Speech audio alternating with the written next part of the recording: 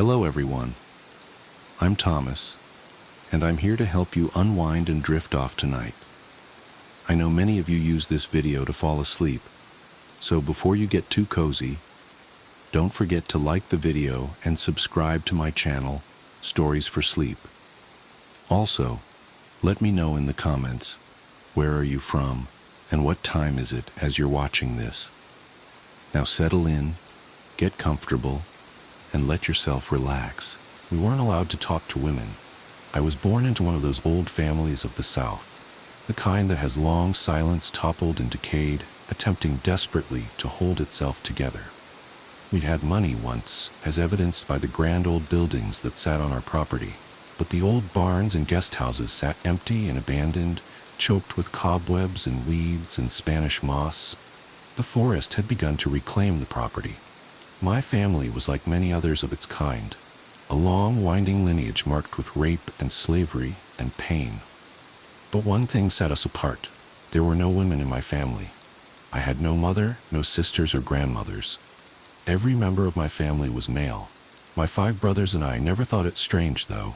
We were uneducated and mostly separated from the outside world. Our days were spent laboring on the decaying property, all of our efforts inevitably useless. When we weren't plucking weeds or clearing out the decades of trash from the various buildings, we played. The quasi-wilderness of our home was a perfect stage for our games. My father was a kind man, but strict. Our self-contained life came with a strange set of rules. There was a chapel on the property, a small white thing half hidden in the woods. It was in better condition than anything else, due to my father's doting care. We were not allowed inside the chapel without him, however. A padlock on the door prevented us from sneaking in. We were, on occasion, allowed to go to town. It was a half-hour walk through the woods to get there, and excursions were highly anticipated. There were conditions, though. We had to stick together, and we weren't allowed to talk to women.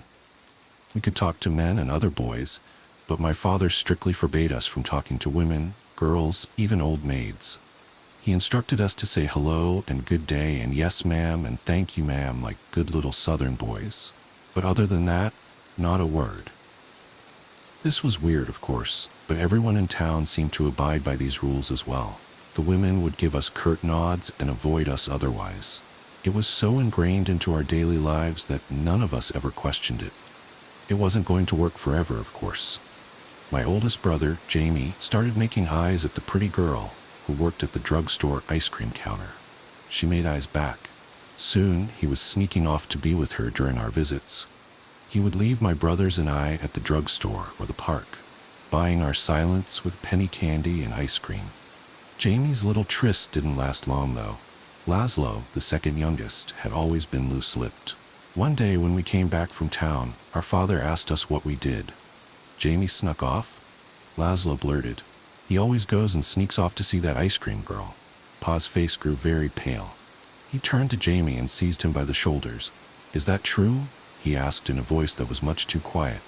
You're seeing a girl? The tense silence hung over us. Jamie opened his mouth, closed it. Jamie, come join me on the porch, Pa said icily. My father never hit us, I want to make that clear. But when he was truly angry or upset, he had a way of talking that cut you to the bone, that made you feel like absolute dog shit. When I was really little and got in trouble, I would hide and cry for hours afterwards, consumed by guilt. Jamie and Pa went onto the porch. The rest of us dispersed throughout the house, the happy mood of the day soured. For a couple weeks afterwards, we beat on Lazo especially hard and gave him the worst roles in our games. After that, he mostly kept his mouth shut. Jamie returned with a pale face. He didn't talk to any of us until the morning, where he tried to act like nothing had happened. I caught him alone that day. I tugged on his sleeve and asked him, "What did Pa say to you the other night?" Jamie looked down at me. His face suddenly seemed very old, but he gave me a weak smile and tousled my hair. "Not your business," he said. "Don't worry about it." I wasn't in the habit of displeasing my older brother, so I went along with my life. The next time we went to town, the ice cream girl batted her eyes at Jamie, but he stared straight away from her, and she frowned sadly. She wasn't as nice to us after that. There isn't much else to say of my childhood. It was unique, Surely, but we had always lived our lives that way, and I was not the questioning type. Our existence continued rather uneventfully for years. My brothers and I cleaned old houses that would never be occupied, and weeded yards that would never be used. The forest grew in faster than we could pluck. Then came the day when Jamie turned 18. Birthdays were frequent in a family of 7, but turning 18, that was special, according to Pa. On the special day, Pa got us all up early and scrubbed our faces with a spit-wet cloth. He made us put on our best clothes, moth-eaten from disuse. He gave Jamie one of his old suits, and it hung baggy on his thin frame. Then we gathered in the chapel. Inside, the air was still and silent. I remember feeling disappointed at the sight of the perfectly normal interior. I always expected there to be some great terrible secret that my father was guarding. But it was just an old chapel. We sat in the front pew, all in a row. Pa and Jamie hung back at the door. They exchanged some quiet words and then began to walk. They marched arm in arm, staring stiffly ahead. They stepped in time to some silent rhythm. Slowly they made their way up the aisle. My father bent behind the pulpit, and the sound of creaking wood broke the terse silence. He had opened a trapdoor. Pa and Jamie, still arm in arm, descended into the door. Downstairs we couldn't see from our angle. My brothers and I sat uncomfortably in the pew, restless but still quiet. I felt a strange swelling sensation, like something enormous was happening that I couldn't comprehend. I channeled this by plucking wildly at the loose threads of my ill-fitting pants. My brothers and I sat nervously for a long while, until Pa emerged again, alone. He shut the trapdoor behind him. "Time to go home, boys," he said. I wanted to ask where Jamie was, but my tongue felt heavy. Instead, I fell into step behind him, and we made a solemn procession back to the rotting mansion where we lived. Jamie was there the next morning, snoring in his bed next to mine. We all scrutinized him for some change, but he was the same Jamie he'd always been. The only answer to our questions we received was a hard sock in the arm when we bothered him too much. A few months later, Pa came into our room in the middle of the night. I had been lying awake, but I pretended to sleep as he quietly roused Jamie and led him out the door. I dozed very lightly, only to be reawoken when I heard them coming back up the stairs. Jamie made his way to his bed slowly. In the faint moonlight, I could see that his shoulders were shaking. He crawled under the covers. I could hear the muffled sound of him sobbing. After that, Jamie was different. He was withdrawn and angry. He stopped playing with us and was quick to yell. There was an angry tension between him and Pa. Even as young as I was, I knew the change had something to do with that strange place in the chapel. I wouldn't have to wait long to find out the secret of our family. After all, I was the second oldest. My birthday came that November. I remember every second of that day. Pa woke me before my brothers. He brought me into the master suite where he spent the nights of his lonely existence. The room might have once been grand, but now the walls were ashy with cigarette smoke, and it smelled like stale living. The bed sheets were rumpled on only one side. It made me sad to think of Pa sleeping alone every night in that huge Mouffetton bed. Pa dressed me in the same suit that Jamie had worn. It fit me a little better. I was fuller and shorter than he was. I looked in the mirror and felt a flash of pride. I was a proper gentleman for once, like those clean-cut men in the old magazines we sometimes found while cleaning. No longer a dirty-faced little boy. Pa stepped back after fixing my tie, his eyes shining. The harsh line of his mouth wobbled as he rubbed his thumb across my cheekbone. "I'm so proud of you," he said, and hugged me. My chest swelled with warmth and pride. We walked through the woods to the little white chapel. It was cool, and the woods were alive in red and orange. My brothers gathered in the pews while Pa and I waited outside the doors. He looped his arm through mine and looked at me. "Just follow my lead," he murmured, patting my arm. His words soothed me. The doors of the chapel swung open on their own, and the sound of church bells echoed through the woods, though the rusty bell in the tower sat still. But I wasn't afraid. Pa walked me down the aisle, towards the empty pulpit. We walked in time to the toll of the bells, something I realized only the two of us could hear. My brothers whispered and fidgeted in the pew. Jamie sat on the far end, staring straight ahead, his eyes dull and back stiff. We ascended. Behind the pulpit lay the secret trapdoor, ancient and mouldered. Pa gave the rusted brass ring a mighty pull, and it opened with a creak. Before us lay a stone staircase, riddled with cracks and dappled with moss and mushrooms. The shallow stairs led into the dark. For the first time that day, I felt something other than anticipation and pride. I was afraid. But I think, looking back, that I would have been unable to leave if I tried. Pa and I walked carefully down the stairs. He still held tight to my arm. We emerged into an earthen tunnel, tall enough for us to walk upright, though roots from the ceiling brushed our heads. For a moment, we stood still. There was a strange sputtering sound, and a breeze blew from the darkness ahead. That should have been impossible, as the tunnel seemed to only go deeper into the ground. But as the breeze came, so did light. Alcoves had been scooped into the earthen walls, and tens of candles suddenly burst to life in their wax-filled recesses. I jumped as the sudden light revealed hundreds of moths. They took off, excited by the flame. Their soft wings flapped and brushed against my cheek. As Pa and I walked down the tunnel, my apprehension grew. I started shaking. Pa stood resolute by my side, his presence steadying. I don't know how long we walked in silence. The tunnel was not without its own sound. The pop of fat from the candles, the drip of moisture from the ceiling, the tamping of our shoes, and the fluttering of moths' wings.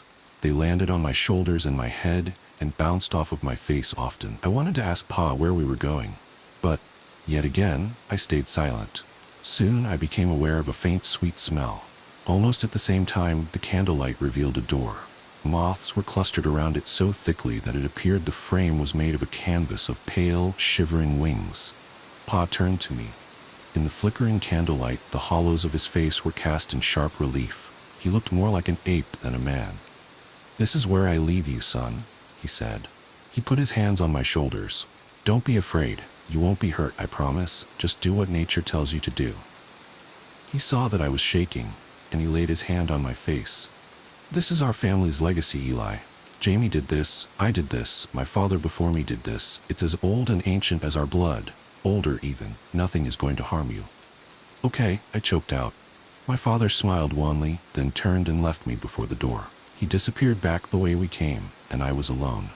Cautiously, I pushed open the stone door. The moths fluttered away from it, forming a cloud that I had to bat away to see. The chamber that I emerged into was huge. The walls were lined with hundreds of alcoves with candles burning bright, and more candles were spread across the floor. Across from me, there was a great white bed surrounded by gossamer curtains. The sweet smell was overpowering, undercut by something primal and funky like body odor. Then, the bed moved. From its side unfolded pairs of strange appendages. I struggled to comprehend what I was seeing. They were arms, human arms, ending in human hands. But they bent in too many places, and they were too long and pale. Long tendrils like feathers flared from their elbows. It wasn't a bed. It was a person, perhaps in the loosest sense of the word. Its body was huge, white and bloated. What I had thought were pillows were actually huge pendulous breasts, bare of nipples. The swell of the bed's comforter was a huge stomach, sagging down to the ground in ripples of white flesh. As I watched, a pair of the arms reached to gently part the gossamer curtains, like a bride lifting a veil. Its face. How to describe its face? Once, cleaning trash out of our house, I found an old china doll. It had a puffy, exaggerated expression of innocence, though time had worn the paint from its face and gave it only the barest imitation of humanity. The creature's face looked like that doll, but its eyes were large and bulging, and completely black. Most notably of all, from its forehead sprouted a pair of long feathery antennae. They were as long as its arms, reaching towards the high ceiling. They waved back and forth gently like ferns. As I took it in, stunned by the wrongness of it all, the creature smiled at me. Its pale, fleshy lips parted, revealing a dripping black mouth with no teeth, and then it spoke. "Hello, sweet Elias," it said. The voice was so wrong. The intonation and words were clearly English, the voice feminine, but it had a weird buzz to it, and a thick quality like someone speaking with their throat blocked. I was somehow able to find my own voice. "What are you?" I asked. "How do you know my name?" A strange buzzing and clicking noise came from the creature. The fat on its body rolled like waves, and the toothless mouth gaped wider. It was laughing. "I am you," it said. You are the fruit of my loins. I birthed your brothers, and your father's father, and his father before him. I know every inch of you, your flesh, for it grew and pupated within me. Now the time has come for you to give of yourself, so I may have your son." I understood almost immediately. I felt a mix of horror and revulsion, but it was far off, suppressed. The sweet smell filled my nostrils. It made my head swim. My skin was hot and itchy in the ill-fitting suit. I should have been terrified. I should have been disgusted. I am, in retrospect. But I was under the spell of the creature, the scent of its pheromones too powerful for my brain to comprehend.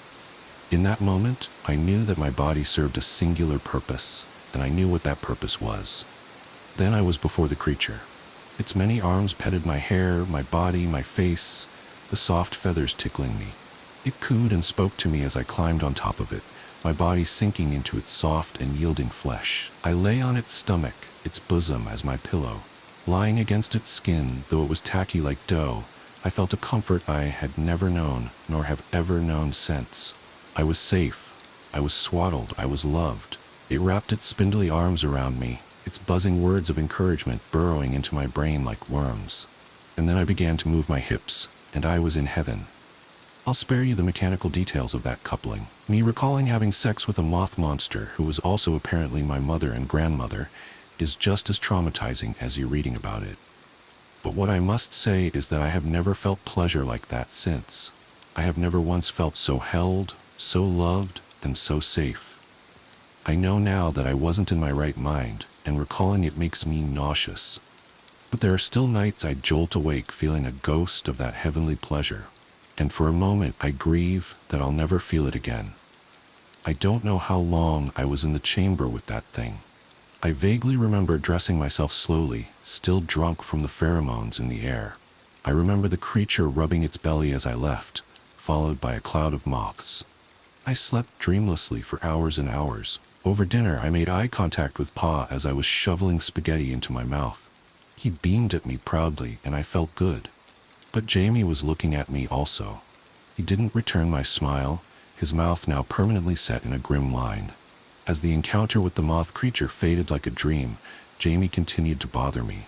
Hadn't he experienced the same heavenly pleasure I'd had? Sure, there were lingering dregs of fear, even disgust at what I'd done, but if everyone in our family had done it, what was the harm?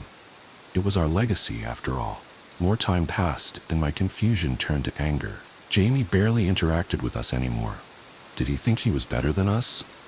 Did he think that his feelings made him separate from the family, somehow? I never got the chance to confront him. He came to me. It was about 5 months after my 18th birthday. Life had continued as normal. But one morning when we woke up, there was a strange feeling in the air. I made a comment about it to my brothers, but they just looked at me blankly. As we went about our chores, I felt strangely happy. We were walking out of one of the old guest houses when Jamie grabbed me roughly by the arm and pulled me away.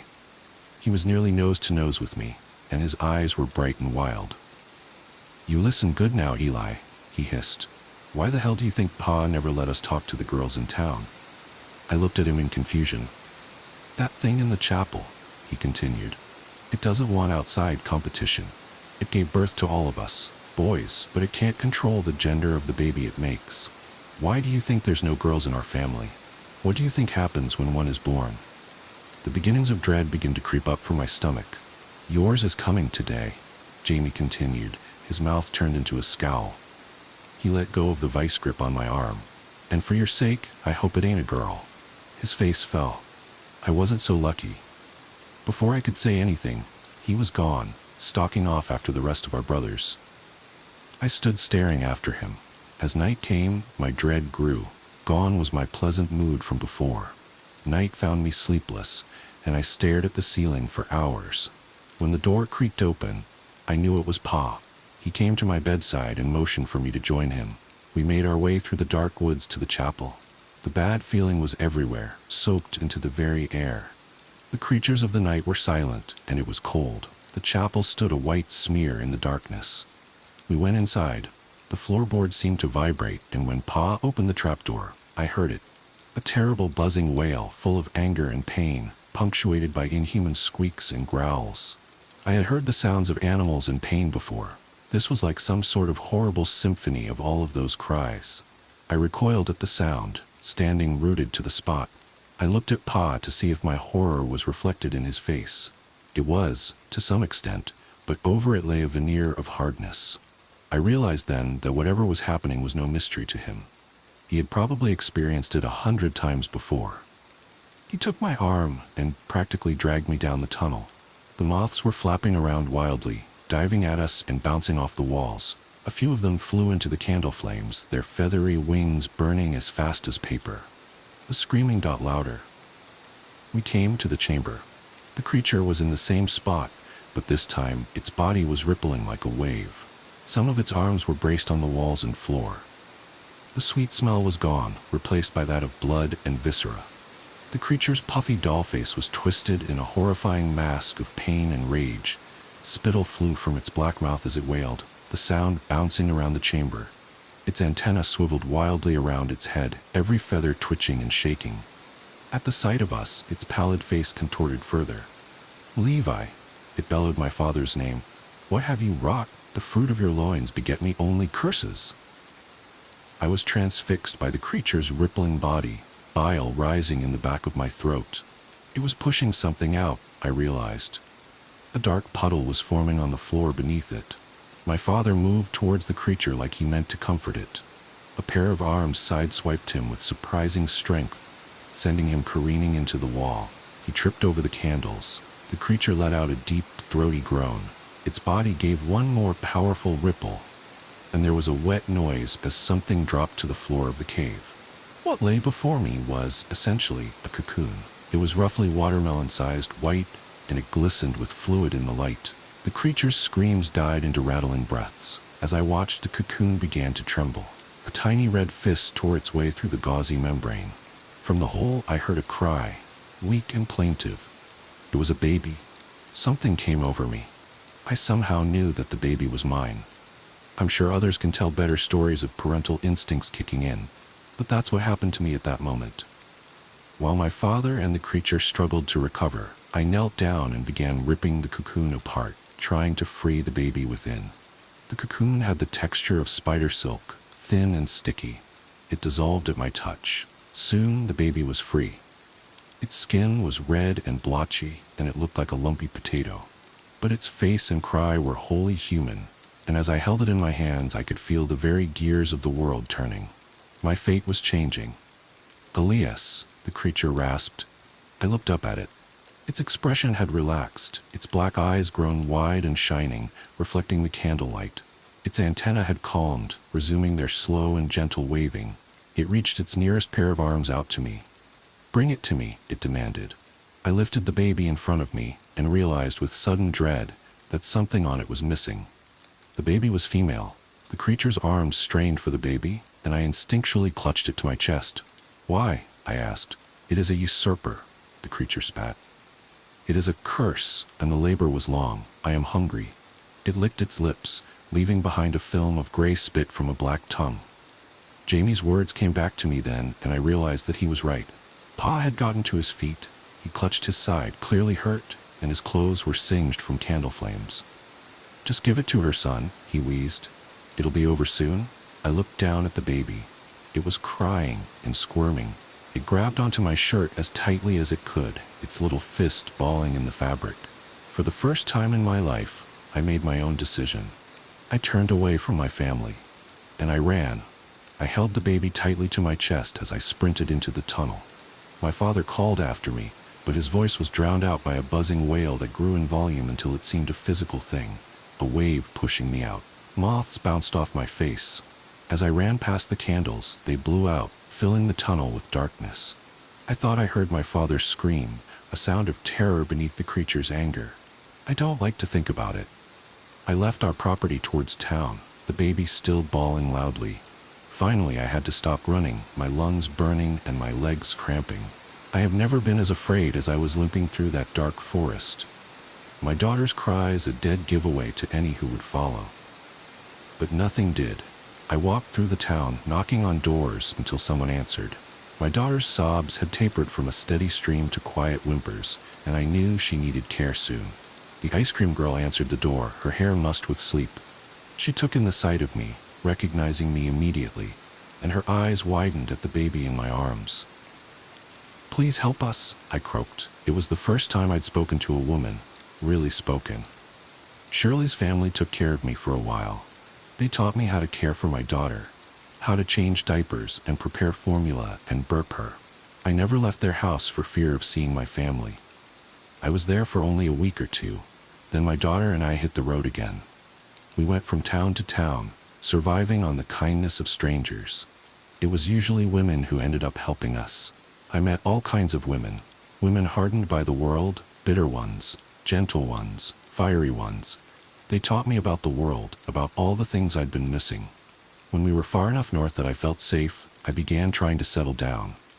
My daughter was growing into a healthy, fat little toddler. She was the axis on which my world turned. Everything I did for her. Eventually I named her Deborah, Debbie for short. I found a decent job with on-site daycare for Debbie. Back then, it was a little easier to provide for a child than it is today. I won't deny. But I still worked myself to the bone.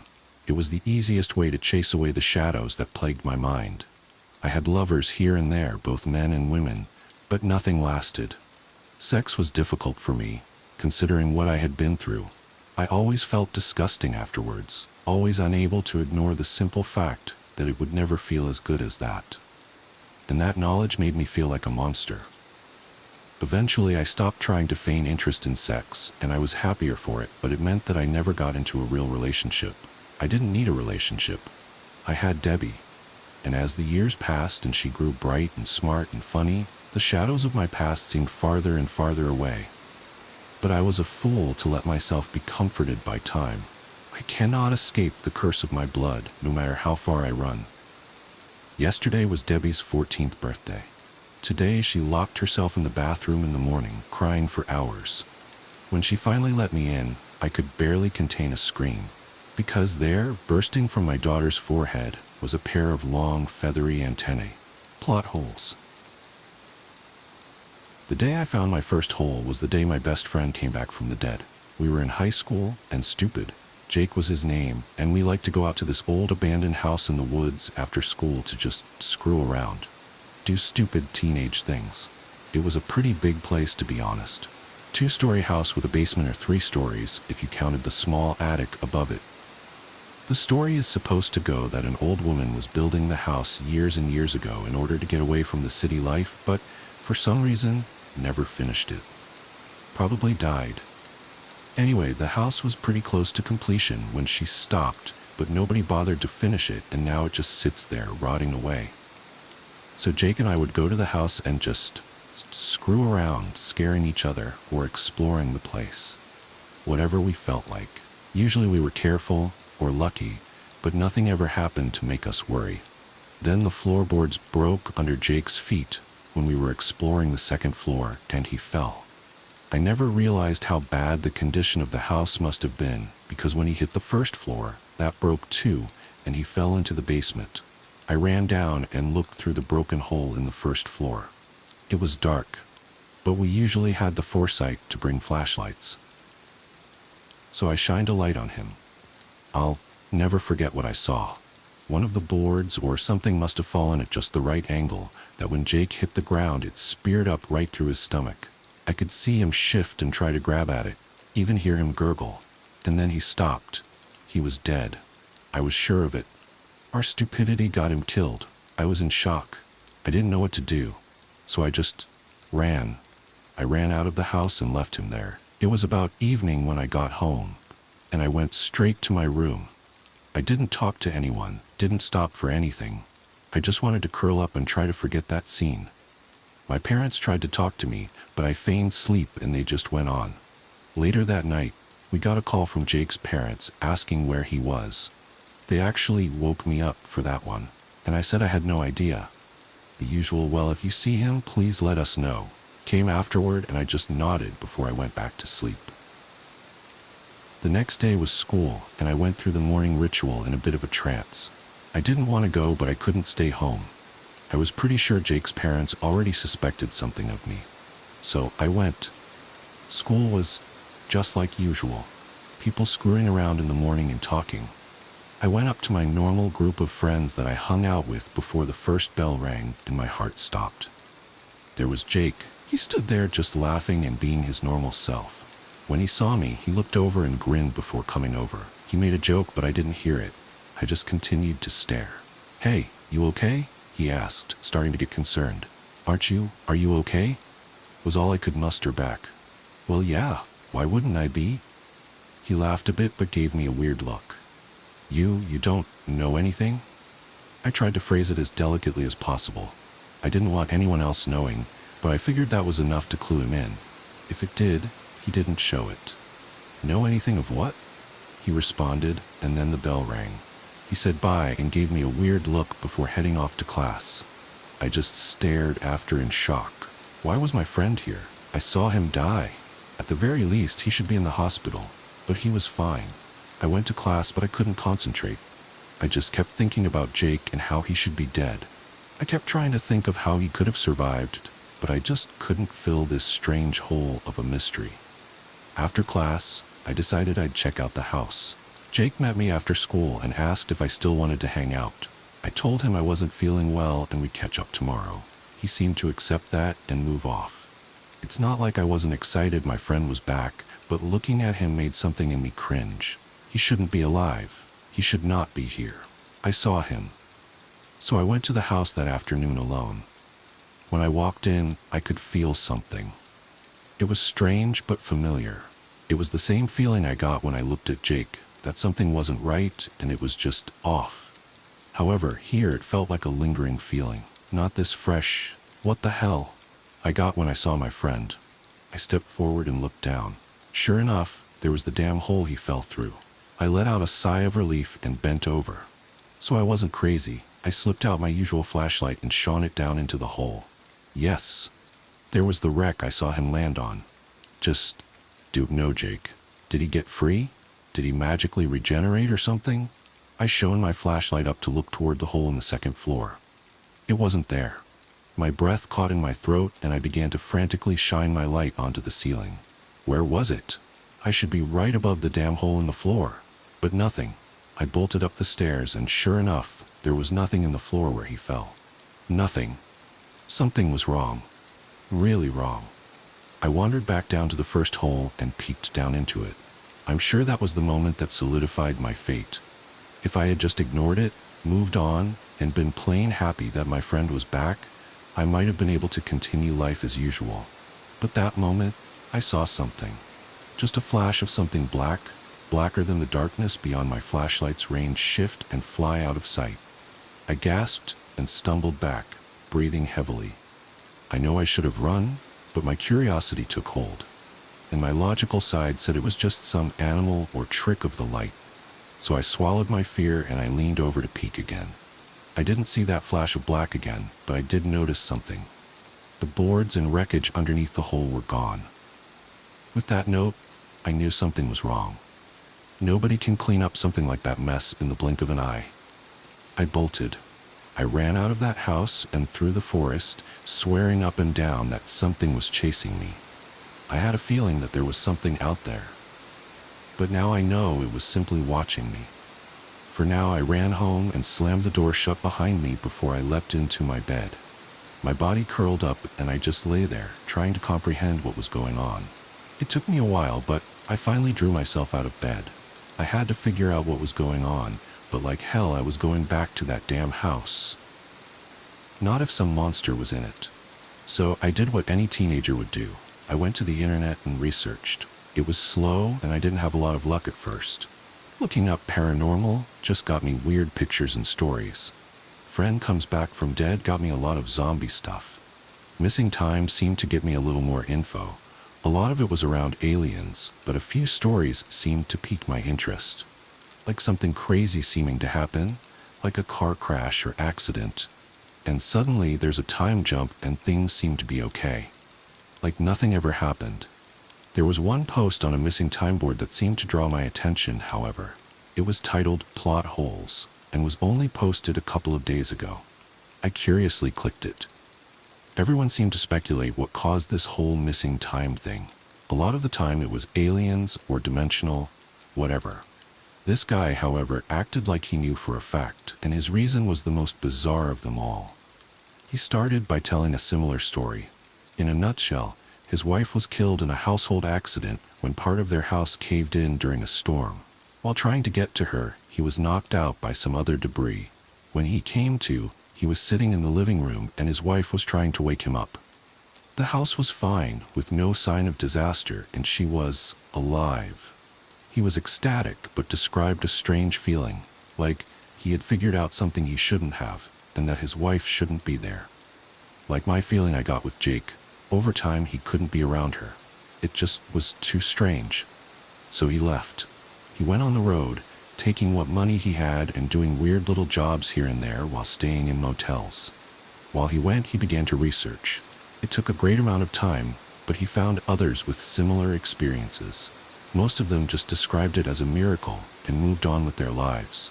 Others couldn't shake the feeling, like he did. All of them described the same sort of thing. Some event should have caused something to happen, a person to die or some landmark to be destroyed, only to have it miraculously come back later. So what was going on? The author was at a standstill until he came across something. While researching people who shouldn't be alive, he came across a book review. Apparently, it was the latest book in the series, and in it, a side character saves the day by fighting off a bunch of enemies for the heroes. However, in the previous book, by a different author, that character had been killed. So, this character couldn't have come back to save the day, but if he didn't, the main characters would have died. The reviewer said it was one of the worst plot holes he'd ever seen. That got the forum author and me thinking. He said he'd post again after he experimented a bit, and I didn't blame him. I had a few things I wanted to experiment with as well. Nevertheless, I dropped him a message saying I read his post and that something similar happened to me. Then called it a night early. I had to be extremely alert if I was going to try to look for the signs I wanted to find. The next morning, I woke up and started my first attempt at looking for plot holes. I know how crazy that sounded, but something seemed to click after reading that review. Someone should have died. But that was ignored so he could do something of significance later. It sounded so familiar. The first few days, I didn't notice anything, except for that weird feeling around Jake. Nobody else seemed to have it.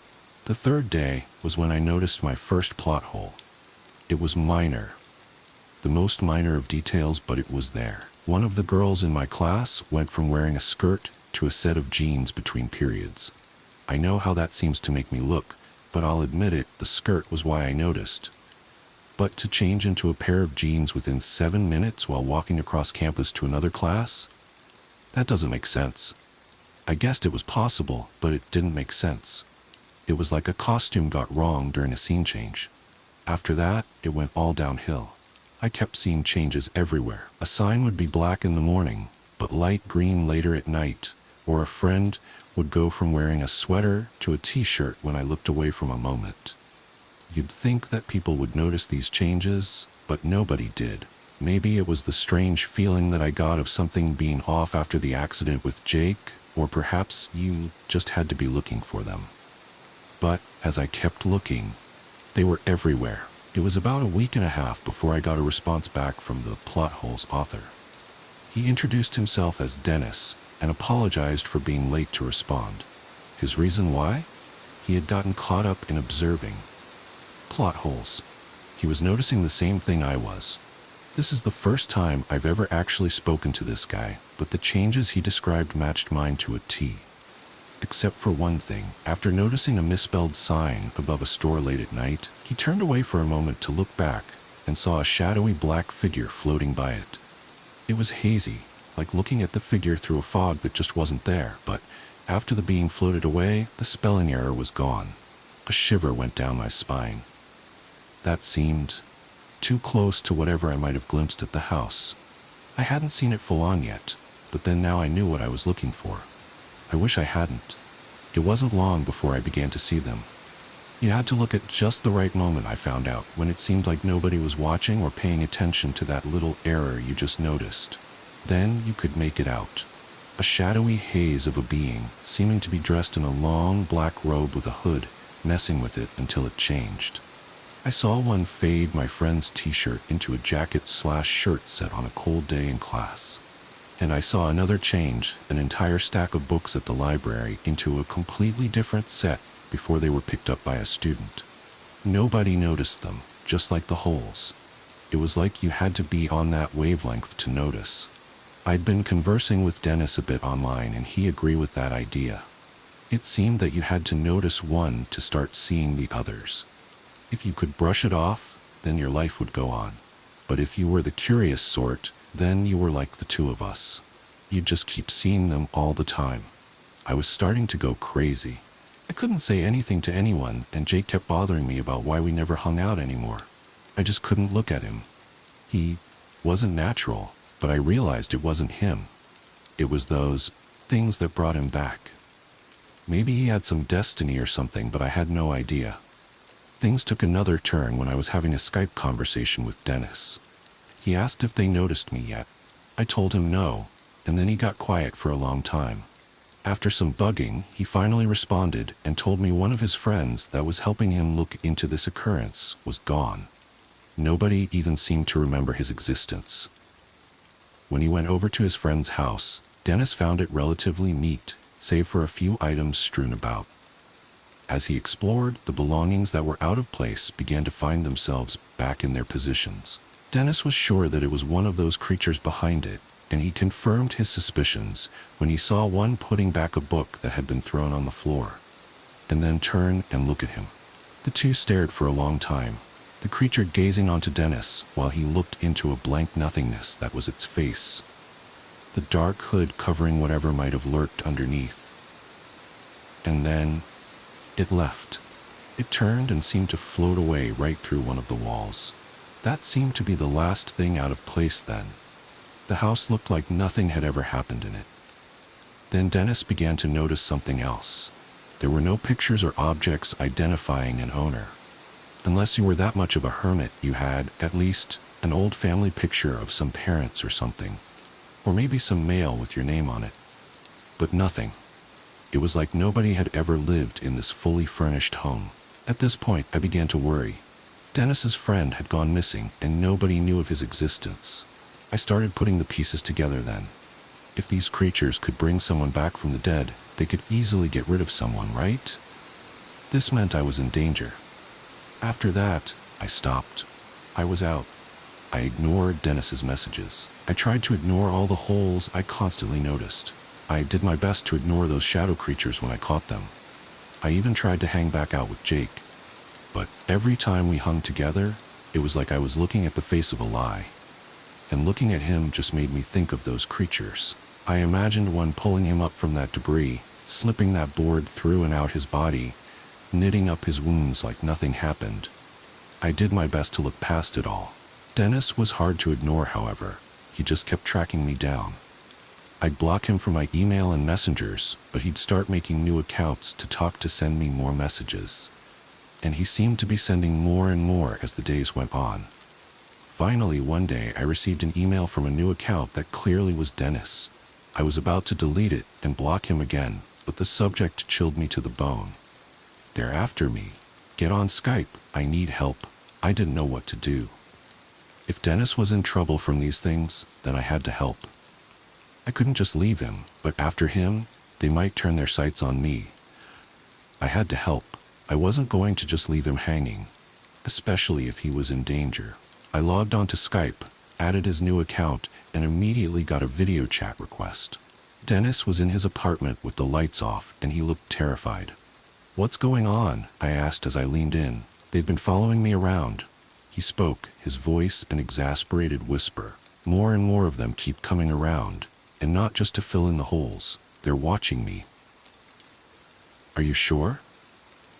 In response, he lifts up his laptop and carried it out to what looked to be the kitchen. He set it down in front of a window and drew back the curtain. I couldn't make it out anything until he turned on the light. My heart stopped. I'd only seen one of them at a time, maybe even two if something was a particularly big change. But there were at least 3 or 4 behind that window, just staring in with those empty, hooded faces. He quickly flicked off the light and turned the laptop back toward him. "Do you see? I don't know what to do." I don't want to end up like Jerry. Tell me what to do." He was getting more and more anxious. I had no idea what to tell him. I didn't know what these things were. I didn't know what they wanted, or how to stop them. I opened my mouth but couldn't form the words that he needed to hear. And as I stammered to find out what to say, I saw them slip into the background behind him, through a freaking wall, with a cabinet. "Dennis," I yelled, "behind you." He turned just as the first approached. God, there were a bunch slipping in now. 3, then 4, then 5. He never stood a chance. The first reached forward with an inky arm and shoved it straight through his chest. There wasn't any blood, or even a sound safe for Dennis's terrified scream. He began to writhe, grasping at his chest as the creature held him there by, I don't even know what, his spine, his heart, hell, it could have been his very soul for all I know. Then the others were on top of him. They fell onto him like a dark dog pile, consuming him in their dark presences. I couldn't scream. I couldn't look away. I just watched as he faded from view as those creatures piled onto him. Then slowly, ever so slowly, they backed away. Dennis was gone. I bit back tears as I saw the empty space he had been in. I knew what had happened. He was gone, erased. Nobody would even remember him. He was a hole that had to be filled in and taken care of. Then their attention turned to the computer. To me. My eyes widened as realization hit me. I was another hole. I was an issue in their grand scheme, a thorn that had to be plucked. A part that drew attention to the inaccuracies of this world they were trying to design. And I had to be taken care of. I didn't even bother to turn off the computer. I just stood and turned only to find myself face to face with a horde of them. In my own house, in my own room. My back went to my desk as one shadowy shade glided to me. Its arm rose, and I could almost make out the tendrils of its foggy black cloak and the individual digits of its dark fingers. I couldn't move. I was frozen. And then it struck. I didn't physically feel the hand shove into my chest, but I felt it somewhere deeper, like it was grabbing an intimate part of my being. I felt violated, exposed, and most of all, completely terrified. I screamed as it began to squeeze. It hurt. It hurt so fucking much. My vision blurred, but I could see the others move around me. They filled in a circle around my body, regardless if there was something in their way or not. They just glided through like those things weren't there. And then they fell upon me. Black hit me from every side. I screamed, but no sound came out. I could feel that hand wrenching back, pulling something so personal to me away. My body felt limp then. I started to feel nothing. It inched along my limbs, slowly turning feeling of cold, pain, terror into absolute nothing. I could only describe it as a feeling of being erased. There was feeling, strong feeling, and then nothing. It slowly inched along, riding up along my arms and legs until it consumed my whole being. The pain faded along with it, along with the sounds of the world and my vision before me. Soon, nothing was before me but pure blackness. I was gone. I knew it. I was dead. Or worse, I didn't exist any longer. Stretched out before me was nothing but darkness. I tried to call out into the void to claw my way forward, but I couldn't move a limb. More like, though, I didn't have a limb to move or a mouth to yell. I was just an essence, a leftover floating in an endless void of nothing. I'm still there, in pure nothingness. I can't move, or I don't think I have anything left to move. It's gone. Every part of me is gone. I wonder what happens now. I wonder what Jake's destiny was. I also began to wonder if this was death or something worse. A punishment for sticking my nose in places it shouldn't be. Is this death or pure erasure? I'm sure Dennis is feeling the same things I'm feeling. I can almost imagine him too, floating in the same void. Maybe one day we'll meet each other. It's a hope that I try to keep alive. It keeps me sane that I might one day not be alone here. That's the end of my story. I wish it was better. I wish I could say I fought back and saved myself. At least that I was on the run. But some plots don't have happy endings. However, I'm sure I've left you wondering one final thing. If I'm dead or erased, then how could I have written this? Well, my poor friend, you've just discovered your first plot hole. Be wary if you see any more. Stuck. When I first saw him standing out there on the sidewalk, I thought nothing of it. I certainly didn't think he'd still be out there come September. I lingered at the window for just a moment, decided that the night-bound silhouette across the street was just some guy out for a walk, and went to my room and hit the hay. As I stood blearily over the coffee maker the next morning, my eyes strayed up to the window over the sink, and a little shock of adrenaline removed the need for caffeine. He was still there, and still standing on the opposite sidewalk looking at my house. My roommates had all gone to work long ago, so I waited for my coffee, got dressed, and then approached the front door and peered through the peephole. He was still there. I took a deep breath, readied myself for whatever nonsense this was going to entail, and opened the door. His gaze shifted to me as soon as I stepped out onto the porch, and he watched me as I walked across the grass. He tensed when I stepped onto my sidewalk, but then looked relieved when I crossed it and reached the curb. Stopping there, I kept the pavement between us. I didn't know exactly how to ask him what the hell he was doing. "Hey, what's up?" He looked a little bit nervous. "Nothing, just hanging out." From where I was standing, he didn't appear to be homeless or crazy.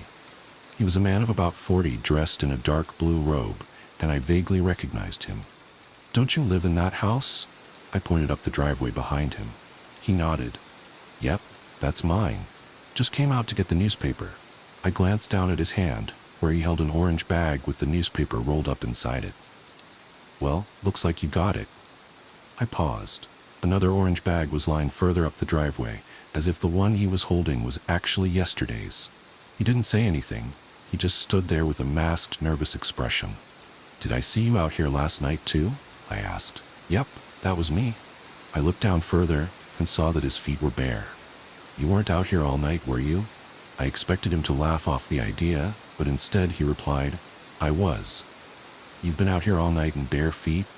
Panic was oozing out from under his mask of calm politeness in a dozen different ways. "Yes." Now I was starting to feel more than a little weird. "Are you going to stand out here all day too?"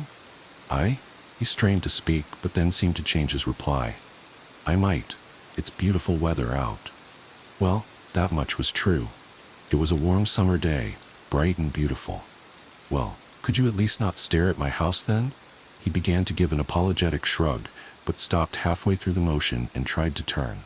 His bare feet never lifted from the sidewalk. The attempted turn was more of a twist from the thighs up. That too stopped rather quickly, and then he said, His gaze moved in a circle before he finally looked directly at me.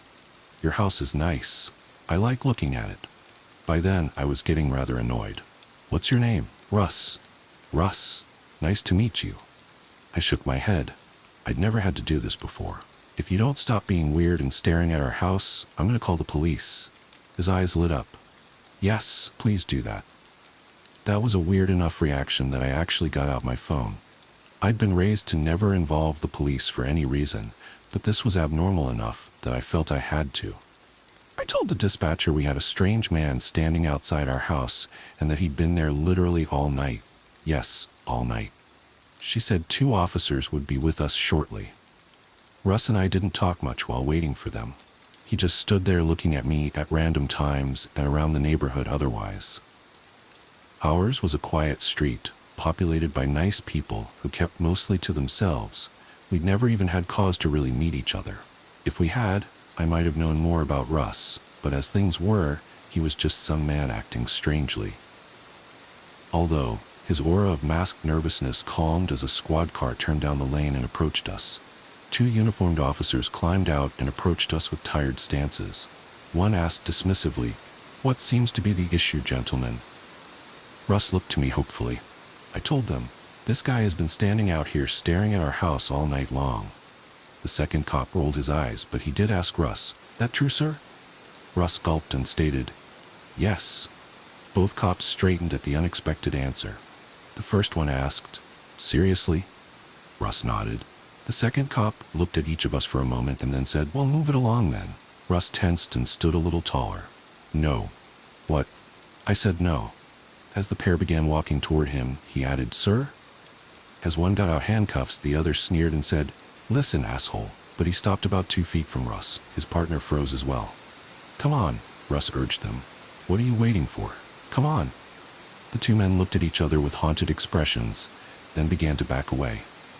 The handcuffs were returned to their belt. "No," Russ shouted at them. "Do it, you pricks. "You pigs, ugly bastards, come on, beat me up, teach me a lesson, knock me down." The first cop's face was pale. "You're fine, sir. You're absolutely right, we're pigs. Just do what you like. Stand there as long as you want. You're on your property, technically, so this is none of our business." The second glanced at me with apologetic terror. Both jumped in their car and peeled away. Russ screamed incoherently after them, but did not move from his spot on the sidewalk. I called the station a second time to ask what had happened, but after taking my address, the dispatcher told me never to call again and hung up. The anger faded out of Russ as he saw me lower the phone, and I stood there awkwardly as the grown man across the street began to outright cry. I'd never seen a 40-year-old man blubber from sheer hopeless terror. "Russ, what's going on?" He couldn't answer past his tears. Looking left and right first, I finally stepped onto the street and got near him. I had the strangest notion, but I couldn't articulate it. The words simply wouldn't come to mind. An instinctual awareness was the most I could manage. I did reach the opposite curb right in front of him, and I was intent on pushing him back off of his spot on the sidewalk. But I changed my mind about 2 feet away from him. It would have been weird to touch a crying grown man. I stepped back to the street. Confused, I tried a second time. At 2 feet away from him, literally within arm's reach, I changed my mind again. He could do what he liked. Who was I to interfere if he wanted to stand outside on a beautiful day? Each time I got close and then changed my mind, his tears and terror deepened. I remember murmuring, "All right, screw this," and I backed up to the middle of the street to get space for a running start. I couldn't articulate what I was doing, but I guessed that a leaping tackle might work. I braced myself and then launched forward, ready to spring up at the proper distance. But as I went to jump at him, I changed my mind. There was nothing wrong and I was being silly. Who cared about any of this? I slowed and curved away. His sobbing became a river. Despite an overwhelming sense that something was very wrong, I turned and slowly went back inside. I could still see him through the kitchen window, and I began going about the business of my day with a muted horror that I could not acknowledge gnawing at my heart. Each time I looked, I would hope against hope that he had moved, but he was always still there, shaking, crying, and looking around for help. That was June. A pall hung over our neighborhood. Where once my roommates and I had held board game parties and had a dozen people over, now we ate meager meals in silence. Whenever one of us would think to talk about something that had happened at work, or perhaps an event we were looking forward to, we would get out half a sentence, and then be overwhelmed by a sense of hollowness. Who could care about a concert or a trip to a water park at a time like this? We would stop our sentence midway through and glance out the kitchen window as a group. Always, Russ was still standing there. He successfully avoided dangerous sunburns by lifting his robe over his head during the brightest hours, and he had a few nearby trees to shade him at other times. His bare feet took the worst of it, and were red and boiled over after a week. During that second week, we gathered daily as a neighborhood. It was impossible not to have noticed him standing out there by then, and all the various residents of our street wandered out to speak to him and to one another about various polite topics with strained undertones. "Terrible weather," a neighbor would say, her eyes fearful. The weather was gorgeous and beautiful. "Absolutely terrible weather," another of us would say. Horrifying, in fact. What the hell is happening with the weather? I remember the oldest of us, a woman who had lived through the Great Depression and was normally tough as nails, then cried openly and sobbed, "Why is the weather doing this?" Russ stood through all of this, visibly hopeful and terrified. The old woman screamed at him, "Why don't you just go inside?" He could only shrug and shakily tell her, "I don't want to go inside. I like sunburns on my feet." She approached with both hands up to throttle him, but changed her mind as she came within reach. "You're a man. You can take it. I shouldn't interrupt your enjoyment of nature." She hobbled away in tears, trembling violently. Another of our neighbors stepped forward. "At least, take these clothes."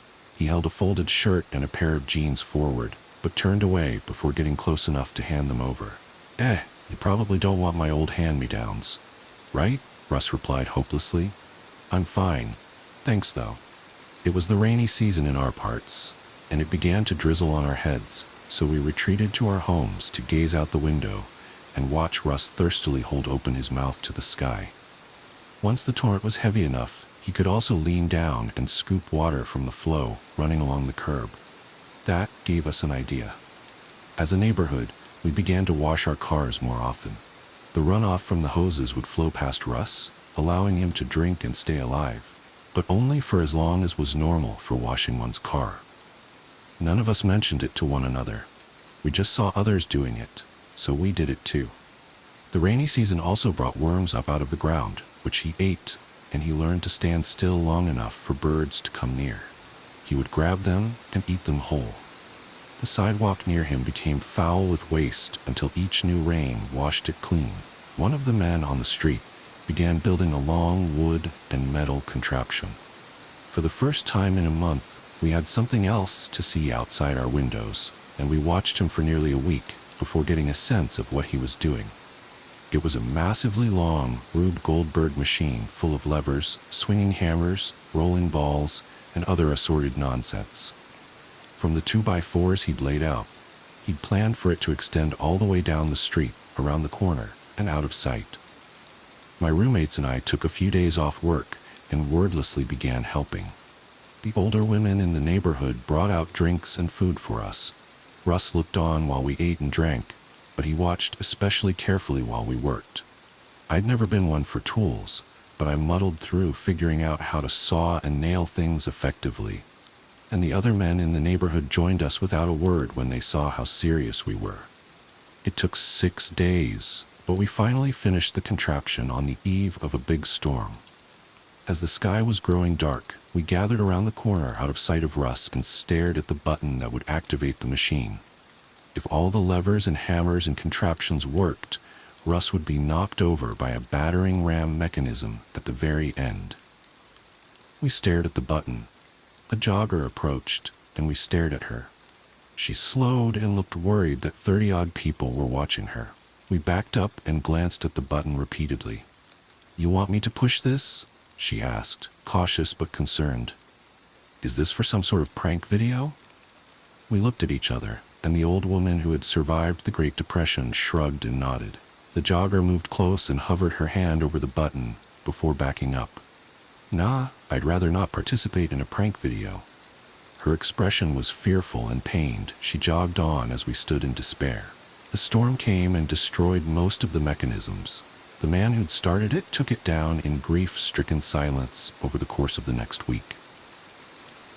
Russ watched that process with despondent eyes. A moving truck pulled up one morning, and we gathered on the street to watch his wife begin packing things.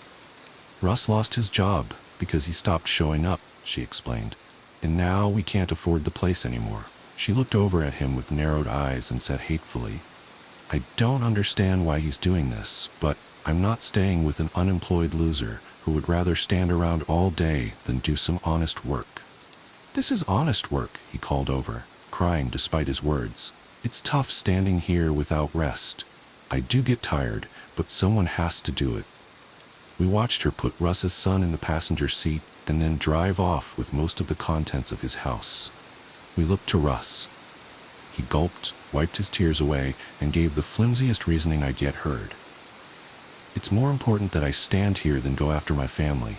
I didn't value them anyway." He seemed to give up after that, letting the sun sear his flesh day after day, and not even bothering to eat the worms that followed each storm. That was July. The first party our street had seen in months nearly sparked a riot. Our place was one of 2 on the street designated as off-campus housing, and the other house kicked off a kegger at about 7 o'clock one night. Outrage and anger flowed with us into the foyer of that house. The college guys therein turned down the music and had their friends hang back a second as the entire neighborhood crowded in. The old woman asked, "What the hell do you think you're doing?" "Having a party," one of the guys responded. "What's the problem?" "We're not being loud." I was actually the one who spoke next. I remember my righteous anger vividly. "How can you have a party while things are the way they are?" One of other guys who lived there protested. "So what? We're supposed to just stop everything and not live our lives because of the way things are?" The guests looked at us in confusion. The most painful part about that argument was that the guys were right.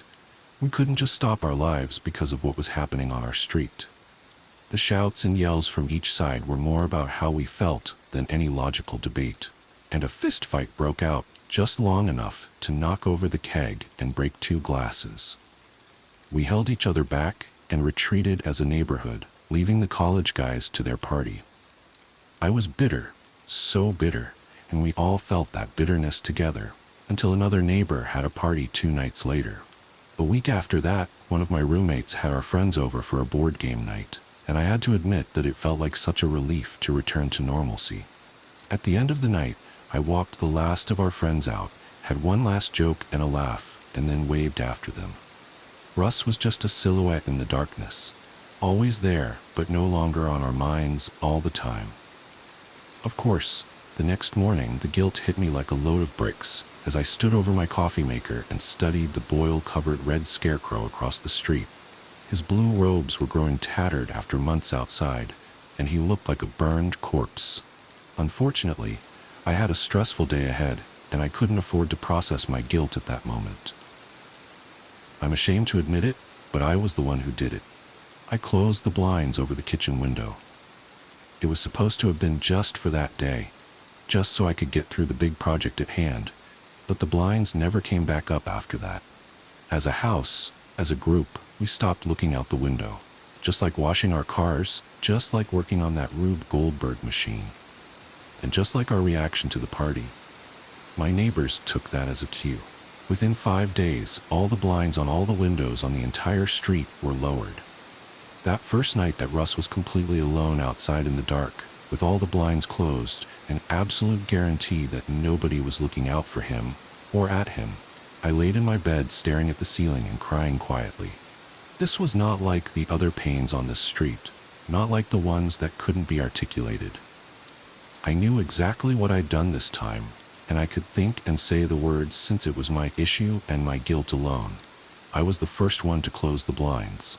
I wanted to be the first to raise them again, to look out upon our neighborhood problem and force everyone else to open their eyes and unite again, but I didn't have the courage. I needed to work.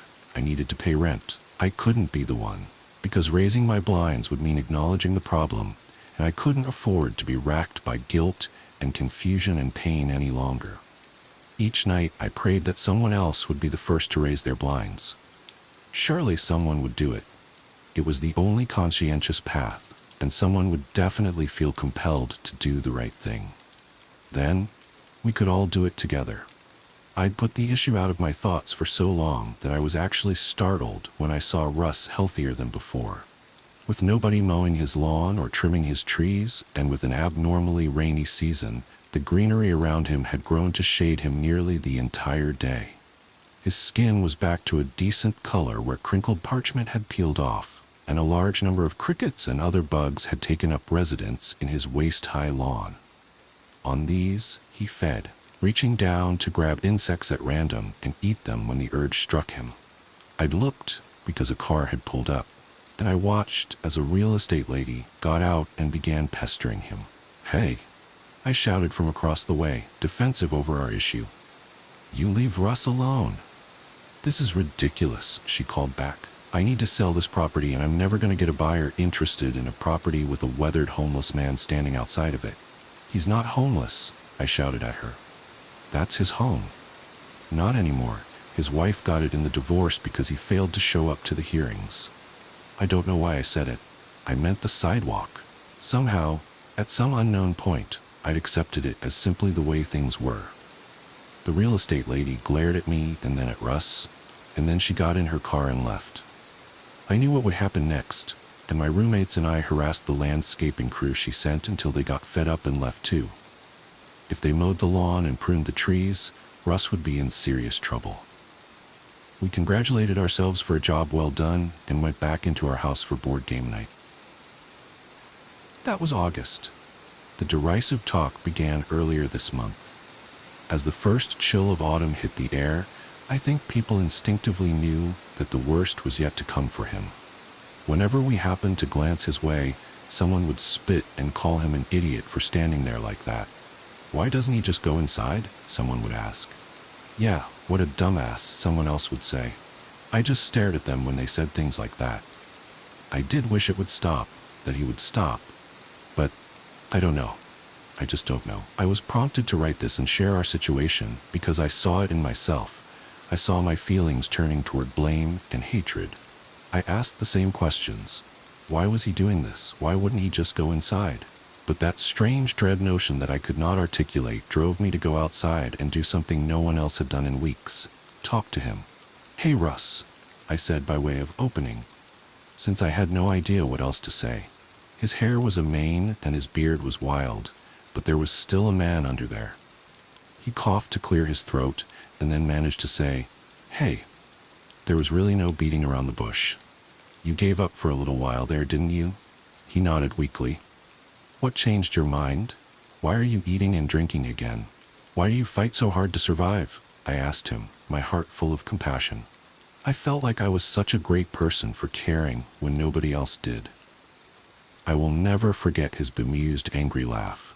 He tilted his head and said, "To stick it to you assholes." That was the one answer I'd never expected.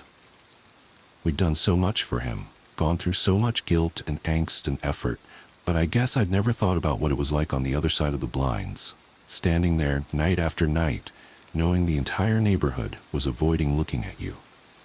I don't have an answer. I don't have any answers. I wanted to tell him good luck, but it would have just sounded hollow. I nodded and went inside. This time I raised the blinds and stood by the kitchen window. As the first flakes of snow for the season began to fall, I accepted his angry gaze. Would the heat of his hate be enough to keep him warm through the winter? Summer seems impossibly far away, especially without so much as a blanket. And yet all the people who come over, all my friends and roommates and acquaintances, all just keep asking idly, why doesn't he just go inside? If only it were that simple. Working as a search and rescue officer for the U.S. Forest Service Part 8, a firefighter who was helping us at the training op told me about a call he'd gone on, supposedly to help rescue a kid from an absolutely massive tree. He said they didn't give him details, just that they needed him to come out and help because they lacked the proper equipment. He'd been called out specifically because this thing was so huge that the SARS didn't feel safe trying to climb it. He'd been a tree trimmer before joining the VFD, so it was easy enough for him to grab his old equipment and come help out. He was led out about 2 miles, and the team stopped at one of the biggest trees in the area and pointed up. He laughed and asked the op captain how the kid had gotten up there, made some joke about the old cat in a tree thing, but the captain just shook his head and told him to get up there and get the kid down. He said he knew something was up, but he didn't push it. He said that as he climbed this tree, he started wondering if they were playing a prank on him. There was no way this kid should have been able to climb this fucking thing. It was massive at the base, but about halfway up it started tapering, and I almost had to turn back a few times because I really didn't think it was going to hold me. But he said he kept going, and when he was just about at the top, he saw a flash of blue in the branches. I saw the kid's shirt sort of caught in a branch, and I called out to him and told him to come near me if he could. But he didn't say anything. I kept moving, calling the kid's name and telling him not to be scared, that I was there to help him. By the time I got to him, I knew he wasn't going to answer me. I found him, or what was left of him, cradled in the fork of a branch, and the fact that he was up there was sheer luck. If he'd fallen any other way, he'd have come crashing down. It wouldn't have mattered though, because this kid was dead long before he ended up in that tree. I don't know who put him there, or how, or why, but it was fucking sick. Kid's intestines had popped out of his mouth and were hanging in the branches. It was like some sick fucking Christmas tree, the way they were draped all over everything. I got a better look and saw they'd even popped out of his ass. His guts were hanging out the bottom of his pants. His eyes were gone, I assumed shoved out from whatever force caused him to fucking pop like a stress ball. You ever seen a body that's been floating in water for a long time, how their tongues kind of swell up and stick out? His was like that. I remember because there were flies crawling all over it. I think I must have gone into shock because Man, I just pushed that kid down with a stick I broke off a branch. Just kind of poked him until he fell. I don't know why I did that. I almost lost my job because of that. But man, the thought of hauling that kid down over my shoulder the whole way, gathering his guts up and coiling them around me like rope so they wouldn't get snagged, I couldn't do it. I've seen a lot of dead kids, more than I'd ever admit. I've seen a kid who hid in a full bathtub during a house fire, boiled him alive, turned him into literal soup. But this, I don't know what did this, but the thought of touching that kid's body made me feel like I was going to lose my mind. I heard him hit the ground, and I figured everyone would freak out, but they knew he was dead when they sent me up there.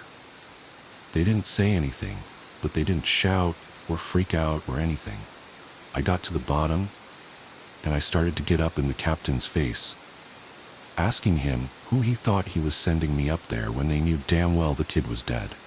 But he just told me it was none of my concern and thanked me for getting the evidence down. I remember he said that. I remember it specifically because it was so weird to hear it phrased that way. The evidence. Like he wasn't even a person. Like he'd never been a little kid who got lost and had something fucking unspeakable happen to him. The captain had a crew lead me back out of the woods, but he and 2 others stayed behind, and I thought that was weird. Why wouldn't they have me help get the kid out? I tried asking, but the guys leading me out just told me they couldn't discuss an open case. I asked him what he thought had happened to the kid, and he got really pensive and thought about it for a bit. I would have said a crush injury, based on how his guts came out like that, but with those injuries you see massive contusions under the skin, obvious trauma. This wasn't like that. It was almost like that kid got caught in a big vacuum and had his guts sucked out. But even then, there was no trauma. None at all. It bothers me, man. It bothers the hell out of me.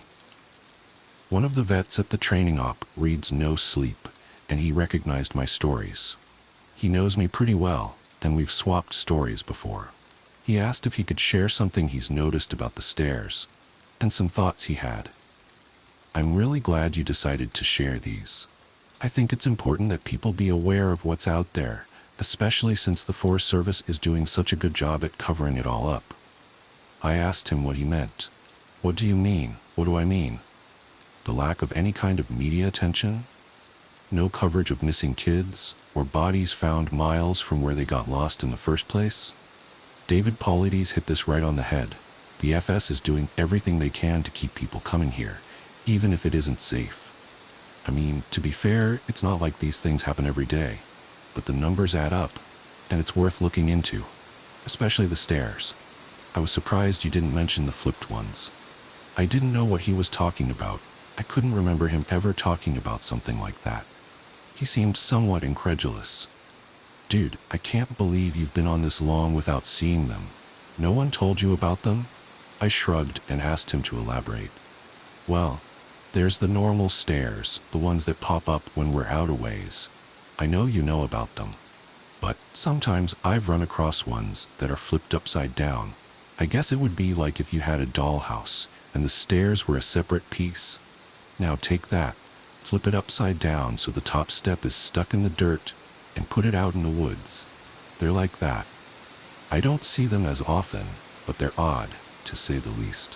Makes me think of footage taken after a tornado, when houses are all blown apart and random things are left standing, like chimneys and garden walls. Those ones freak me out more than the normal ones because I can't really write those off as easily. I don't scare very easily like most of us who work out here, but that idea stuck with me, and it bothers me. I'm going to try and find more out about them. He also mentioned how many people were bothered by the guy with no face. He got really excited and told me he'd seen something similar. I was out on a training exercise a few years ago. I was camped out in my tent and I heard someone walking around outside of camp. We're told not to wander far, which you know, so I wondered if maybe it was a rookie who'd gotten up to pee and couldn't find his way back. Remember that guy in our group a few years back who almost fell off the damn mountain? Well, I'm paranoid about that happening again, so I got up to see what was going on. I went to the edge of camp, and I called to whoever it was and told them that camp was this way. But they kept going back out into the woods, so I went after them. I know it was stupid, but I was half asleep, and I just really didn't want to deal with some idiot getting hurt. I followed this thing on a dead straight course for about a mile, and then it stopped on the edge of a little river. I could see the outline of it because the water was reflecting the moon, and it looked just like an ordinary guy. He had a pack on, and it looked like he was facing me. I asked if he was okay, if he needed help, and he cocked his head like he didn't understand me. I always have my pocket knife on me, and it's got a little thumb light attached to it, so I turned that on and lit up his chest so I wouldn't blind him. He was breathing slow and deep, so I wondered if he was sleepwalking. I went closer and asked him again if he was okay. I moved the light up, and something didn't seem right, so I stopped. He kept breathing in this real slow, deep breaths, and I sort of figured out gradually that that's what was bothering me. It was like he was pretending to breathe, but not actually doing it. His breaths were too even and deep, and all his movements were exaggerated, like his shoulders going up and his chest moving. I told him to identify himself, and he made this muffled noise. I moved the light up, and I shit you not, this guy had no face, just smooth skin. I freaked out, and I sort of fumbled my light, but I saw him move toward me, but he didn't actually move. I don't know how to explain it, but 1 second he was at the edge of the river, and the next he was 5 feet from me.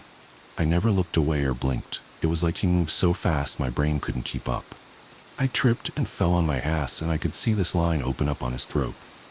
It stretched up to his ears, and his head tilted back, and he smiled at me with his throat. There wasn't any blood, just this gaping dark hole, and I swear he smiled at me with this gash in his throat. I got up and I ran as fast as I could back to camp. I couldn't hear him following me, but I felt like he was always right behind me, even though, when I looked back, I couldn't see him. I calmed down when I got back to camp. The fire was still going, and I guess that pack mentality of being with other people made me stop and breathe a little. I waited by the fire to see if he'd follow me there, but I didn't hear anything else for a few hours, so I went back to bed. I know it sounds weird, but the whole thing was just so surreal that it was almost like I immediately wrote it off as my imagination. We were telling ghost stories one night before bed just to scare each other and poke fun at whoever got creeped out. Most of the time it's the rookies, but one woman told a story that actually managed to get under my skin a little bit, and I know the same was true for others. She said it was true, but then again, every ghost story told around a campfire is true. Somehow, though, I don't think she was making it up. It had that ring of truth that only really traumatizing events have. She said that when she was a kid, she and her friend used to go out in the woods behind her house a lot. She lived in northern Maine, where there's a lot of dense, unpopulated national forest. She said the woods up there aren't like they are here. They're so thick in places that the trees block out the sun almost completely. She and her friend grew up there, so they weren't scared of being out there alone, but they did always maintain a sense of caution in certain areas. She said it was never really talked about, but they always knew not to go more than a mile or two beyond their homes. The adults never said why, but it was an unspoken rule that no one ventured out that far. She and her friend made up stories about bears as big as houses that lived out there, and they used to scare each other by hiding and making growling noises while the others searched for them. She said, one summer, there was a series of awful storms that blew down a lot of trees and set one part of the forest a few miles behind her house on fire. Fire crews got it under control, but she said some of them came back not quite the same. It was like they'd been to war. You could tell who'd really gotten scared because they had the same look on their faces. I think it's called shell shock. My friend and I said they were like Walking Dead people. They didn't smile or say anything if you went up to them, and most of them left town as soon as everything was over. I asked my parents about it, but they said they didn't know what I was talking about. Once everyone was told the woods were safe again, my friend and I decided to try and hike out to where the fire had been. We didn't tell our parents where we were going, and it was pretty exciting to think that we were disobeying them like that. We hiked out about 2 miles or so, and we started seeing burnt trees and stuff. I remember my friend got really upset because we found the skeleton of a deer curled up under a tree, and I practically had to drag her away. She wanted to bury it, but I didn't want her touching it because its antlers were weird. I can't remember why.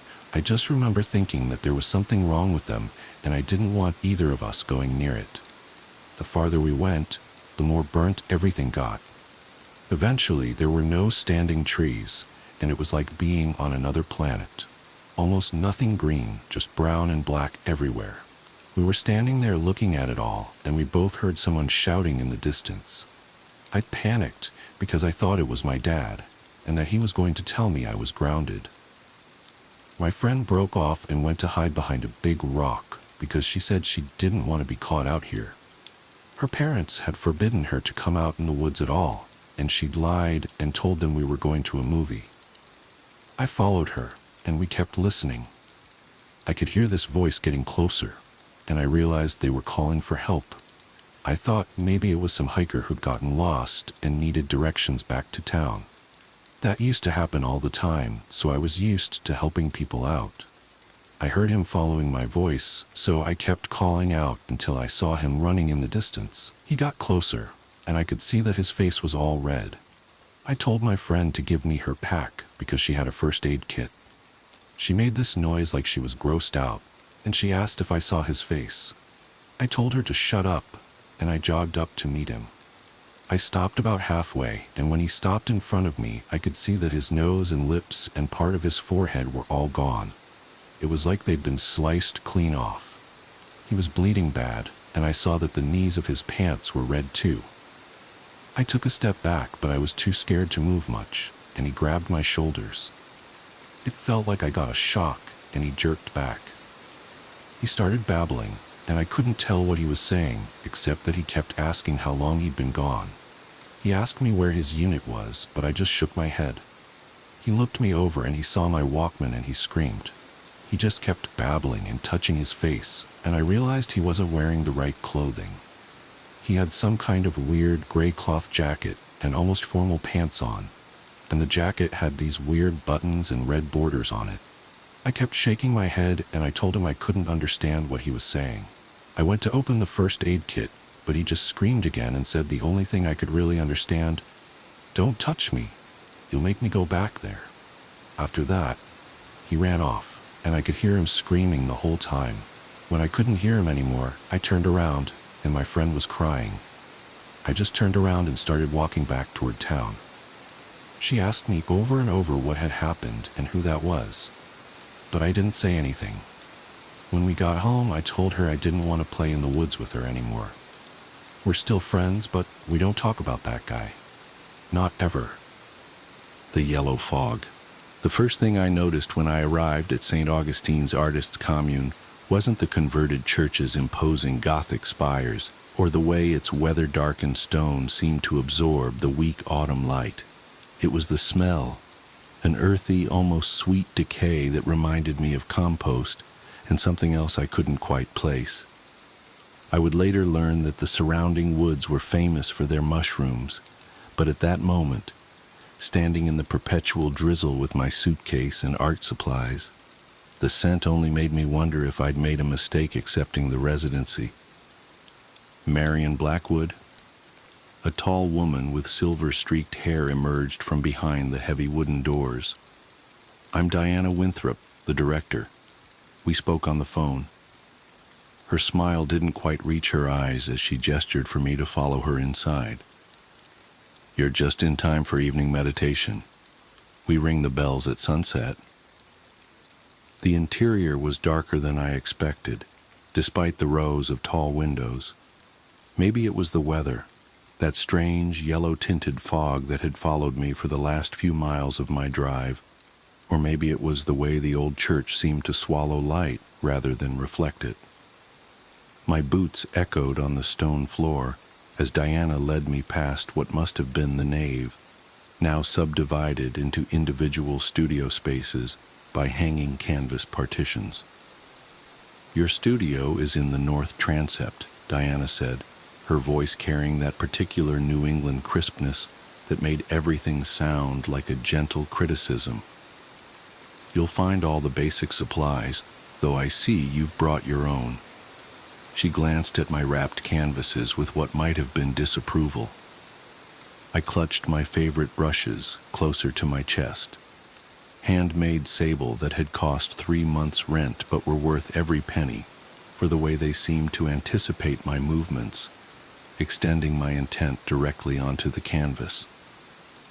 "I prefer to use my own tools," I said, trying to keep my voice steady. There was something about Diana that made me feel like I was back in art school, defending my thesis to a particularly unimpressed committee. "Of course," she replied, though her tone suggested otherwise. "We find that true artists can create with anything, but comfort is important for beginners." Before I could protest that I was hardly a beginner, I had a moderately successful gallery show just last year, a sound cut through the air that made my spine stiffen. It wasn't quite a bell, though that's what Diana had called it. It was deeper, more resonant, like someone had struck a massive tuning fork. The vibration seemed to travel through the stone floor and up into my bones. "Ah, right on time," Diana said, checking her watch. 4:45. "We keep to a strict schedule here. You'll learn to appreciate the routine." She turned to me with that same not-quite smile. "Would you like to settle in first, or join us for meditation?" My head was starting to ache, either from the drive or that strange bell tone that seemed to linger in the air. "I think I'll unpack," I said. "It was a long trip." "As you wish." Was that disappointment in her voice? "The others will be eager to meet you at dinner. We've heard so much about your unique perspective on sacred geometry." I watched her walk away, her footsteps impossibly quiet on the stone floor, and tried to remember if I'd mentioned sacred geometry in my application. I didn't think I had. My work dealt primarily with organic forms, particularly mushrooms and their mycelial networks. I'd been fascinated by their hidden connections ever since I'd found that fairy ring in my parents' backyard as a child. My assigned studio space was smaller than I'd expected, but the north-facing windows would provide good light, assuming the sun ever broke through the fog. Someone had already set up an easel and a basic set of supplies: student-grade acrylics, synthetic brushes, the kind of materials I hadn't used since undergraduate studies. But it was the canvas that drew my attention. A large square piece, already primed and stretched, positioned precisely in the center of the easel. I stepped closer, frowning. The surface wasn't completely white. In the dim light, I could make out faint lines, geometric patterns that seemed to shift when I tried to focus on them. They reminded me of the growth patterns of certain fungi, the way they spread underground in perfect mathematics. "Oh, don't mind that." The voice behind me made me jump. A young man stood in the doorway, pale and thin with dark circles under his eyes that looked almost like bruises. "Sometimes the old works bleed through. I'm James, by the way. Studio next door." "Marion," I said, trying to calm my racing heart. "What do you mean, bleed through?" James shrugged, a jerky movement that reminded me of a puppet on strings. "This place has history. Art has memory. You'll see." He glanced over his shoulder, then leaned in closer. His breath smelled of earth and copper. "Just don't try to paint over them. It doesn't work. Trust me."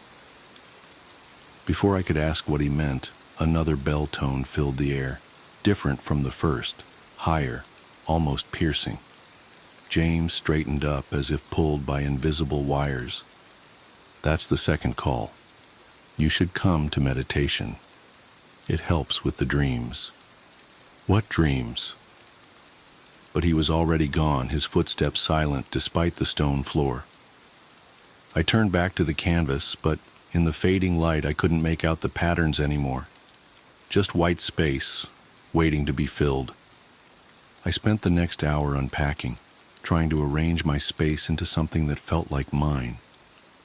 The studio had a small attached bedroom, more of a cell really, with just enough room for a narrow bed and a dresser. The bathroom was shared down the hall. As I hung my clothes in the tiny closet, I noticed a faint discoloration on the wall behind it, spreading up from the baseboard like watercolor blooming on wet paper. In the yellow light filtering through the windows, it almost looked like it was moving. The third bell came just as I was setting up my paints. This one was different again, deeper than the first, but with harmonics that made my teeth ache. I had to grip the edge of the table until it passed, leaving behind a ringing in my ears and a metallic taste in my mouth. Dinner, it turned out, was served in what must have been the church's refectory, a long, narrow room with a vaulted ceiling that made every clink of cutlery echo. There were 12 other residents, I learned, though only 8 were at dinner that night. The others are deep in their work, Diana explained from her place at the head of the table. We don't disturb the process once it really takes hold. The food was simple but strange, mushroom soup that tasted both familiar and wrong somehow, and bread that had an odd yellow tinge to it. I found myself eating more than I meant to, though I wasn't particularly hungry. There was something compelling about the flavor, something that made me want to analyze it, break it down to its components. "It's the local fungi," said the woman next to me. Sarah, I thought her name was, though everyone had been introduced too quickly for me to keep track. "They have unique properties, perfect for artistic inspiration." She smiled, and I noticed a faint yellow stain at the corner of her mouth. "Diana forages them herself." I looked down at my bowl, suddenly less hungry. I didn't know mushrooms could be that color naturally. "Oh, nothing about them is natural," James said from across the table. "That's what makes them." He cut off abruptly as Diana cleared her throat. "Perhaps we should discuss your work, Marion," Diana said smoothly. "We're all very interested in your process." The way she said process made it sound like an accusation. I took a sip of water, trying to wash away the lingering taste of the soup. "I work primarily with organic forms," I began, falling into my usual artist statement.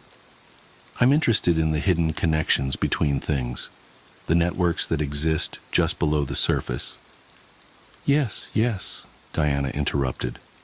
"But what are you really looking for?" The question caught me off guard. "I'm not sure what you mean." "Nobody comes to St. Augustine's by accident," Sarah said, her voice soft but intense. "We're all searching for something, the truth beneath the truth, the pattern behind the pattern." "I'm just here to work," I said. But even as I said it, I knew it wasn't entirely true. There was something else, something that had drawn me to this place when I saw the residency listing. Something about the way the application had seemed to read my thoughts before I had them. "Of course you are," Diana said, that not quite smile again. "And work you shall, starting tomorrow. The morning bell rings at sunrise." That night I dreamed of mushrooms. They pushed up through the floorboards of my small room, pale and pulsing with their own inner light. In the dream, I watched them grow, fascinated by their geometric perfection. They formed patterns, circles, spirals, complex fractals that seemed to contain infinite depth. I wanted to paint them, to capture their impossible mathematics, but when I reached for my brushes, they squirmed in my hand like living things. I woke to the first bell of morning, my sheets damp with sweat despite the chill in the room. The dream clung to me like cobwebs, and for a moment I could have sworn I saw faint circles on the floor, glowing in the pre-dawn light. But when I blinked, they were gone. The fog was thicker than ever, pressing against the windows like something alive. Its yellow tint seemed stronger in the morning light, giving everything a jaundiced, sickly cast. I dressed quickly, shivering. The heat didn't seem to work properly in this part of the building, and made my way to the bathroom. The mirrors were all covered with cloth. When I tried to pull one down, I found it had been nailed in place. "We find reflections distracting," said a voice behind me. I turned to see an older man I didn't remember from dinner. His eyes were the same yellow as the fog. "Best to focus inward here. That's where the truth lies." I nodded as if this made perfect sense and hurried back to my studio. The canvas was waiting for me, those faint geometric patterns more visible in the morning light. They seemed to pulse slightly, like a heartbeat, though I told myself it must be a trick of the light. I set up my paints, laying out my brushes with careful precision. They were my touchstone, my connection to the real world of galleries and critics and normal artistic concerns. I picked up my favorite, the finest sable for detail work, and turned to the canvas. The patterns were gone. The surface was pristine white, as if newly primed. But when I moved my head slightly, I could see them again, just at the edge of my vision, like after images from staring at the sun. "They do that," James said from the doorway. I hadn't heard him approach. "They hide themselves until they're ready to be seen, like mushrooms before they fruit." "There's nothing there," I said firmly, more to convince myself than him. "It's just a blank canvas." He made that puppet jerk shrug again. "If you say so. But you might want to try working with them instead of fighting them. It's easier that way. Less painful." Before I could ask what he meant, the second bell rang. This time the sound seemed to have color, a deep, pulsing yellow that matched the fog. I closed my eyes, but I could still see it behind my eyelids, forming those same geometric patterns I'd seen on the canvas. "Time for morning meditation," James said. His voice sounded distant, as if coming through water. "You should come. It helps with the adjustment." I wanted to refuse, to stay in my studio and start working on something normal, a still life maybe, or some preliminary sketches. But my feet were already moving, following James down the corridor to what had once been the church's main sanctuary. The other residents were already there, sitting in a circle on cushions. Diana stood in the center, holding something that looked like a bell, but wasn't quite. In the yellow light filtering through the windows, its surface seemed to ripple and flow.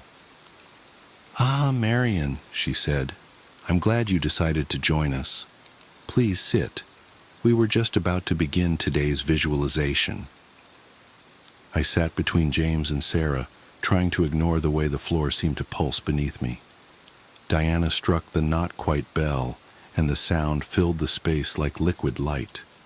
I felt it in my bones, in my teeth, behind my eyes. "Close your eyes," Diana instructed, "and look for the patterns. They're always there, just beneath the surface, waiting to be found." I closed my eyes, but I could still see geometric forms spinning and multiplying, mushrooms growing in perfect Fibonacci spirals, mycelial networks spreading like neural pathways. They were beautiful, terrifying, true.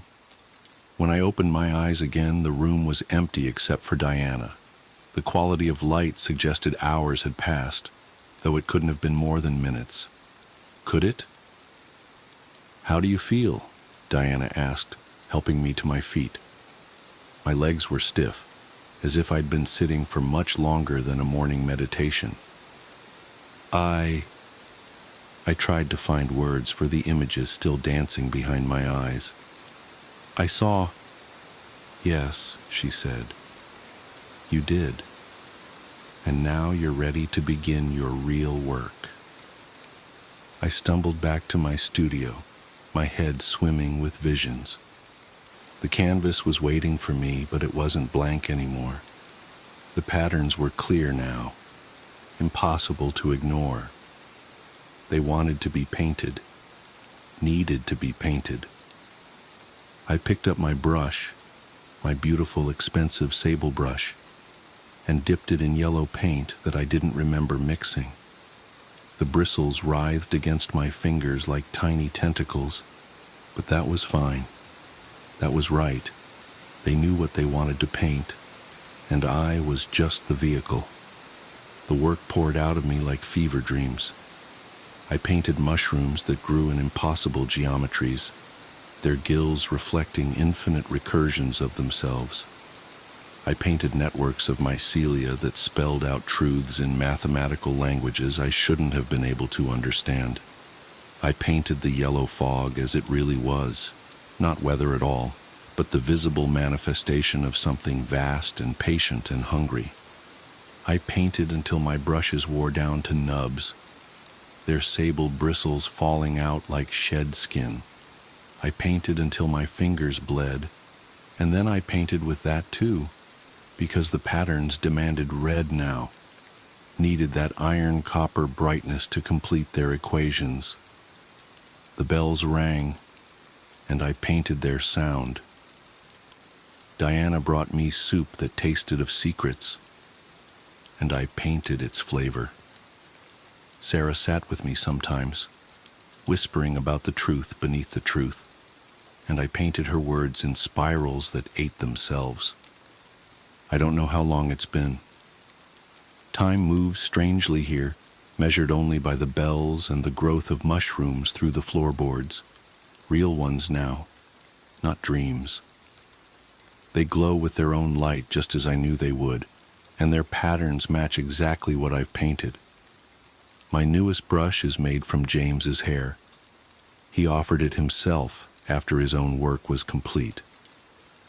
I saw his final piece yesterday, or maybe last week, a masterwork of sacred geometry that had somehow captured the sound of all three bells combined. He won't need his hair anymore, he said. Where he's going, he won't need anything at all. I understand now why the mirrors are covered. We don't need to see our reflections to know how we've changed. I can feel the mushrooms growing inside me, their mycelia threading through my brain in perfect, beautiful patterns. Soon, my work will be complete too. I'm writing this because I found my old phone while looking for more red paint. It still works, though the screen keeps showing me geometric patterns that I need to paint right now.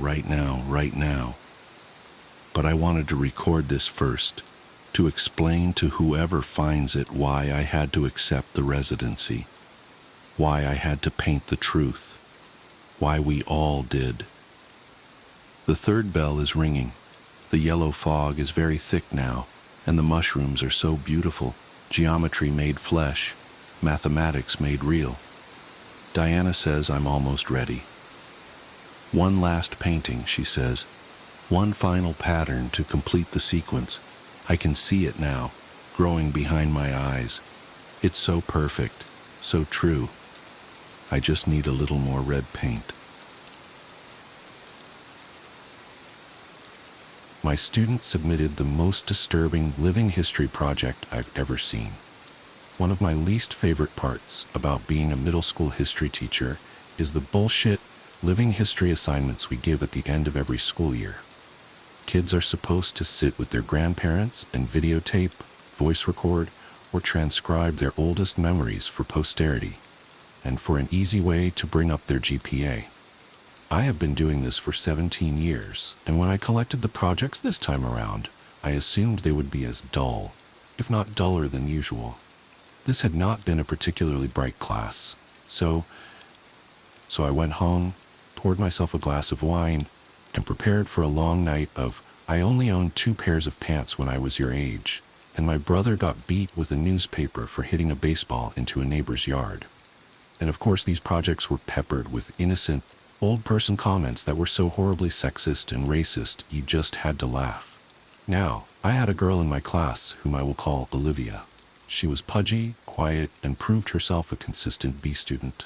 I expected her project to be as unremarkable as her, and perhaps that's why I was so profoundly disturbed by what I witnessed that night. Olivia had submitted 2 discs for some reason, so I began with the one marked Interview. My screen hiccuped twice before a grainy image of a living room came into view. The place was a hoarder's hell. Olivia was curled up in an armchair, clutching a notebook and looking like a scared animal. Across from her sat a man with a somber countenance, smoking a cigarette and staring at her expectantly.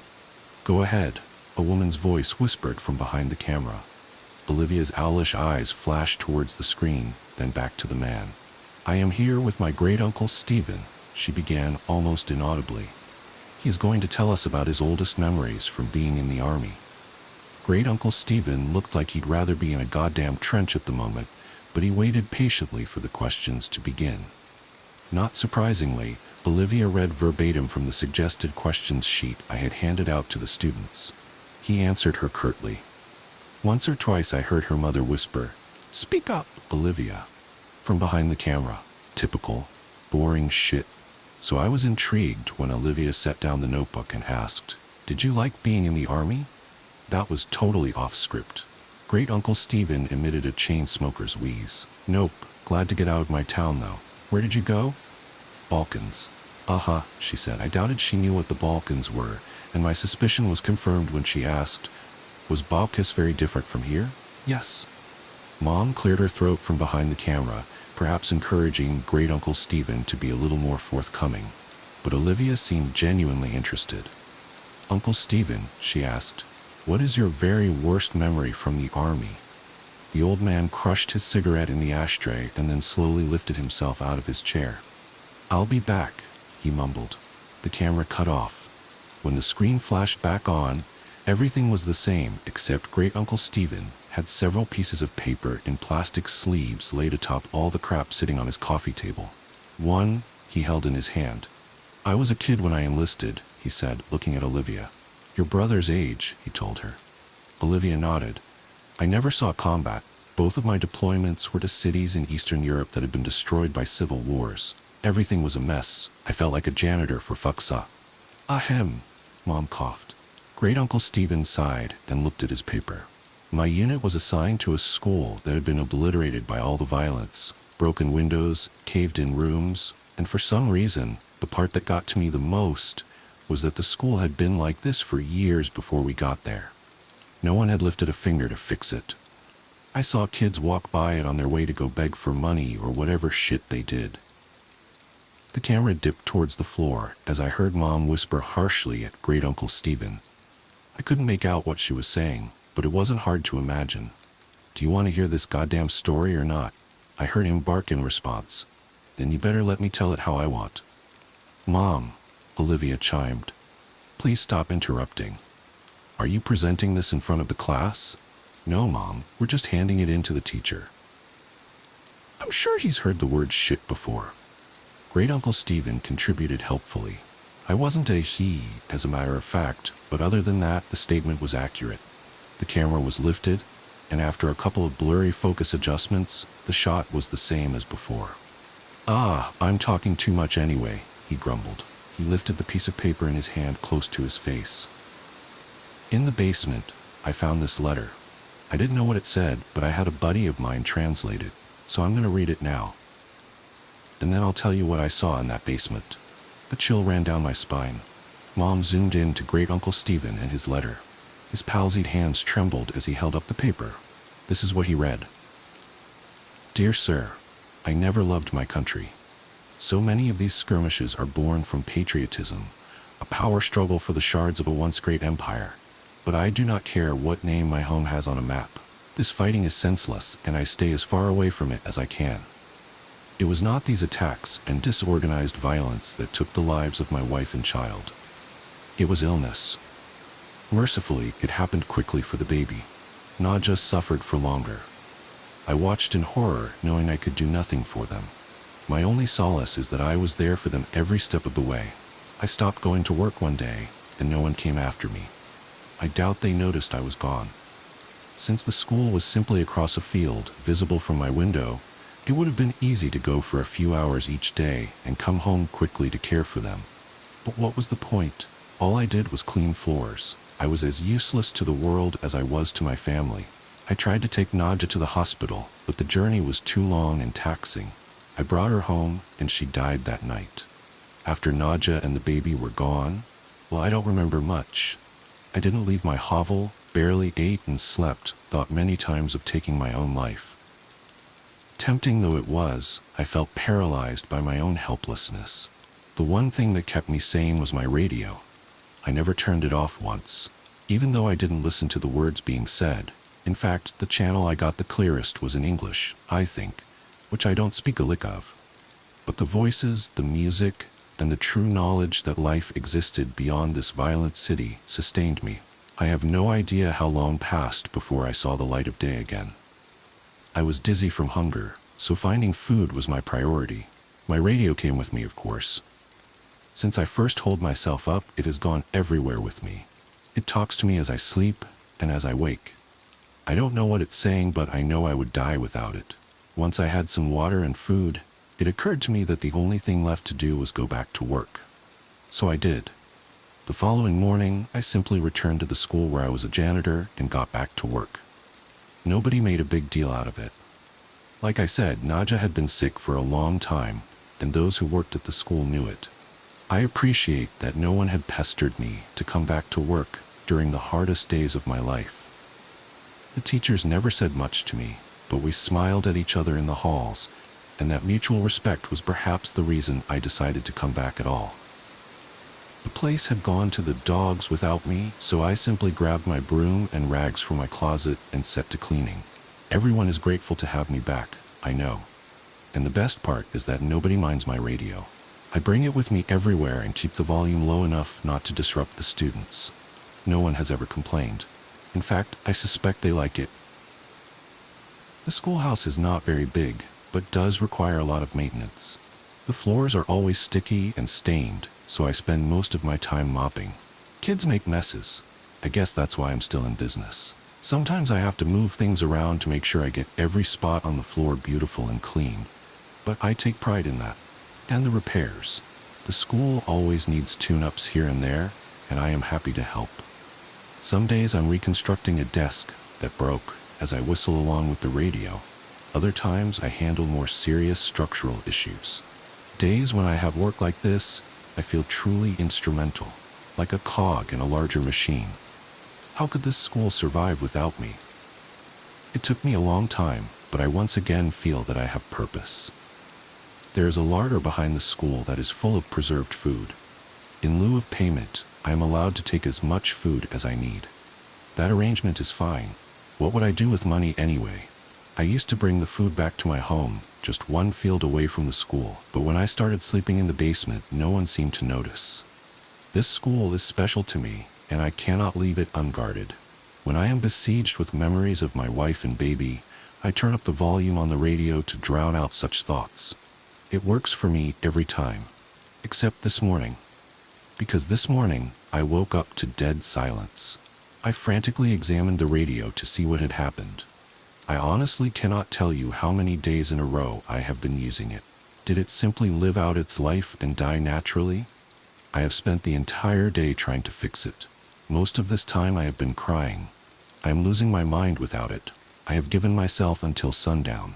If I cannot fix it by then, I'm going to take my life. I am writing this because the sunlight is starting to die, and I know what my fate shall be. I have thought about taking one last walk through the halls of my school, saying goodbye to the students and teachers. I know I will be missed, but I cannot bring myself to leave this room. I cannot go anywhere knowing that my radio is dead in here. There are no more tears in me. It feels now like I can't catch my breath. I vomited what little food I had in my stomach, and I am growing dizzy again, like I did after Nadja died. I am not long for this world. But before I take my life, I have closed the door to this room and stuck a chair beneath the handle. It is the only room in the basement and has a small casement that lets in just enough light for me to see what I'm doing. If anyone is kind enough to come looking for me, they should not be met with this gruesome sight. Perhaps they will see the door is blocked, smell my rotting body, and simply forget I ever existed. But I have placed both my radio and this note outside the door. Kind sir, if you're reading this, I have one humble request. Please fix it. Save my radio. It did not deserve to die in its sleep, and I am ashamed that I cannot revive it. Now I am ready to join Nadja and little Ludmilla in heaven. I hope this school can find another janitor who loves and cares for it the way I do. The hour is now. Do not forget my radio. Stanislav. When Mom zoomed back out, Olivia had tears in her eyes. Thank you for sharing, Uncle Stephen, Mom said, her voice choked. I think we have enough. Wait, Olivia chirped. He said there's more. What did you find? Before Great Uncle Stephen could open his mouth, the image disappeared. My jaw dropped. Was that it? What did Great Uncle Stephen see? I promptly remembered that there was a second disc. This one was unmarked, but I hoped it contained the rest of the interview. There was no video, only audio. The voice that started up was Olivia's. Hi, Miss Garrity. I'm sorry about my mom, but she refused to record the rest of what my uncle was saying. But I asked him to continue and secretly recorded the story as a voice memo on my phone. I remember you said earlier this year that history is written by the people who win wars. She sucked in a breath and commenced crying. But everyone's history is important, even if they are sad, pathetic people, and even if they never won a single thing in their life. I haven't slept through the night since I finished this project, but you have to hear what my uncle has to say. There were tears in my eyes, too. The sincerity of her words was beautiful. I was also flattered that she had remembered some trite phrase I threw around because it was what my history teacher said to me. Before I got too sappy over it, the audio began again. Fine, came Mom's frustrated voice. If you want to hear the rest of the story, fine, but this is not appropriate for a school project. Let me finish, Great Uncle Stephen snapped. If it's too much for you, help yourself to a snack in the kitchen. But Olivia wants to know what happened. I heard her mother mumble something and walk away. Olivia and her uncle were alone. I imagined her looking at him expectantly. So did you find the radio? Or did it get ruined when the school got blown up? He rasped, and I heard the distinct click of a lighter. That letter, he began slowly, had a date on it. What date? She inquired hungrily. It was dated 2 weeks before we started rebuilding the school. Didn't you say the school had been destroyed like 2 years ago? Yes, replied Great Uncle Stephen. It had been. There was silence as I felt goosebumps on my arms. The images that came to my mind were almost too overwhelming to express, but Great Uncle Stephen put them into words effortlessly. Clearly he had spent his whole life thinking about it. This man, this Stanislav, went to a vandalized, fallen-apart schoolhouse and cleaned up blood and rubble like it was spilled drinks and dust. He smiled at dead bodies in the hallway and believed they were smiling back at him because they liked his radio. He moved around corpses so he could sweep the ground under them. The roof was half collapsed, so when it rained, he must have gotten soaking wet, but was so oblivious that he didn't even feel a thing. I could hear Olivia crying steadily. I found the larder he was talking about. It was all pickled, preserved food that probably tasted like shit. Most of the stuff was moldy. Did you see the dead body? Yes, hanging from the ceiling, but still amazingly lifelike. He wasn't rotting away. This hadn't happened years ago. Did he look peaceful? She asked, a chord of desperation in her voice. Couldn't tell you. The smell was rank, and his face was blue and his eyes were bulging like this. I imagined him demonstrating. And the radio? Olivia wept. I heard Great Uncle Stephen take a long drag of his cigarette. It was there, and it was still on. The phone call. There's an old saying that nothing good happens after 2 a.m. I used to dismiss it as something parents tell their teenagers to keep them from staying out late. Now I know better. Now I know that the real horror begins at exactly 3:33 a.m. It started 3 weeks ago. I was jolted awake by my phone's ringtone, that default iPhone marimba, that suddenly seemed sinister in the dead of night. The screen's harsh blue light illuminated my bedroom as I fumbled to silence it. Through bleary eyes, I saw my own phone number displayed as the caller ID. I almost declined the call. Looking back, I wish I had. But curiosity got the better of me. After all, how could I be calling myself? Hello? My voice was thick with sleep. For several seconds, there was only silence. Then I heard breathing, slow, measured breaths that seemed somehow familiar. A chill ran down my spine as I realized why. They were mine. I would recognize the slight whistle on the exhale anywhere, caused by a deviated septum I'd had since breaking my nose in high school. I hung up immediately, my heart pounding. Sleep was impossible after that. I sat up until dawn, telling myself it was just a glitch, a crossed line, or maybe even a dream. But deep down, I knew better. The next night I was wide awake at 3:33 a.m. staring at my phone. Right on schedule, it rang, my number again. This time when I answered, I heard myself breathing, and then something else, quiet sobbing. My own voice, crying in a way I hadn't since my mother's funeral 5 years ago.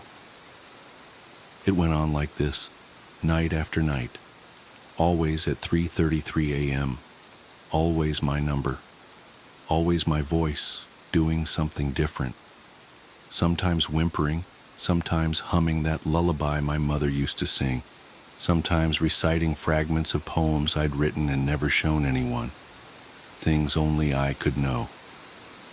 I tried everything to make it stop. I changed my number twice. I bought a new phone. I even tried staying at hotels, but the calls followed me. I stopped sleeping, surviving on coffee and fear. Dark circles formed under my eyes. My coworkers started asking if I was okay. I wasn't. Last night was different. When I answered, I heard myself whisper, "Tomorrow night, I'll finally show you why." The voice was mine, but wrong somehow, hollow, like it was coming from the bottom of a well or a grave. So here I sit in my locked bedroom watching the minutes tick by. It's 3:28 a.m. now. My phone is on the nightstand, screen dark. My hands are trembling as I write this, trying to document whatever happens next, because I know something is going to happen. I can feel it in the marrow of my bones. 3:29 a.m. I'm thinking about all the times I've heard my own voice on the other end of the line. Was it really mine? Or something else? Something that's learned to mimic me so perfectly that even I can't tell the difference. 3:30 a.m. 3 minutes left. My throat is dry. The silence in the room feels heavy, pregnant with possibility. I've triple-checked the locks on my doors and windows. Not that it matters. Whatever's been calling me, I don't think locks will stop it. 3:31 a.m., 2 minutes. I'm remembering something my mother told me when I was small, about how the veil between worlds is thinnest in the hours before dawn. She was always superstitious, my mother. I used to think she was silly. Now I'm not so sure. 3:32 a.m., 1 minute. My phone screen just lit up on its own. No notification, no reason. Just glowing softly in the dark, like a beacon or a warning. 3:33 a.m. It's ringing. My hands are shaking so badly I can barely hit the answer button. But I do. Hello? My voice cracks. Hello, Sarah. My voice answers back. But this time it's not coming from the phone. It's coming from behind me. I spin around and there I am, standing in the corner of my bedroom. But wrong, so wrong. My skin is gray and waterlogged, my hair hanging in wet ropes around my face. Water drips steadily onto the carpet, forming a dark pool at my feet. My other self's eyes are milky white, but somehow I know they can see me. "What are you?" I whisper. My doppelganger smiles, revealing teeth that have gone black with rot. "I'm you," it says in my voice. "From the lake. Don't you remember the lake, Sarah?" And suddenly I do. 5 years ago, right after my mother's funeral. I was drunk, devastated, driving too fast on the winding road that borders Lake Marshall. The guardrail gave way like it was made of paper. The water was black and cold. I remember the car filling up, remember thinking that maybe this was okay. Maybe I'd see my mother again. But then I changed my mind. I fought my way out of the sinking car, swam to the surface, survived. Or at least, that's what I thought happened. "You never made it out," my other self says, taking a step closer. Water squishes in its shoes. "Your body is still down there, Sarah. Still strapped into that car at the bottom of Lake Marshall. What's left of it, anyway?" "No," I shake my head. "No, that's not possible. I'm here. I'm alive. I've been alive for 5 years. "Have you?" it asks. "Think hard, Sarah. When was the last time you felt hungry or thirsty? When was the last time you actually slept instead of just lying in the dark waiting for my call? When was the last time anyone other than your coworkers spoke to you?" I open my mouth to argue, but the words die in my throat. Because I can't remember. I can't remember any of those things. 5 years, my other self says softly. 5 years I've been down there in the dark, while you've been up here pretending to be alive. But it's time to stop pretending now, Sarah. Time to come home. It reaches for me with gray, bloated fingers. Its touch is cold and wet against my cheek, and suddenly I can feel the water filling my lungs again, can feel the pressure of the lake crushing down on me, can feel the slow decay of 5 years beneath the black water. The next morning, Sarah Chen doesn't show up for work. Her co-workers notice her absence, of course, but none of them seem particularly concerned. In fact, when asked about her later, they have trouble remembering exactly when they last saw her. Some say it was yesterday, others swear it was last week, and a few insist they haven't seen her in years, not since that tragic accident at Lake Marshall. The police eventually break down her door and find her apartment empty. The only unusual thing they notice is a large wet spot on her bedroom carpet, roughly the size and shape of a person lying down. But by the time they think to take samples, the spot has dried, leaving no trace behind. At the bottom of Lake Marshall, in the rusted remains of a 5-year-old car, 2 bodies sit side by side in the driver's seat, identical down to the last detail, slowly becoming one again in the endless dark. And somewhere, a phone rings at 3:33 a.m., waiting for someone to answer. Why I didn't shower for 21 years. I have nightmares where I'm trapped in a shower. The drain is plugged, and the water won't stop pouring down on me. Water rises to my ankles, to my waist, and then over my head. The shower curtain turns to glass, and my screams turn to gargles. A dark figure presses its face against the glass on the other side, and it watches me. I plead, but it won't let me out. I swallow water and flail helplessly in my glass coffin. I wake up gagging. I know where the nightmare came from. I never have to dig deep. The incident is never far from my subconscious. Finding it is easy. Getting over it is not. It was the summer of my 12th birthday when the Hudsons moved in across the street. 3 people, one of them a really old woman. She was tiny, frail, skeletal almost. Thin white hair, faded blue flowery dress. Her head hung from her neck, and it wobbled as the man pushed her up a makeshift wheelchair ramp into the house. At the time, I couldn't figure out if she was alive or dead. A few minutes later, she appeared in an upstairs window, sitting in her wheelchair. She was directly facing my bedroom, and I cautiously peered out from behind my curtains. Her head was upright now, and she stared at me. Just stared, without moving her head an inch. I closed my drapes. For days she sat at the window. She watched the cars putter down our suburban road and gazed at the neighborhood kids scurrying through their yards. I never saw anyone else in the room. Never saw her move from that wheelchair. At night, I'd nervously peek through the crack in my drapes. Her silhouette was still in that window, lights off, staring out into the darkness at my bedroom. I couldn't tell, but I knew she was watching me.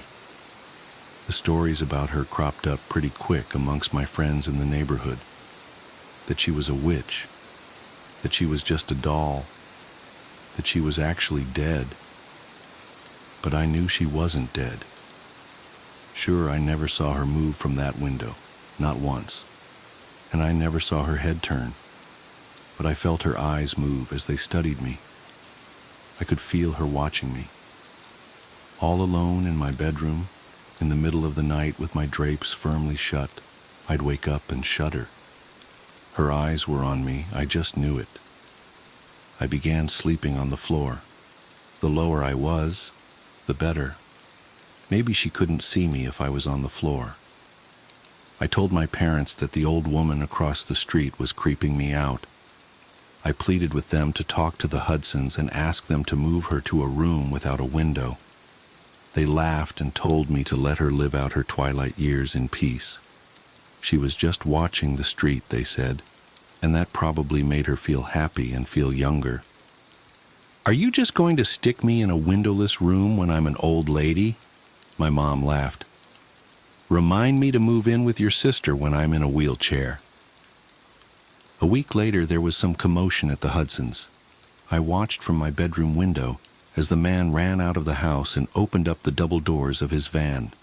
He jogged inside, and he reappeared minutes later pushing the old woman in her wheelchair down the ramp.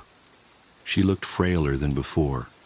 She couldn't have weighed more than 70 pounds. Her head was flung to the side, resting on her right shoulder.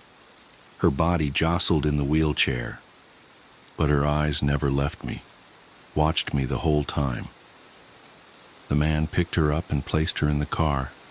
He folded the wheelchair and stuffed it in the trunk.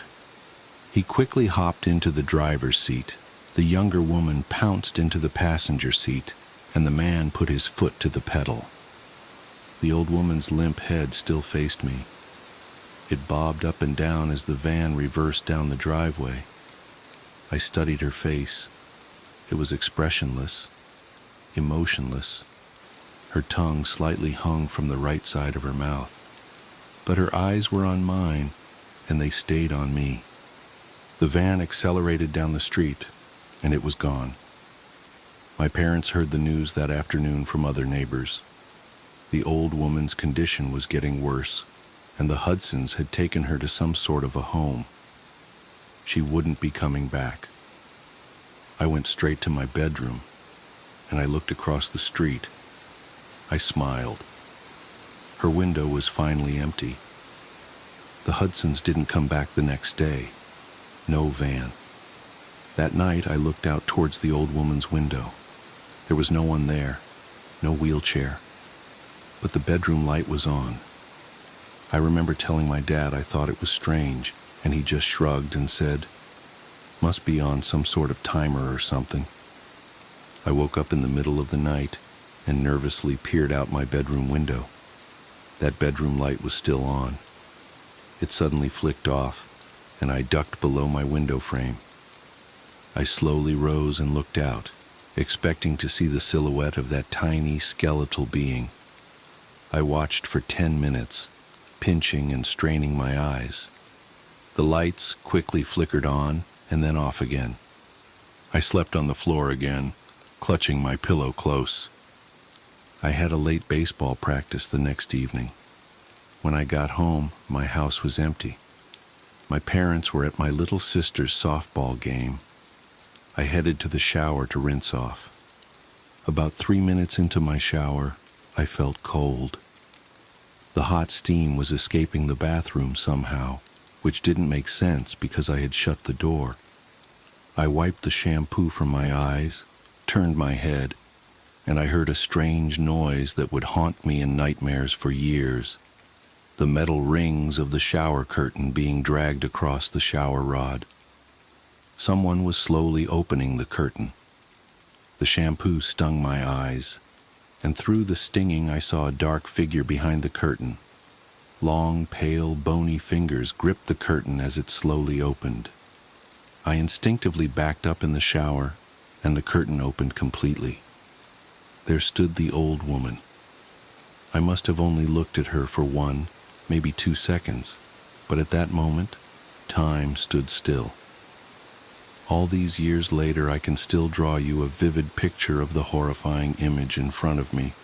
Disheveled white hair crazy in her eyes, bones jutting out from under her stretched skin, stark naked, blotchy skin, warts all over her body, skinny breasts hanging to her waist, hair where I didn't know people could grow hair.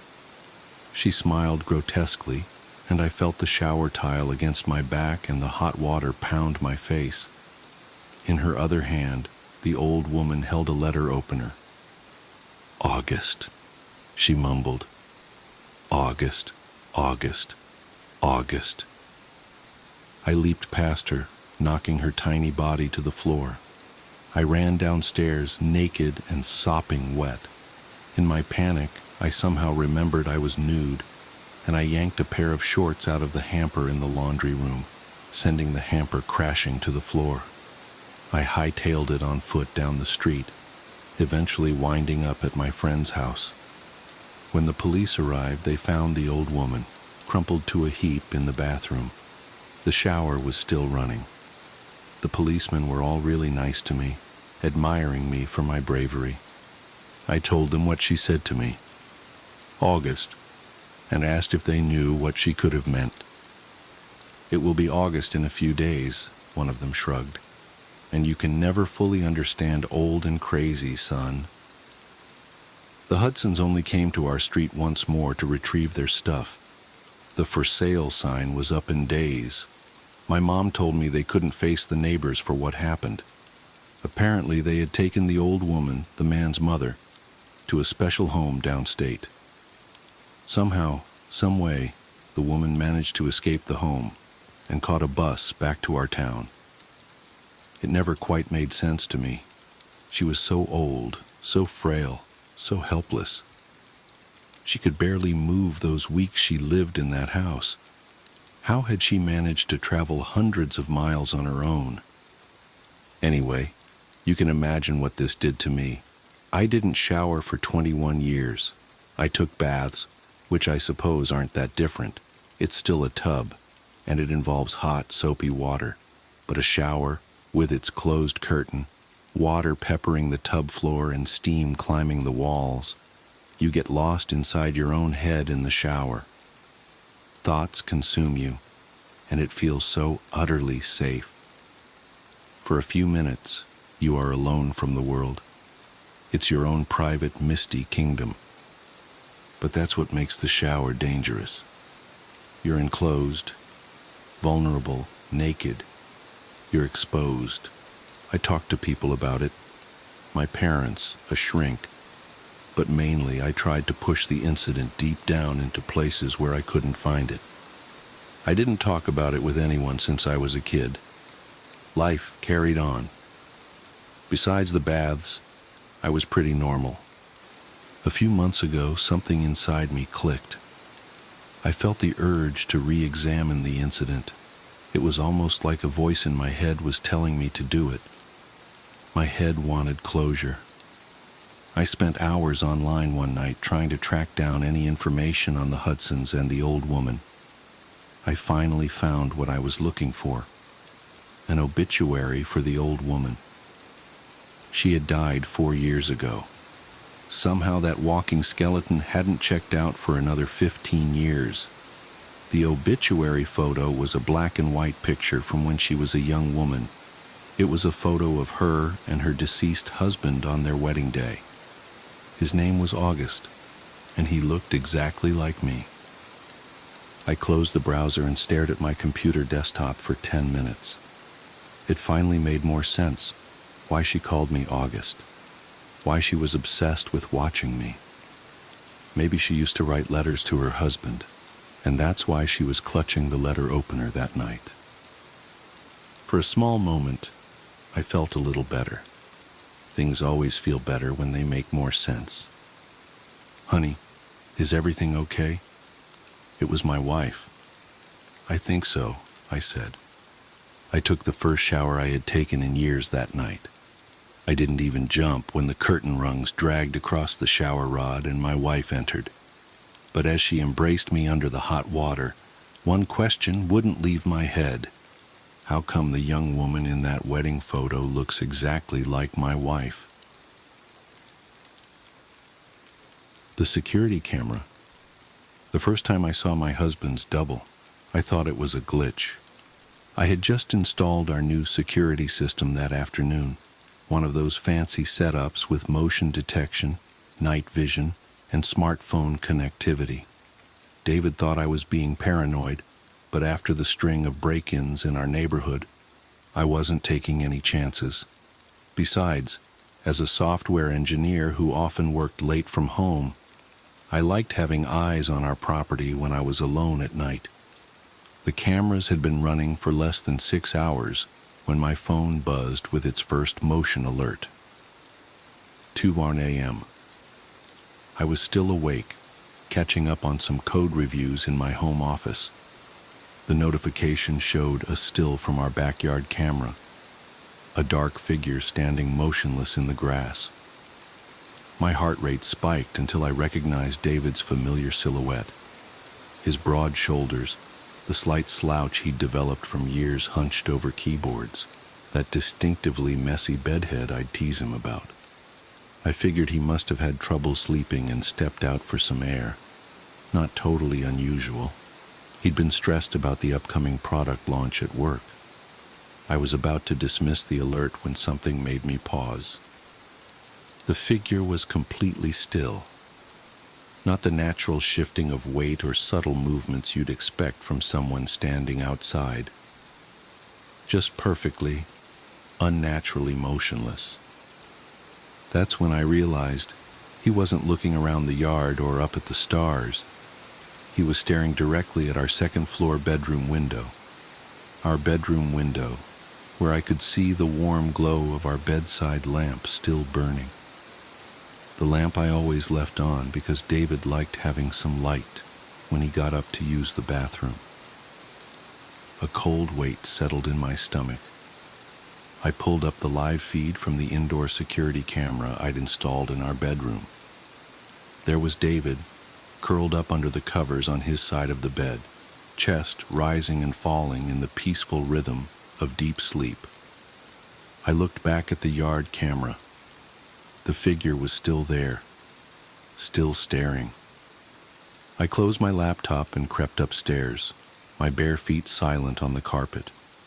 Our bedroom door was slightly ajar, just as I'd left it.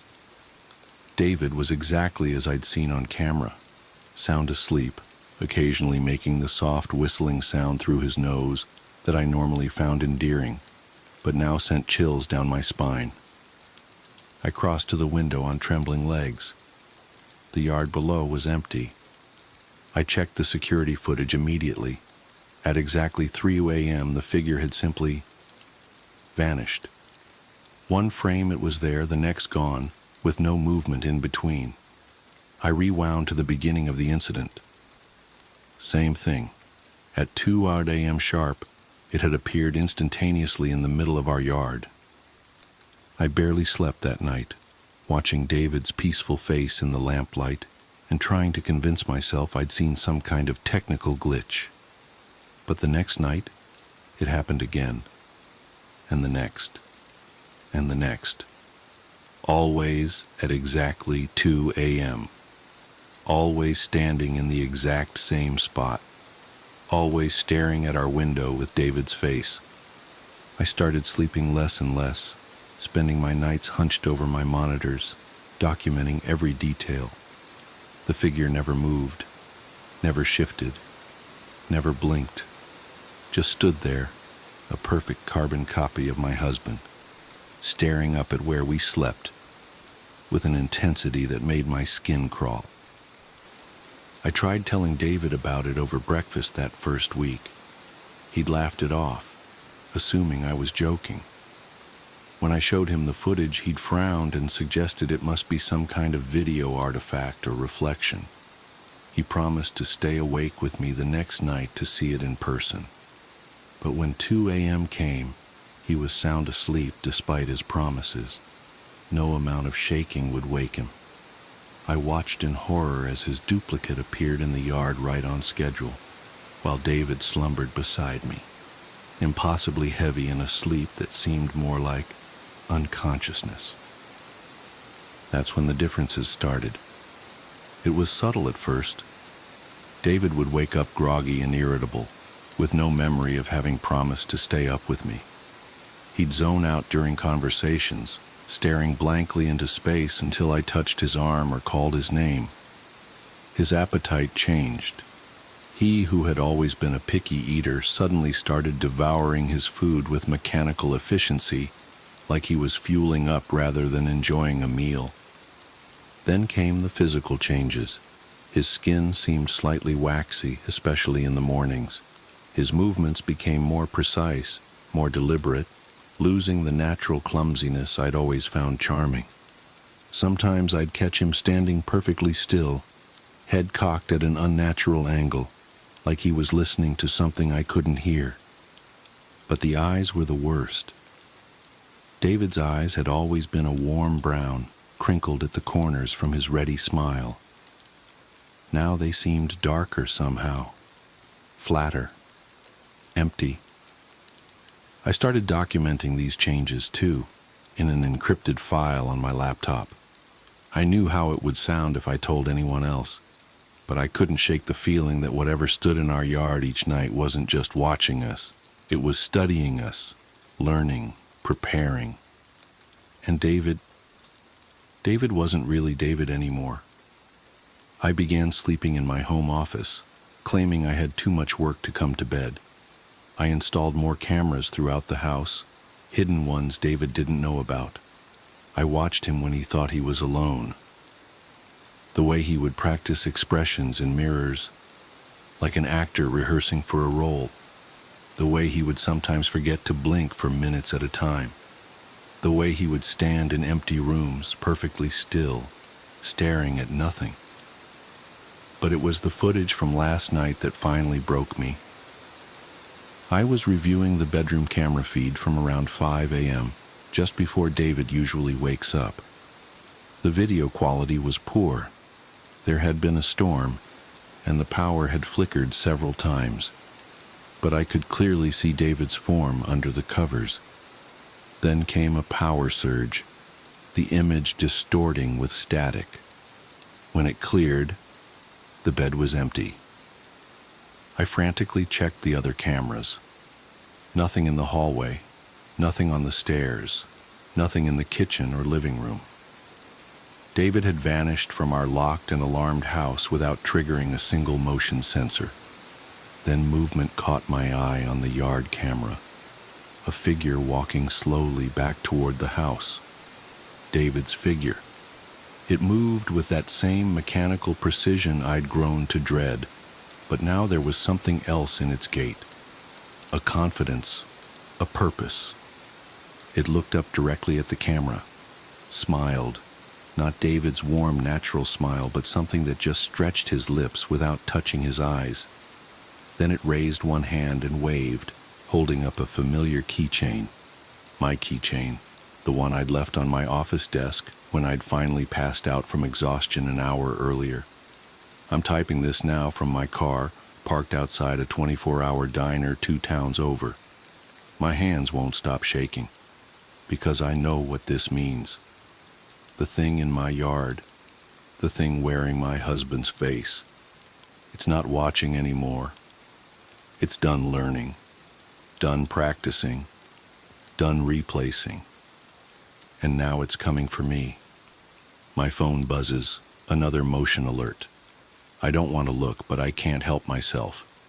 It's footage from one of my hidden cameras inside the house, my office. There's a figure standing in the doorway. It's wearing David's face, but the movement is all wrong as it turns its head to stare directly into the camera. Its smile is impossibly wide now, stretching far beyond what a human mouth should be capable of.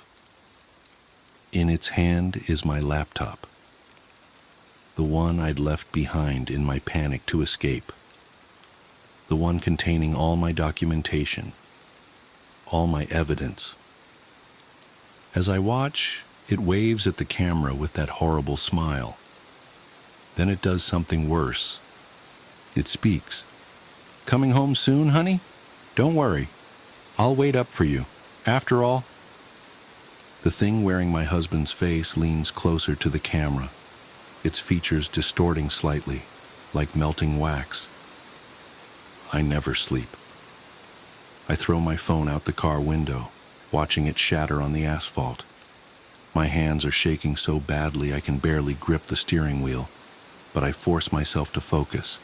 I need to drive, need to get far away, need to warn others. But as I reach for the ignition, I catch a glimpse of myself in the rearview mirror. Have my movements always been this precise? Has my skin always had this waxy sheen? When was the last time I blinked? I look closer at my reflection, at the thing wearing my face, now smiling, and I begin to scream. Friends, on the first day of kindergarten, my mother had elected to drive me to school. We were both nervous, and she wanted to be there with me all the way up to the moment I walked into class. It took me a bit longer to get ready in the morning due to my still mending arm. The cast came up a couple inches past my elbow, which meant that I had to cover the entire arm with a specially designed latex bag when I showered. The bag was built to pull tight around the opening in order to seal out any water that might otherwise destroy the cast. I had gotten really adept at cinching the bag myself. That morning, however, perhaps due to my excitement or nervousness, I hadn't pulled the strap tight enough, and halfway through the shower, I could feel water pooling inside the bag around my fingers. I jumped out and tore the latex shield away, but could feel that the previously rigid plaster had become soft after absorbing the water. Because there is no way to effectively clean the area between your body and a cast, the dead skin that would normally have fallen away merely sits there. When stirred by moisture like sweat, it emits an odor, and apparently this odor is proportionate to the amount of moisture introduced, because soon after I began attempting to dry it, I was struck by the powerful stench of rot. As I continued to frantically rub it with the towel, it began to disintegrate. I was growing increasingly distressed. I had put as much effort as a child could into his very first day of school. I had sat with my mom picking out my clothes the night before. I had spent a great deal of time picking out my backpack, and I had become exceedingly excited to show everyone my lunchbox that had the Ninja Turtles on it. I had fallen into my mom's habit of calling these children I hadn't yet met my friends already. But as the condition of my cast worsened, I became deeply upset at the thought that surely I wouldn't be able to apply that label to anyone by the time this day was over. Defeated, I showed my mom. It took 30 minutes to get most of the moisture out while working to preserve the rest of the cast.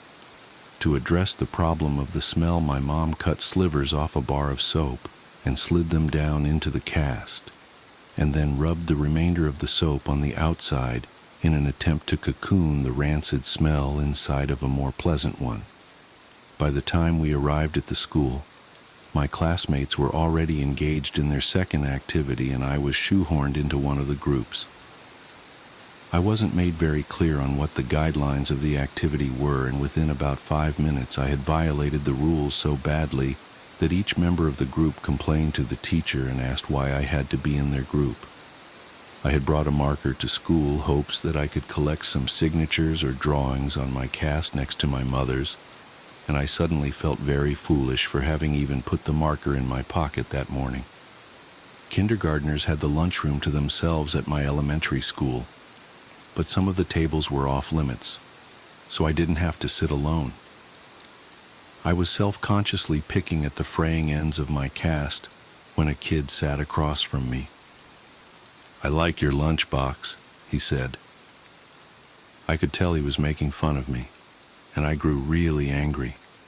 In my mind, that lunchbox was the last good thing about my day. I didn't look up from my arm, and I felt a burning in my eyes from the tears that I was holding back. I looked up to tell the kid to leave me alone, but before I could get the words out, I saw something that made me pause. He had the exact same lunchbox. I laughed. "I like your lunchbox too." "I think Michelangelo's the coolest," he said while miming nunchuck moves. I was in the middle of rebutting by saying that Raphael was my favorite when he knocked his open carton of milk off the table and onto his lap. I tried very hard to stifle my laughter since I didn't know him at all, but the struggling look on my face must have struck him as funny because he started laughing first. Suddenly, I didn't feel so bad about my cast, and thought that this person would hardly notice now anyway. Just then, I thought to try my luck. "Hey, do you want to sign my cast?" As I pulled out the marker, he asked me how I broke it. I told him that I fell out of the tallest tree in my neighborhood. He seemed impressed. I watched him laboriously draw his name, and when he was done, I asked him what it said. He told me it said Josh. Josh and I had lunch together every day, and whenever we could, we partnered up for projects.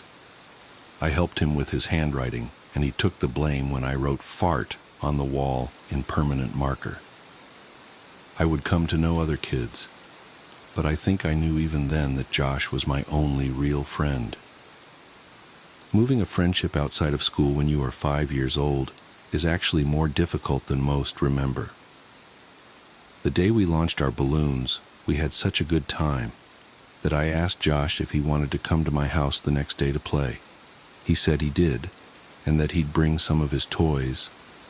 I said that we could also go exploring and maybe swim in the lake. When I got home, I asked my mom, and she said it would be fine. My enthusiasm was boundless until I realized that I had no way of contacting Josh to tell him. I spent the whole weekend worrying that our friendship would be dissolved by Monday. When I saw him after the weekend, I was relieved to find that he had run into the same obstacle and thought it was funny. Later that week, we both remembered to write down our phone numbers at home and then exchange them at school. My mom spoke with Josh's dad, and it was decided that my mom would pick up Josh and myself from school that Friday. We alternated this basic structure nearly every weekend. The fact that we lived so close made things much easier on our parents, who seemed to work constantly. When my mom and I moved across the city at the end of first grade, I was sure that our friendship had seen its last day.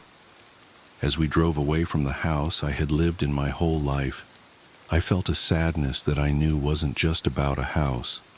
I was saying goodbye to my friend forever. But Josh and I, to my surprise and delight, stayed close. Despite the fact that we spent the majority of our time apart and only saw one another on weekends, we remained remarkably similar as we grew. Our personalities coalesced, our senses of humor complemented each other's, and we would often find that we had started liking new things independently. We even sounded enough alike that when I stayed with Josh, he would sometimes call my mom pretending to be me. His success rate was impressive. My mom would sometimes joke that the only way she could tell us apart sometimes was by our hair.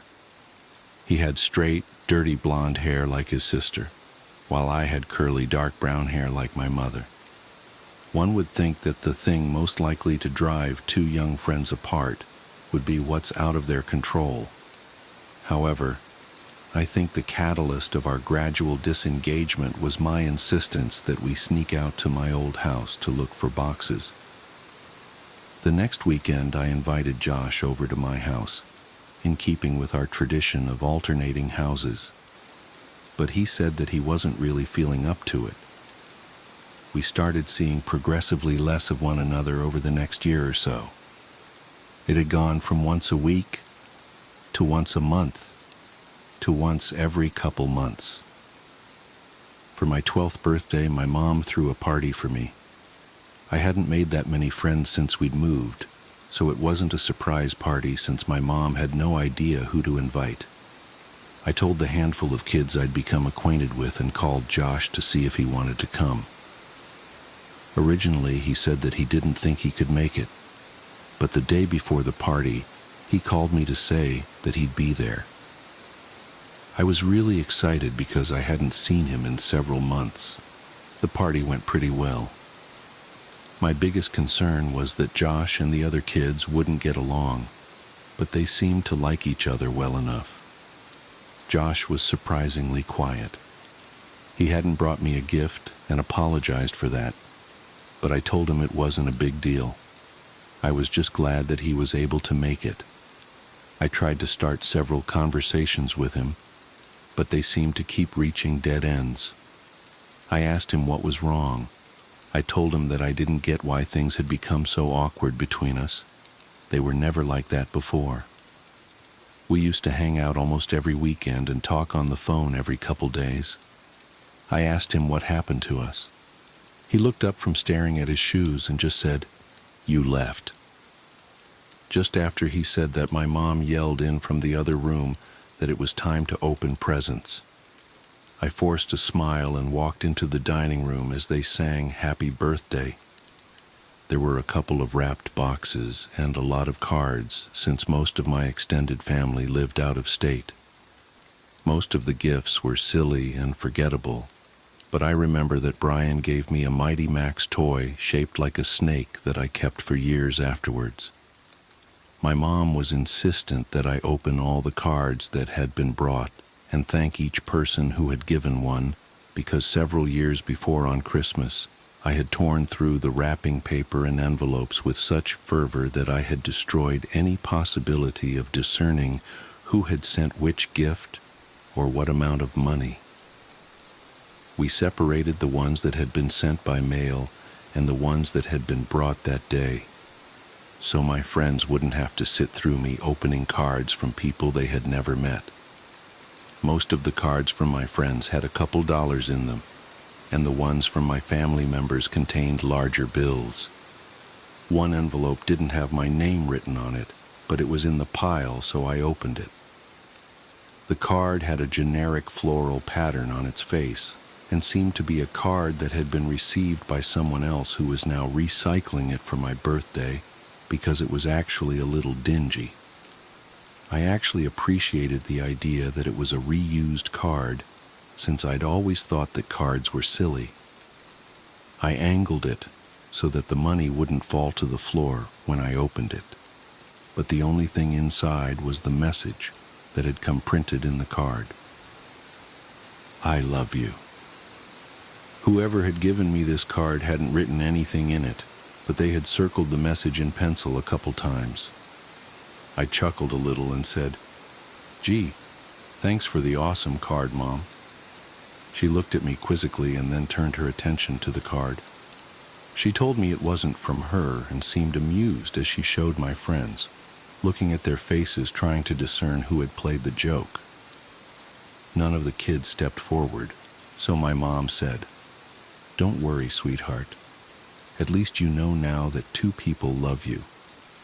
She followed that with an extremely prolonged and excruciating kiss on my forehead that transformed the group's bewilderment into hysteria. They were all laughing, so it could have been any of them. but Mike seemed to be laughing the hardest. To become a participant rather than the subject of the gag, I said to him that just because he had given me that card, he shouldn't think that I'd kiss him later. We all laughed, and as I looked at Josh, I saw he was finally smiling. "Well, I think that gift might be the winner, but you have a couple more to open." My mom slid another present in front of me. I was still feeling the tremors of suppressed chuckles in my abdomen as I tore the colorful paper away. When I saw the gift, I had no need to suppress the laughter anymore. My smile dropped as I looked at what I'd been given. It was a pair of walkie-talkies. "Well, go on, show everyone." I held them up, and everyone seemed to approve, but as I drew my attention to Josh, I could see that he had turned a sickly shade of white. We locked eyes for a moment, and then he turned and walked into the kitchen. As I watched him dial a number on the corded phone attached to the wall, my mom whispered in my ear that she knew that Josh and I didn't talk as much since one of the walkie-talkies had broken, so she thought I'd like it. I was filled with an intense appreciation for my mom's thoughtfulness, but this feeling was easily overpowered by the emotions resurrected by the returning memories I'd tried so hard to bury. When everyone was eating cake, I asked Josh who he had called. He told me he wasn't feeling well, so he called his dad to come get him. I understood that he wanted to leave, but I told him that I wished we could hang out more. I extended one of the walkie-talkies to him, but he put his hand up in refusal. Dejected, I said, "Well, thanks for coming, I guess. I hope I'll see you before my next birthday." "I'm sorry. I'll try to call you back more often." "I really will," he said. The conversation stagnated as we waited by my door for his dad. I looked at his face. Josh seemed genuinely remorseful that he hadn't made more of an effort. His mood seemed suddenly bolstered by an idea that had struck him. He told me that he knew what he'd get me for my birthday. It would take a while, but he thought that I would really like it. I told him it wasn't a big deal, but he insisted. He seemed in better spirits and apologized for being such a drag at my party. He said that he was tired, that he hadn't been sleeping well.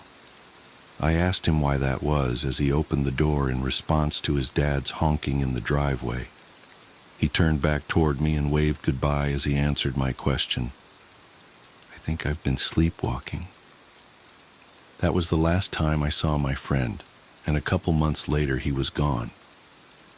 Over the past several weeks, the relationship between my mother and I has grown increasingly strained due to my attempts to learn the details of my childhood. It's often the case that one cannot know the breaking point of a thing until that thing fractures. And after the last conversation with my mother, I imagine that we will spend the rest of our lives attempting to repair what had taken a lifetime to build. She had put so much energy into keeping me safe, both physically and psychologically, but I think that the walls meant to insulate me from harm were also protecting her emotional stability. As the truth came pouring out the last time we spoke, I could hear a trembling in her voice that I think was a reverberation of the collapse of her world. I don't imagine my mother and I will talk very much anymore, and while there are still some things I don't understand, I think I know enough. After Josh disappeared, his parents had done all that they could to find him. From the very first day, the police had suggested that they contact all of Josh's friends' parents to see if he was with them. They did this, of course, but no one had seen him, or had any idea of where he might be. The police had been unable to turn over any new information about Josh's whereabouts, despite the fact that they had received several anonymous phone calls from a woman urging them to compare this case with the stalking case that had been opened about 6 years before. If Josh's mother's grip on the world loosened when her son vanished, it broke when Veronica died. She had seen many people die at the hospital, but there is no amount of desensitization that can fortify a person against the death of her own child. She would visit Veronica twice a day since she was recuperating at a different hospital, once before her shift and once afterward. On the day Veronica died, her mother was late leaving work, and by the time she arrived at her daughter's hospital, Veronica had already passed. This was too much for her, and over the next couple weeks she became increasingly more unstable. She would often wander outside yelling for both Josh and Veronica to come home, and there were several times her husband found her wandering around my old neighborhood in the middle of the night, half-clothed and frantically searching for her son and daughter.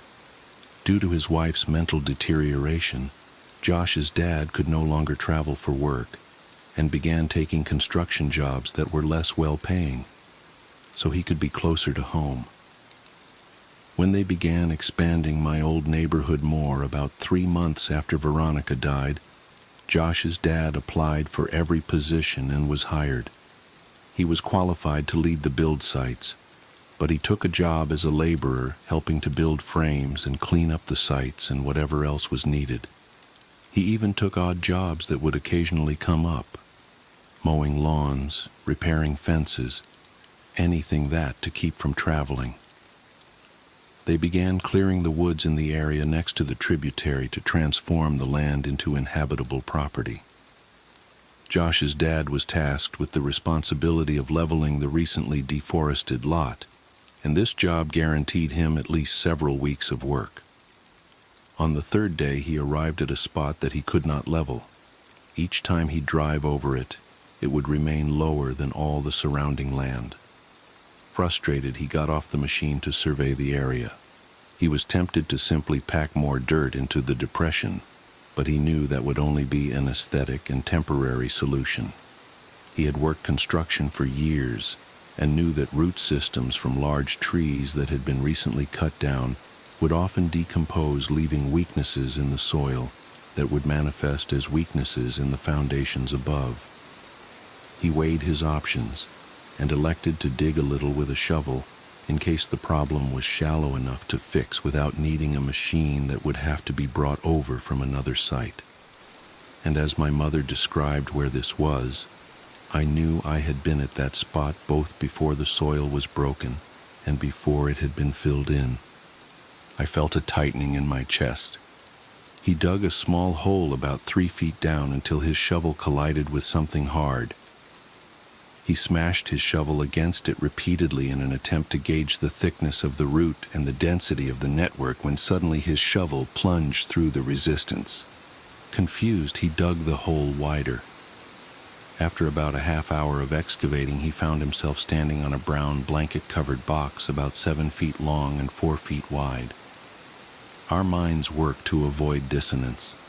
If we hold a belief strongly enough, our minds will forcefully reject conflicting evidence so that we can maintain the integrity of our understanding of the world.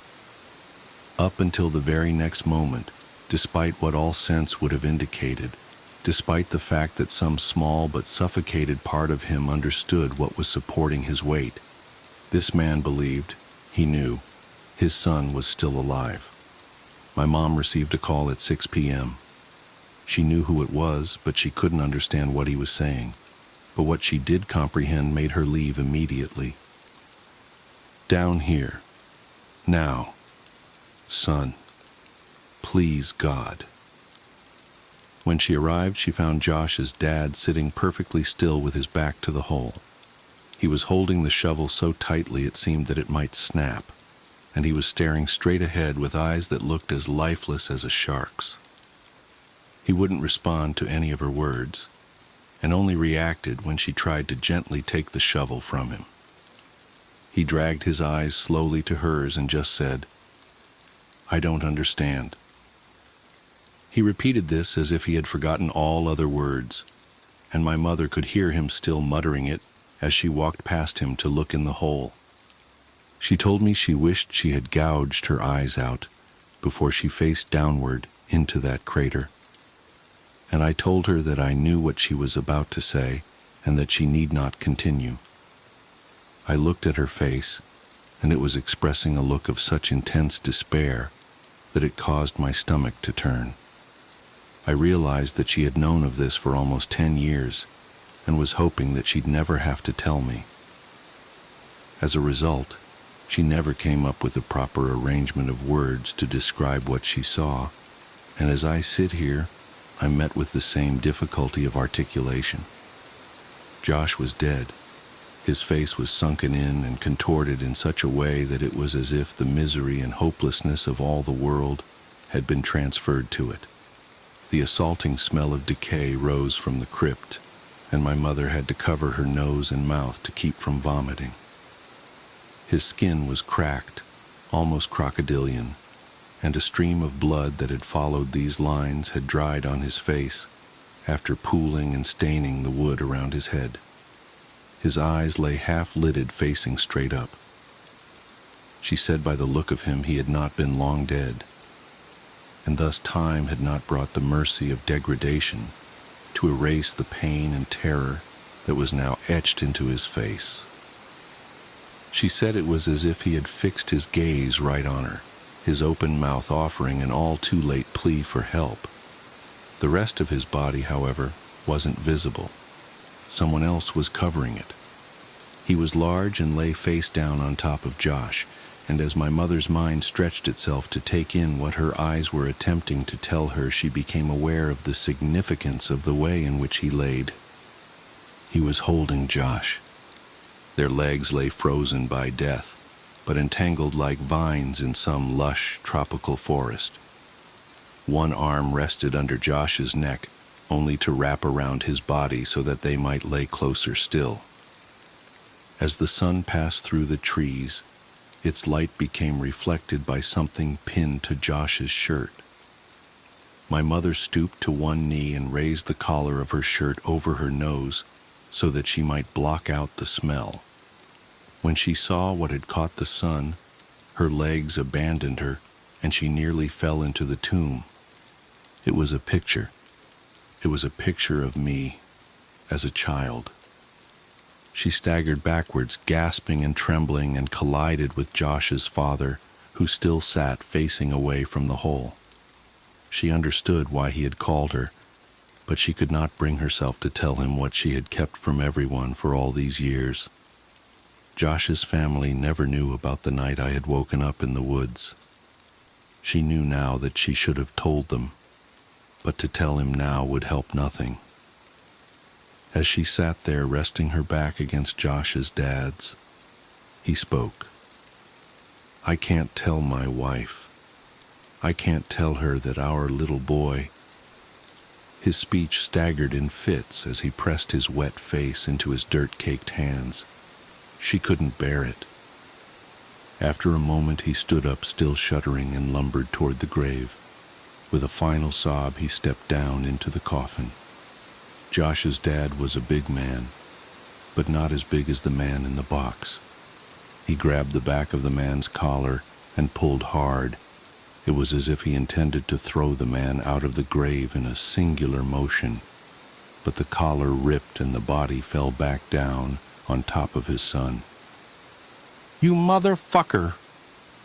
He grabbed the man by the shoulders and heaved him back until he was off of Josh and sat awkwardly but upright against the wall of the grave. He looked at the man and staggered back a step. "Oh, God. Oh, God, no. No, no, no, please, God, no." In a struggling but powerful movement, he lifted and pushed the corpse completely out of the ground, and they both heard the sound of glass rolling against wood. It was a bottle. He handed it to my mother. It was ether. "Oh, Josh," he sobbed, "my boy, my baby boy, why is there so much blood? What did he do to you?" As my mother looked at the man who now lay facing upwards, she realized she was facing the person who had haunted our lives for over a decade. She had imagined him so many times, always evil and always terrifying, and the cries of Josh's father seemed to confirm her worst fears. But as she stared at his face, She thought that this didn't look like who she imagined. This was just a man. As she looked at his frozen expression, it actually looked serene. The corners of his lips were turned up only slightly. She saw that he was smiling. Not the expected smile of a maniac from a film or horror story. Not the smile of a demon or the smile of a fiend. This was the smile of contentment or satisfaction. It was a smile of bliss. It was a smile of love. As she looked down from his face, she saw a tremendous wound on his neck from where the skin had been ripped out. She was at first relieved when she realized that the blood had not been Josh's. Perhaps he had suffered less, but this comfort was short-lived as she realized just how wrong she was. She brought a hand up to her mouth and whispered, almost as if she was afraid to remind the world what had happened. They were alive. Josh must have bitten the man's neck in an attempt to get free, and although the man had died, Josh couldn't move him. I began crying when I thought of how long he might have laid there. She looked through the man's pockets for some kind of identification, but she only found a piece of paper. On it was a drawing of a man holding hands with a small boy, and next to the boy were initials. My initials. I'd like to think that she was remembering that part of the story inaccurately, but I'll never know for sure. As Josh's father carried his son out of the grave, my mom slid the piece of paper into her pocket. He kept muttering that his son's hair had been dyed. She saw that it had.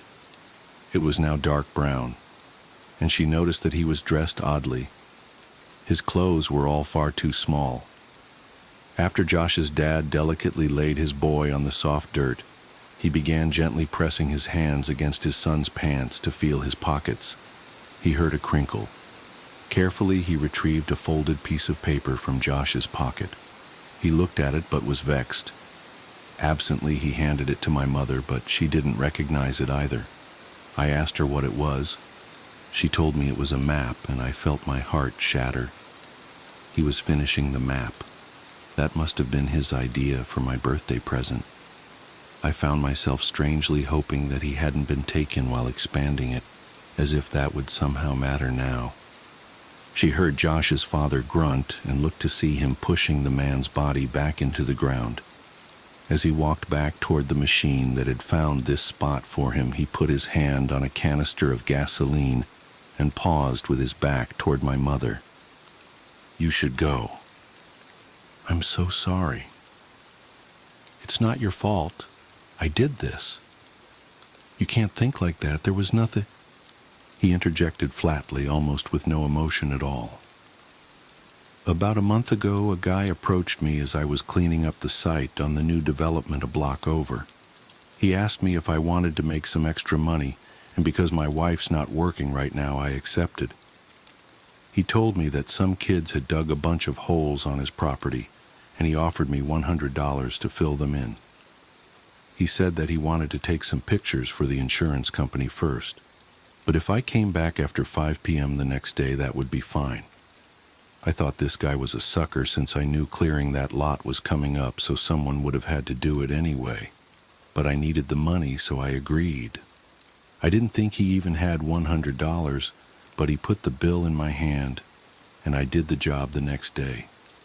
I've been so exhausted that I didn't even think about it after it was done. I didn't think about it until today when I pulled that same guy off of my son." He pointed at the grave, and his emotions started to push through as he broke into a sob. "He paid me $100 so that I would bury him with my boy." It was as if saying it aloud forced him to accept what had happened, and he collapsed onto the ground in tears. My mother could think of nothing to say, and stood there in silence for what felt like a lifetime. She finally asked what he would do about Josh. "His final resting place won't be here with this monster." As she looked back when she reached her car, she could see black smoke billowing and diffusing against the amber sky, and she hoped against all hope that Josh's parents would be okay. I left my mom's house without saying much else. I told her that I loved her and that I would talk to her soon, but I don't know what soon means for us. I got into my car and left. I understood now why the events of my childhood had stopped years ago. As an adult, I now saw the connections that were lost on a child who tends to see the world in snapshots rather than a sequence. I thought about Josh. I loved him then, and I love him even still. I miss him more now that I know I'll never see him again, and I find myself wishing that I had hugged him the last time I saw him. I thought about Josh's parents, how much they had lost and how quickly that loss had come. They don't know about my connection to any of this, but I could never look them in the eyes now. I thought about Veronica. I had only really come to know her later in my life, but for those brief few weeks, I think I had really loved her. I thought about my mother. She had tried so hard to protect me and was stronger than I would ever be. I tried not to think about the man and what he had done with Josh for more than 2 years. Mostly, I just thought about Josh. Sometimes I wish that he never sat across from me that day in kindergarten, that I'd never known what it was like to have a real friend. Sometimes I like to dream that he's in a better place, but that's only a dream, and I know that. The world is a cruel place made crueler still by man. There would be no justice for my friend, no final confrontation, no vengeance. It had been over for almost a decade for everyone but me now. I miss you, Josh. I'm sorry you chose me, but I'll always cherish my memories of you. We were explorers. We were adventurers. We were friends.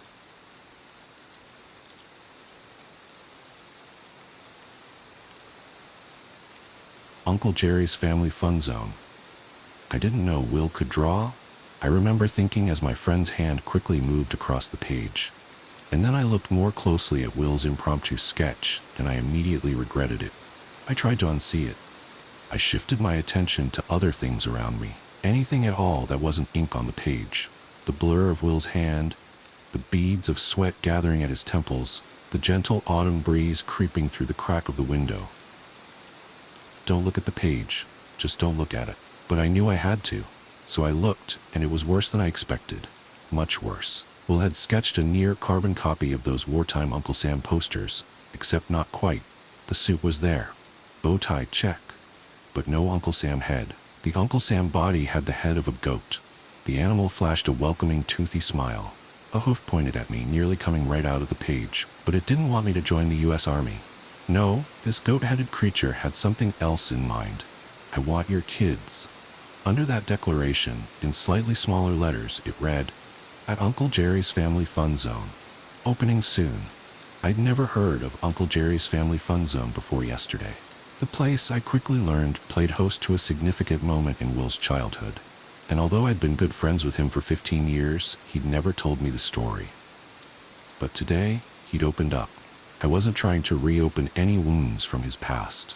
I just wanted him to tell me a story. Any story. I'd been listening to a lot of NPR and being inspired by their storytelling segments and slices of American life. I purchased some professional recording equipment and set up a makeshift studio in my house. My goal was to capture and archive the stories of my friends, relatives, really anyone who had something to say. Call it boredom. I was a widower with a 7-year-old son. Besides doting on my kid, I needed something productive to fill the time. My recording area was cozy, just a couple microphones, a small table, a few chairs. I'd sit a few feet from my interview subjects.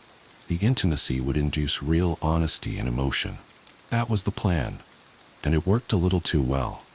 I never thought my storytelling experiments would go so wrong, so quickly. And it wasn't just Will's story and his sketch of the Uncle Sam human-goat hybrid thing. Before I'd interviewed Will, I heard another version of Will's events from the other person involved in the Family Fun Zone incident. Will's wife and my good friend Caroline. Caroline and I dated for a little while in college, a stretch of time we now joke occurred in a parallel universe. we were never supposed to happen. We decided. Instead, there was some sort of a cosmic hiccup, and different universes intersected for the briefest of times. Our relationship was over before it started. Caroline then began dating Will. The two lived happily ever after, and the three of us have been close ever since. Caroline and Will's history predated our collective existence in college. The two went to high school together. But I never knew exactly what they'd experienced as classmates and friends. Not until I set up my little recording studio. I interviewed Caroline first, and Will's interview occurred the following day. Both of my friends requested I not tell the other about the contents of their respective interviews. I'm certainly not planning on it. Both interviews were long and free-ranging. I'll just transcribe the relevant portions of their stories, the stuff about relationships and about Uncle Jerry's family fun zone. It's important that these stories be shared in some form. Excerpt of Caroline interview. So how did you and Will meet? We went to the same schools growing up, but we weren't friends or anything like that. You know how you kind of know everyone you go to school with, but most people are just on the periphery? That was Will. Always there, but not really. We ran with different circles. You can't pinpoint the moment you actually met for the first time? I can't. I can remember the first meaningful interaction we had, though. I was writing for the school paper, and, God, I can't believe I actually wrote for the paper because I was a terrible, just horrible writer, and I was researching a story. It was a legend in our town, something all the kids talked about, but no one could prove. Did you have any of those? I think so. I'd have to think about it, but I'm sure I had some. Yeah, so you know what I'm talking about.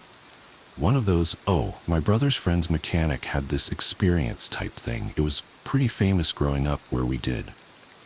Kind of a spook story to scare kids from staying out late at night or running around doing irresponsible things. It was this place called Uncle Gary's Family Fun Zone. Gosh, I haven't thought about that place in years. Uncle Jerry's Family Fun Zone? Just saying it out loud sounds so weird, right? Just completely and utterly made up. And when we got older, most of us thought that it was made up because it was just a silly and stupid legend. So of course it would have a ridiculous name. What was the legend?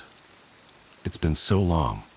But from what I remember, it was a children's play zone type place that existed in the late 70s or early 80s. No one could pinpoint it. But the story was this guy, Jerry something, but everyone called him Uncle Jerry, inherited a piece of land out in the woods from his grandfather. He took all of his money and turned it into the fun zone. You know, slides, games, trampolines, kind of like an indoor rec type place, but all barnyard themed. So the place looked like a red and white barn with a silo, but inside was all of this kid stuff. He built this out in the woods. That's what everyone said. But the messed up part was what happened there.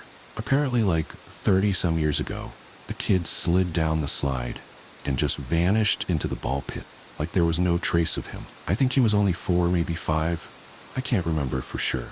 Anyway, they emptied the ball pit and everything. The only thing at the bottom was a trapdoor and a crawl space that led nowhere. It just dead-ended. No one knew why it was there.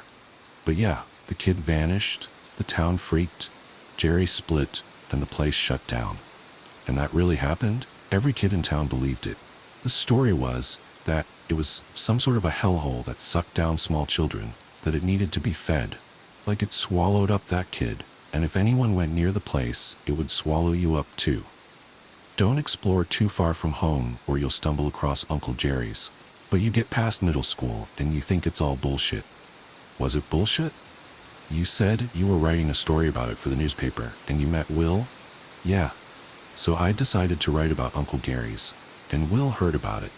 He joined the newspaper club because he wanted to help. I think he just wanted to spend time with me, but he helped me with my research. We talked to people, looked at old newspapers, spent a lot of time in those creepy library stacks. That's where Will held my hand for the first time. God, we were so young. Did you find anything? Nothing. There was no record of the place. We even talked to the police department. They had nothing. Did they know what you were talking about? Oh yeah, everyone had heard of Uncle Jerry's. And everyone was really nice about helping us, but nothing factual existed. My article was going terribly. It was all dead ends. Was that what you expected? I don't know what I expected. I just thought it'd be a cool article. So I had a lot of interviews of people telling the stories, and I was going to write this oral history type article. But then, God, I haven't thought about this in years. Will came to me. He said he knew where the fun zone was. He said he had directions to a place that didn't exist. Will said that it did. It was out in the woods, down some roads that weren't on the maps. How did he get those directions? It's been so long, I honestly can't remember. Did they fall out of some ancient book at the library? I think that's what happened, but he had them. Did you go there? I've never told anyone this. No one. I can't believe I'm telling you right now. Will and I haven't talked about it since it happened. Wow, really? It's okay, we don't have to keep going. No, it's fine. It's just... Seriously, Caroline? I'm not trying to psychoanalyze you or ruin your marriage by making you dredge up terrible memories. That's not what I'm trying to. It's okay. I want you to know. I want you to know it wasn't supposed to be there. It just wasn't. What happened was Will was going to go there first to make sure it was safe, and I'd meet him there later on. And I did. I followed the directions perfectly, down all of these forgotten dirt roads that used to be real roads. Right turn at a rock the size of a Volkswagen, go 3/4 of a mile and take left at the pine tree with the downed limb, stuff like that. All landmark stuff. But the directions were perfect. I drove what felt like forever down this bumpy road, and it just ended. Nowhere else to go. And there was Will, standing at the side of the road next to his car, hands jammed in his pockets. And he had this look in his eyes. He just looked different. It's almost like after that night there were two Wills. The first Will, who had worked on the story, helped me research and held my hand in the library. He was so sweet. Just so shy, tender, innocent. But after that night, he'd changed forever. Like he never looked at me the same way again. And we've been married now for 9 years and together since junior year of college, so 13 years. And he's never looked at me the way he looked at me in the basement of the library back in high school. It was that night at the fun zone that changed him. I know it. It was that night. Caroline, have you ever thought about us? Like, what if our parallel universe had fully intersected forever with the real one, and we were together? I haven't. Look, I think I should stop recording. Please don't. It's just me and Will. 9 years, no kids, no babies. And he just doesn't look at me like he's supposed to. He's supposed to give me a baby, and we're supposed to be living this love story. But something went wrong. And it all started that night. What happened? On that night, I pulled off to the side of this dirt road that no one had driven on in probably decades. And, like I said, Will just seemed different. I asked him if he'd found it, and he said that it was there. Uncle Jerry's family fun zone was there. Will grabbed 2 flashlights from his car, and we followed a path through some brush. Then it kind of emerged before us, nestled in the trees. The barn, the silo, everything. It was so strange. It was almost like it materialized, if that makes sense. It was dark, so yeah, I know what you mean.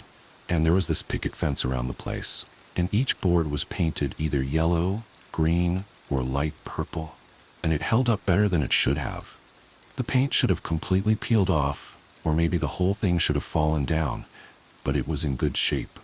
Did you go inside? We came all that way, right? The main entrance was this huge wooden double door, probably 15 feet high, and above it was the sign, Uncle Jerry's Family Fun Zone, with this picture of a cartoon farmer with a piece of straw hanging from his mouth. And the sign had been vandalized. Someone had spray painted X's over the farmer's eyes, and nearly every letter had been scribbled out. Everything except for fun, but the F was turned into an R, and an exclamation point was added. So it just read, "Run." So we weren't the first people that'd been there. And I remember thinking, I don't know if this makes me feel better or worse. Who went in first? Will did. He pushed open the door, and it creaked the whole time. I was nervous someone would hear it, but we were out in the middle of nowhere, So that was kind of dumb. Will raised his flashlight and jumped backwards into me. We were staring at this giant goat statue made out of fiberglass. Had to have been 7 feet tall. It was standing on its hind legs with its other front legs reaching out like it was hugging something invisible. I guess it was a photo op. You know, stand inside it, take your picture. And they were everywhere. What was everywhere? Fiberglass farm animals. Goats, sheep, cows, pigs, all standing on two legs, all of their front legs extended. They were scattered around the whole place, almost like soldiers keeping watch. Most of them were covered with some black soot substance. I ran my hand across one of the sheep. The soot was probably a half-inch thick. I still remember it trickling through my fingers. It was wet and almost gooey. I honestly don't know what it was.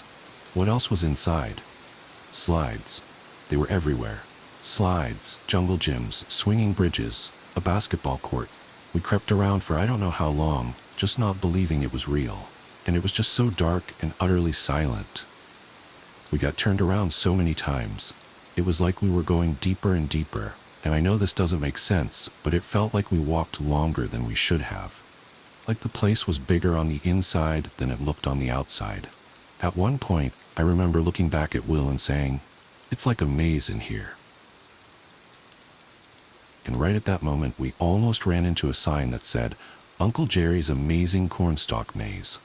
We were right at the entrance to a maze, but it wasn't made out of corn. The walls were wooden, with cornstalks painted on them, and there was no way we were going in there. Not a chance. Did you find the ball pit? We did. It was at the bottom of the tallest and widest slide in the whole place, right in the center of the barn. And the pit was just massive. Had to have been 40 feet wide and maybe 6 feet deep, but it was empty. No plastic balls, just a giant, barren pit, and there was a ladder going down into it. And from where we were standing, we saw the hatch. Will looked at me and he just kind of shrugged and he said, "This is why we are here, right?" We climbed down, and as we walked towards the hatch, our feet echoed, but it was a different kind of echo. Like it died quickly, too quickly. Almost like something was sucking away the noise. I can't believe you guys did this. I guess it was adrenaline. Our flashlights were directly on the hatch, and it had one of those round steel rings, no lock. We stared at it for a while without saying anything, almost like we were expecting it to start pulsating or to pop open, but we wanted to know what was inside. Had to know, so we decided to do it together. We grabbed the steel ring with both hands and pulled it up. I thought I'd be greeted by the bones of that dead kid, but there was only the smell that rushed us. It was very cold and crisp, and with a tiny whiff of sulfur. Will hopped right in, and I reluctantly followed. The stories were all true. It was a crawl space to nowhere. We crouched down and crawled about 20 feet, and the tunnel just ended. Nothing but a smooth steel wall. We ran our hands across it. Maybe we'd find a secret handle or trigger a button or something, but there was nothing. And then we heard the noises from above. Holy God. Something had jumped into the pit, because the first thing we heard was this single, reverberating thud. It was unmistakable. And then the footsteps directly above us, walking towards the hatch. We killed our flashlights and pressed our backs into the steel. Will put his arm around me and covered my mouth, and I did the same to him. My legs started trembling and bouncing on the floor, and Will grabbed it, steadying it. We listened as the footsteps got closer to the hatch, and then they just stopped. And I wanted to look down the tunnel. I did. But I didn't want whatever was there to see the whites of my eyes, because I was terrified it would give me away. But I felt its presence across the tunnel. I knew it was there. I felt it leaning down and staring at us. I'm sure about that. I even heard it breathing softly. Did he say anything? No. It just watched us for a while, and I never opened my eyes. And the next thing I remember is the hatch slamming shut, and both Will and I jumping and hitting our heads on the crawlspace ceiling. We stayed there silent for, it had to be an hour. We eventually worked up the courage to crawl to the other end in pitch black, and I was praying, just praying that this thing or person or whatever wasn't inside this crawlspace with us. We were too scared to even turn on our flashlights. Every inch we crawled, I thought, this is it. I'm going to reach out and feel something warm and snarling. But we made it to the end, and we slowly raised the hatch. Thank God it hadn't locked us inside. We climbed out and we ran, just ran. I don't even remember my legs moving beneath me. I remember it being, I was in the crawl space, now I'm outside, now I'm at the car. Just like that, we were safe. Did you tell anyone about this? Did you write the article? Will followed me to my house. We promised each other to never talk about it ever again. We were done. No article, nothing. Why not? I think we stumbled across something we were never meant to see, and something knew we were there, and I think it let us off with a warning. We didn't want to make it mad. We were given a second chance. You keep calling it it? Is there a reason for that? Just a hunch. Just the sounds it made when it walked, the vibe it gave off. It didn't feel human. I honestly can't believe you haven't talked about this since high school. You or Will haven't brought it up? Not once? I love Will, but it changed him. It changed me. How long has it been since Grace died? 15 months. And you two didn't have secrets or things you didn't talk about? We talked about everything. At least for my part, and I'm sure she wasn't keeping anything from me. What's that like? To have a marriage like that and a child to love? I think what we had was rare. And Tyler is my world. He's my everything. Do you ever think? I turned off the recording. Caroline was traveling down a road that I had no interest in going. She left shortly thereafter, making me promise to not share anything with Will. I gave her my word. At one point I dropped the digital recording of her interview in the trash icon and hovered over the empty button for a few seconds. But I couldn't do it. I dragged it back to a folder on my desktop.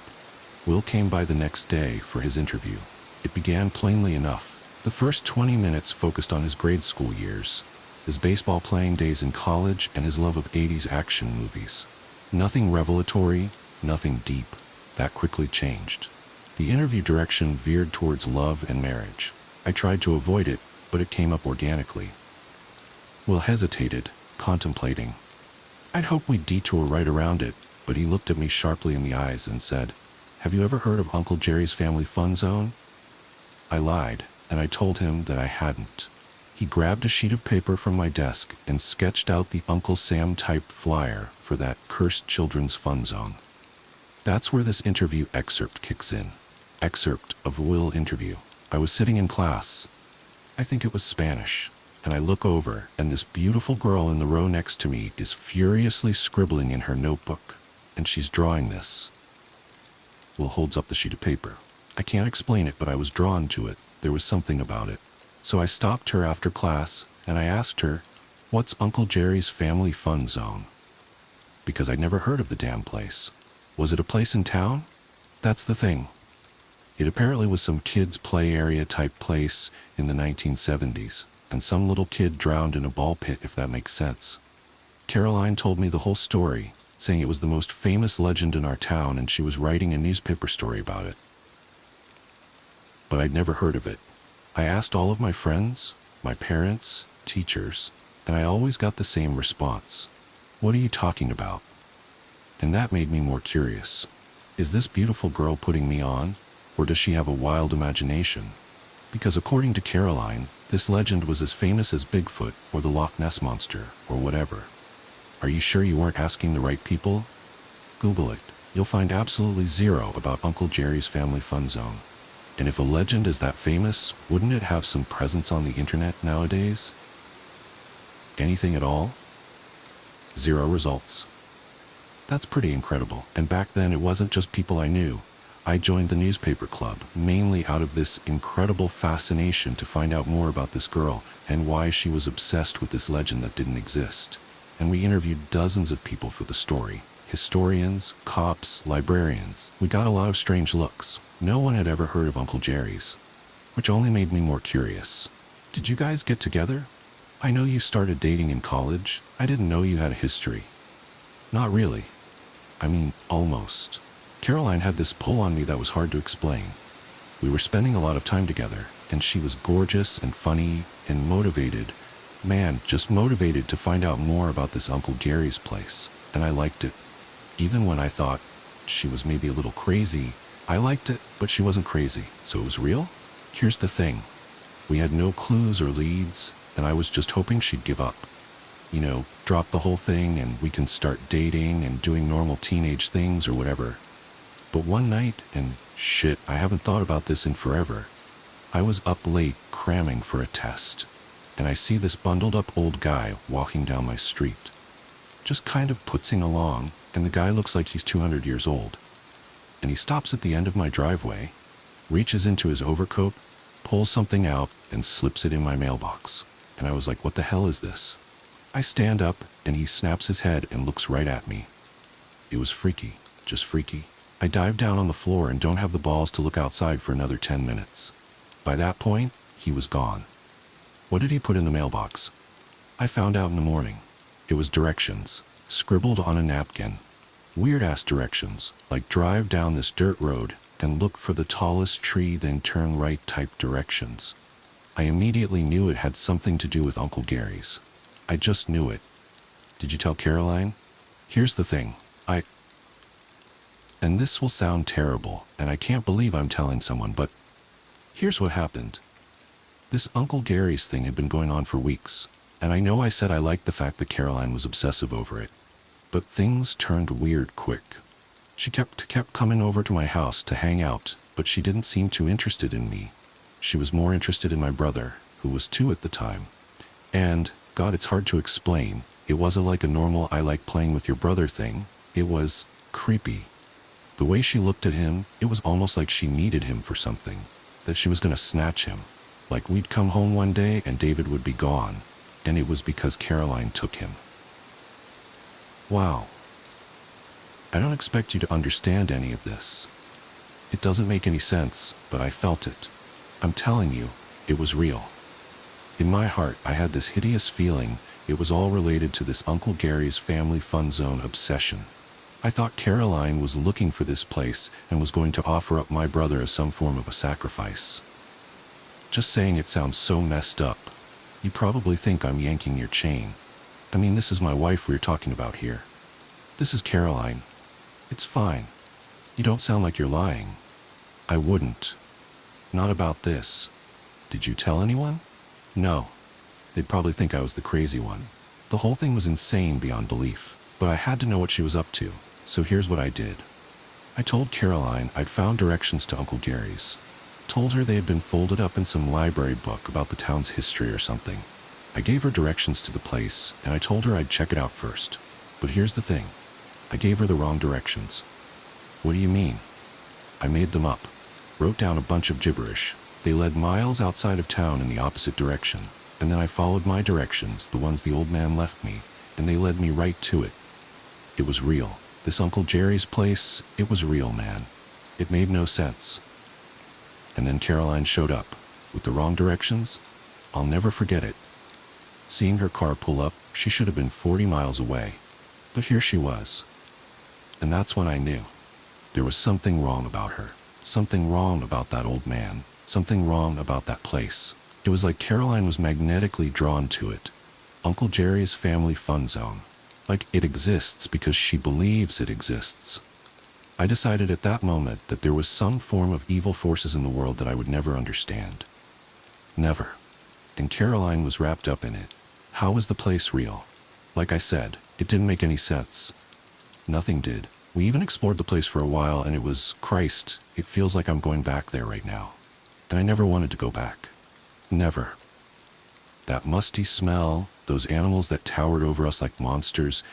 It's just, Will, why don't we end this? No, just a little more. There's some things that you should know. I'd never seen Caroline so excited.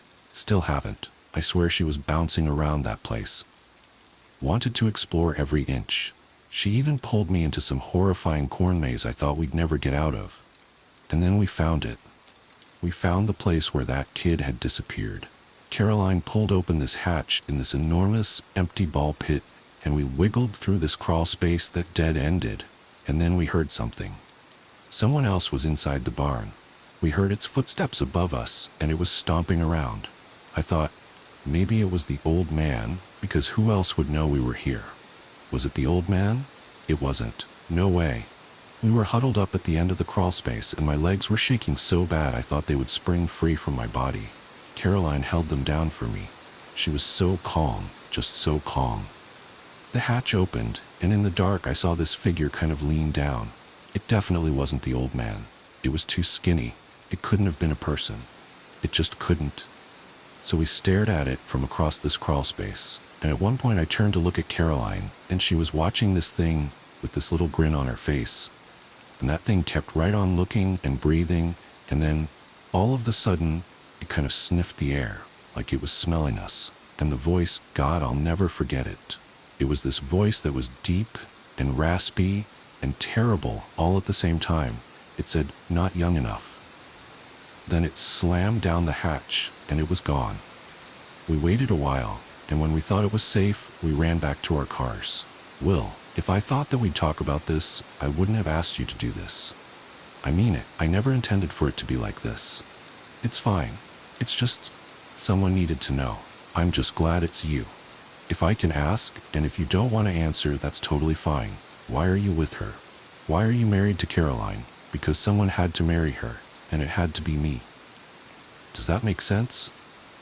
I know what happened at that place. I know that there's evil things in this world that have grabbed hold of her, but she's better. She never wrote that article, never talked about Uncle Jerry's family fun zone since then. I'm not sure if she even remembers it.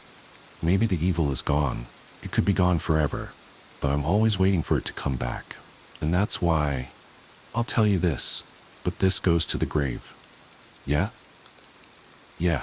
She wants to have kids. Caroline wants to have a baby. But it won't be with me. I got a vasectomy years ago, back in college actually. I won't give her a baby, not after everything that I know. But now she wants one. More than anything, she'll find out. If you guys do fertility, the doctors will find out. I know. What will you do then? I don't know, no.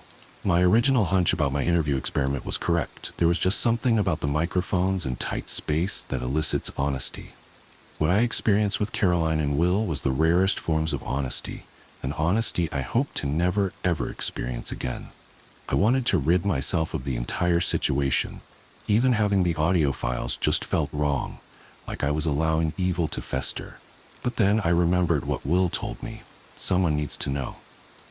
So I spent hours transcribing their interviews, dumped the text file on a USB drive, and tossed it into a box in my closet. I deleted the audio files from my computer and then put my microphones and recorders out to the curb. It just wasn't worth it. But the purging didn't cure me. I was haunted by Will and Caroline's stories. And it wasn't just the horrific situations they found themselves in as high schoolers. It was the secrets and lies they've lived ever since. Will and Caroline came over for dinner a few weeks after the interviews, and it was like nothing was wrong. We drank, we laughed. I watched Will touch the small of Caroline's back, and Caroline gently caress Will's elbow.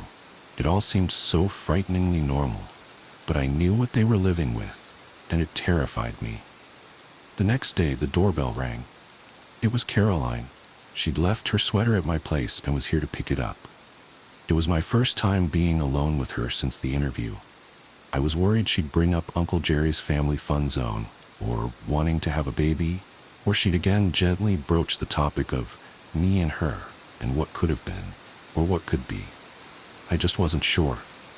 I retrieved her sweater from the kitchen and walked her to the front door. I tried to read what was going on beneath her eyes, and I looked for a flicker of that evil that Will said grabbed hold of her all those years ago. I didn't see it. I just saw a lonely, sad woman who wanted more out of life than what she was given. We reached the front door, and Caroline looked over towards my living room. Tyler lay nestled into the cushions, lost inside the pages of a fantasy book. Caroline smiled longingly at my boy and said to no one in particular, "Not young enough." The empty frame. I never should have bought that antique mirror.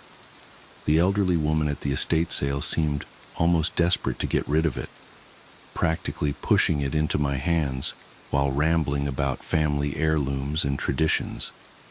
I thought she was just another eccentric trying to clear out her mother's belongings.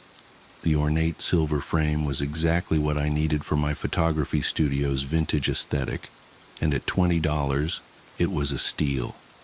If only I'd noticed how she wouldn't look directly at its surface, or how her hands trembled when she handed me the receipt. The first few weeks were unremarkable. Clients loved posing in front of the 8-foot mirror, especially for wedding photos. The way it seemed to catch and amplify light gave every reflection an ethereal quality. Several people commented that they looked younger in it, more vibrant somehow. I started to think I'd discovered some old-world craftsmanship secret that made everything more beautiful. Then came the day I noticed the delay. I was cleaning the studio after hours, wiping down the mirror's surface, when I saw my reflection pause for a fraction of a second before lowering its cleaning cloth. At first, I convinced myself it was just fatigue from a long day of shoots, but as I stood there, deliberately moving my arm up and down, the lag became impossible to ignore. My reflection was following my movements just slightly out of sync, like a video feed with bad latency. I should have gotten rid of it right then. Instead, I did what any modern person would do. I started documenting it. I set up my camera equipment to record the mirror while I moved in front of it, thinking I could maybe go viral with proof of some weird optical phenomenon. The footage never showed anything unusual. The lag only happened when I was alone with it, watching with my own eyes. That's when the smiling started. It was subtle at first. My reflection would hold its smile a beat too long after I'd stopped, lips still curved upward, while mine had already fallen neutral. Then it started smiling when I wasn't smiling at all. I'd catch glimpses of it grinning at me while I was turning away or packing up equipment. Once, I swear I saw it wink. The clients never noticed anything wrong. Their reflections behaved perfectly normally, mirroring their movements with exact precision.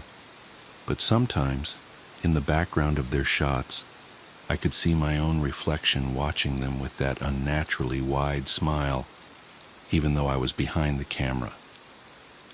I started covering the mirror with a sheet at night, unable to shake the feeling that something was watching me through it.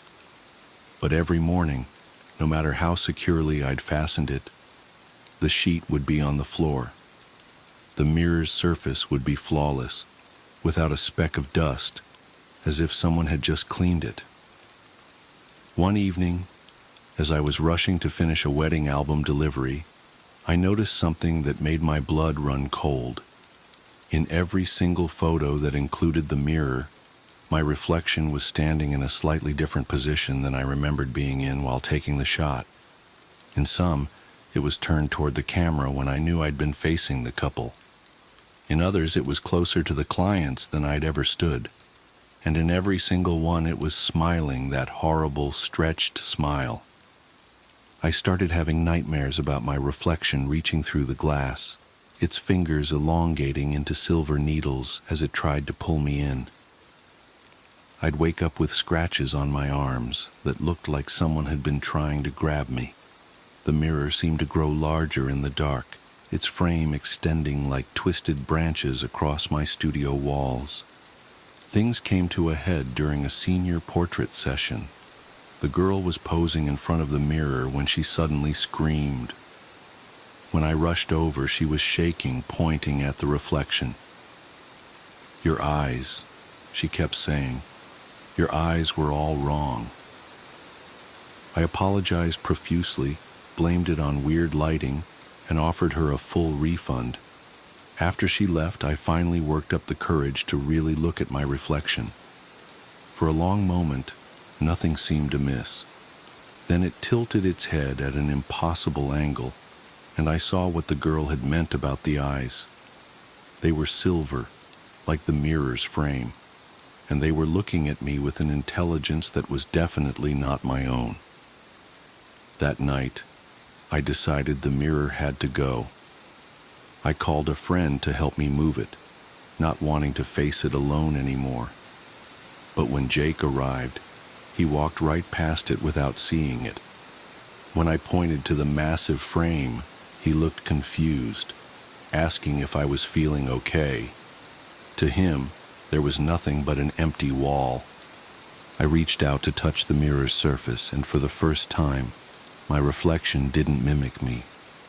It stayed perfectly still, watching as my fingers made contact with the glass. The surface felt like ice water, and my hand sank through as if it were liquid. My reflection's smile grew impossibly wide as it reached out and grabbed my wrist. I tried to pull back, but its grip was like steel. I screamed for Jake, but he had already left the room, still unable to see anything wrong.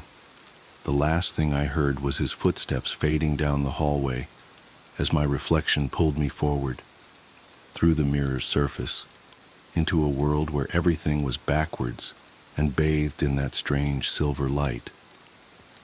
I'm writing this from the other side now. I can see out into my studio, but everything is reversed, like a photo negative.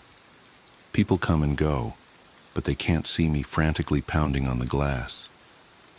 My reflection, the thing that took my place, runs my business perfectly. It talks to clients, takes their photos, and smiles that terrible smile that no one else seems to notice. Sometimes other trapped souls drift past me in this silver void. Their eyes are hollow, their mouths frozen in eternal screams. Some have been here so long they're barely human anymore, their forms distorted like reflections in a carnival mirror. They whisper about the others who were pulled through, generation after generation, feeding the mirror's hunger for new reflections. The elderly woman from the estate sale is here too. She's the one who told me about the mirror's origin, how it was crafted centuries ago by a silversmith who made a deal with something ancient and hungry. She warned me that the mirror needs to be fed regularly.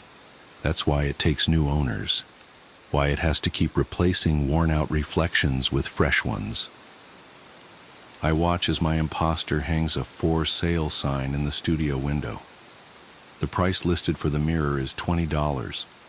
I want to warn potential buyers, but all I can do is press my hands against the glass and hope they notice how their reflections smile just a little too long, how their movements aren't quite in sync. Yesterday, a young photographer came to look at it. She was so excited about the vintage frame, just like I had been. I screamed until my throat was raw, but of course she couldn't hear me.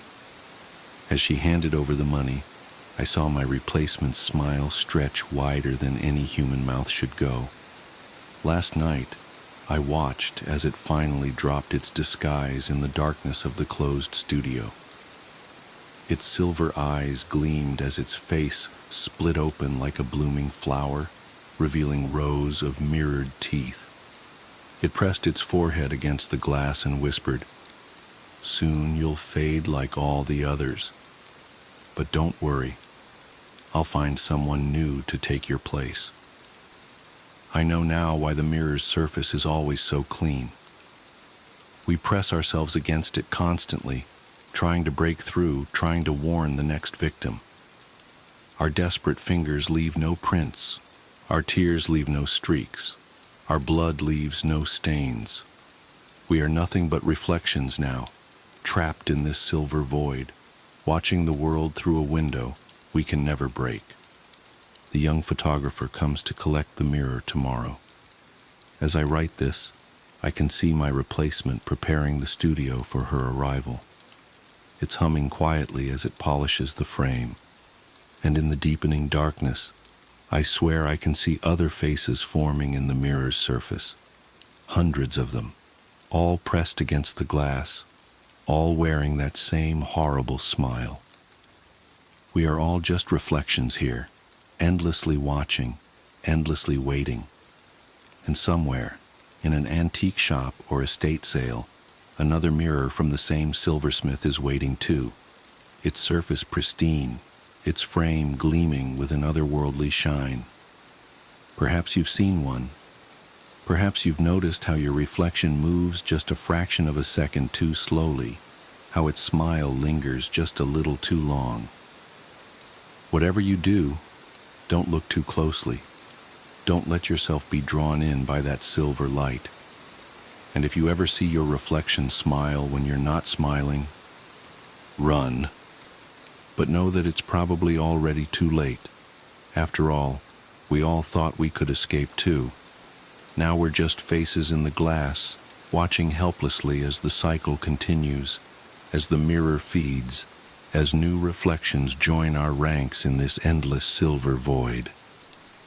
And somewhere out there, right now, someone is admiring their reflection in a beautiful antique mirror, not yet noticing that their smile isn't quite their own anymore. The portrait's promise. The roses were dying again. I stood in the suffocating midnight air of the conservatory, watching their velvet petals curl and blacken before my eyes. 3 days. That's all they ever lasted in this house, no matter how tenderly I cared for them.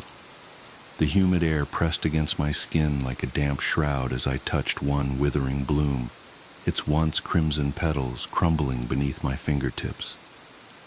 Just like before, I whispered, my voice barely disturbing the thick silence. The words hung in the air, trapped by the stagnant atmosphere that had plagued Maison St. Clair since I'd arrived 6 weeks ago. Even now I couldn't quite believe I was here, that I'd inherited this sprawling plantation house from a grandmother I'd never met.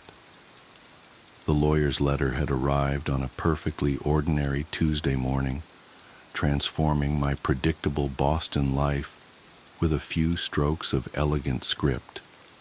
As the last living descendant of Elizabeth St. Clair, those words had set everything in motion, drawing me inexorably south to this decaying testament to old money and older secrets. I pulled my hand back from the roses, wiping the dark residue on my thin cotton nightgown. The fabric clung uncomfortably to my skin, already damp with sweat despite the late hour. Through the conservatory's grimy windows, I could see the moon hanging low and bloated in the Louisiana sky, casting sickly shadows through the Spanish moss that draped the property's ancient oaks. The portrait watched me from the far wall, as it always did. Even here, among the dying flowers, I couldn't escape great-great-grandmother Elizabeth's painted gaze. Her likeness hung in every major room of the house, a peculiar insistence of the will that I hadn't questioned at first. Now, 6 weeks in, I was beginning to understand why the previous caretaker had lasted barely a month before fleeing. Elizabeth's eyes followed me everywhere, painted with such skill that they seemed to hold real depth, real judgment.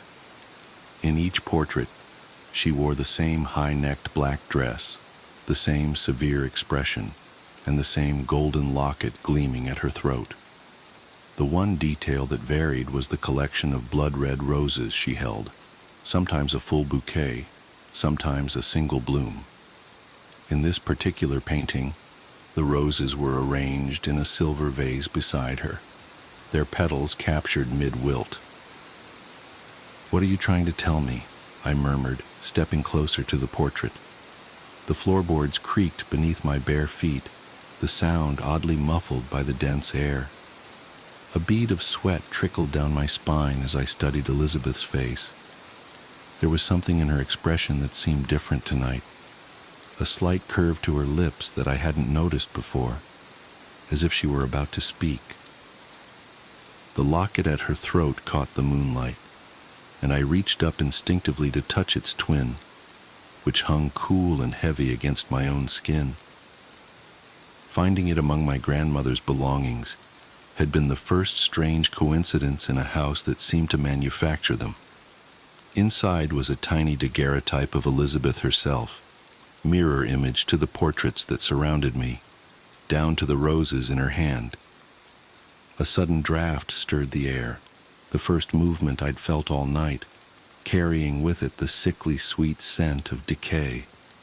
The roses, I thought at first, but this smell was older, deeper, rising from somewhere beneath the floorboards. My stomach clenched as another wave of the odor washed over me. "Just the bayou," I said aloud, trying to convince myself. The words sounded hollow in the dense air. The temperature dropped suddenly, raising goosebumps along my arms. I wrapped them around myself, fingers clutching at my biceps as I watched my breath form visible clouds in the newly chilled air. The change was impossible. It had been stifling moments ago, yet I could feel the cold seeping into my bones. Behind me, a petal fell from one of the dying roses, its soft impact against the wooden floor somehow loud as a gunshot in the midnight silence. I spun toward the sound, heart thundering against my ribs, and found myself face to face with my own reflection in the conservatory windows. For a moment, in the darkness beyond the glass, I could have sworn I saw another face superimposed over mine, older, severe, wearing an expression of grim satisfaction. The locket at my throat grew suddenly, impossibly cold.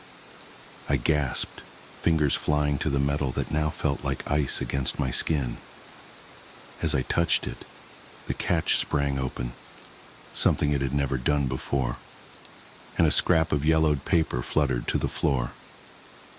My hands trembled as I bent to retrieve it, the ancient paper crackling beneath my fingers. The handwriting was faded but elegant, the same script I'd seen on documents throughout the house, Elizabeth's own hand. The message was brief, but its words sent a chill deeper than any cold draft through my body. Blood calls to blood, and debt calls to debt. The roses remember sweet Eleanor, and so must you. I looked up at the portrait, my breath catching in my throat. Elizabeth's painted eyes met mine, and this time I was certain her expression had changed. The slight smile had broadened, revealing teeth that gleamed too white, too sharp in the moonlight. The smell of decay grew stronger, rising through the floorboards like a physical presence. My head swam with it as memories began to surface, memories that couldn't possibly be mine, yet unfolded with the vivid clarity of lived experience. I saw Elizabeth in this very room, her black dress stark against the riot of roses that bloomed unnaturally red. She held a silver gardening knife in one gloved hand, its blade stained dark. "The price must be paid," she whispered to someone I couldn't see. "The roses must be fed." The vision hit me with such force that I staggered, catching myself against the wall. The painted Elizabeth's eyes bored into mine as more memories crashed through my mind, the sharp tang of blood mixing with the scent of roses. A body being dragged across these very floorboards, the roses blooming brilliant red, fed by something darker than water. "No," I stammered, pressing my hands to my temples. "These aren't my memories. They can't be." But even as I denied them, I knew they were true. They were Elizabeth's memories, passed down through blood and bone, waiting for the moment when the last St. Clair daughter would return home. The locket burned cold against my skin as another memory surfaced. Elizabeth standing before a fresh grave, roses scattered across the turned earth. "The bargain is sealed," she said to the night air. "My roses will bloom eternal, fed by the blood of the guilty, and when the debt comes due, my own blood will return to pay it." My legs gave out and I sank to the floor, the rotting boards soft beneath my knees. The smell of decay was overwhelming now, and as I watched in horror, dark liquid began to seep up through the cracks between the floorboards. It wasn't water. The liquid was too thick, too dark, and it carried the metallic tang of old blood. The roses suddenly straightened in their vases, their withered petals unfurling and flushing with unnatural life as they drank in the dark liquid. In the portrait, Elizabeth's smile grew wider still, and I could have sworn I heard her voice, distant, yet crystal clear. "Welcome home, Eleanor. The roses have waited so long for fresh blood." I tried to stand, but my legs wouldn't cooperate. The dark liquid had reached my knees, staining my white nightgown with spreading crimson blooms. The roses continued to revive, their petals now a red so deep it was almost black, and I understood with horrible clarity what Elizabeth had done, what she had promised, and what my return to Maison St. Clair really meant. The debt must be paid, I heard myself say, but the voice that came from my throat wasn't entirely my own. My fingers moved without my volition to touch the locket, and I felt Elizabeth's memories settle into my mind like poison sinking into soil. The roses needed blood to bloom, had always needed blood, and Elizabeth had promised them an endless supply, sealed with the lives of those she judged guilty. But when her own sins grew too heavy, she'd made a new bargain.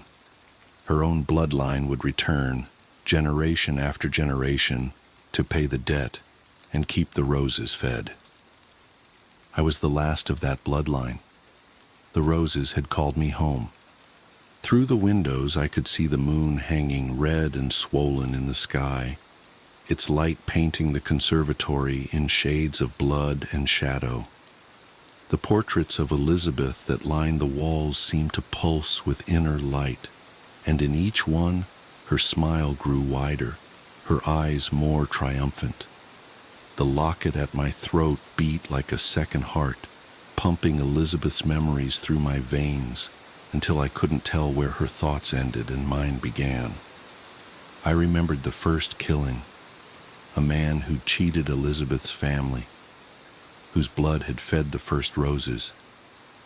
I remembered the second, the third, the dozen that followed, each death justified by Elizabeth's twisted sense of justice. I remembered the moment she realized her own guilt outweighed those she'd judged and the bargain she'd struck to protect herself. Her own bloodline would inherit both house and curse, drawn back to feed the roses until there was no one left to return. The dark liquid had reached my waist now, but I no longer felt the urge to escape it. Elizabeth's memories had taken root, her purpose becoming mine with each beat of the locket against my chest. The roses needed blood to bloom, and the St. Clair women had always provided it. That was our duty, our curse, our inheritance.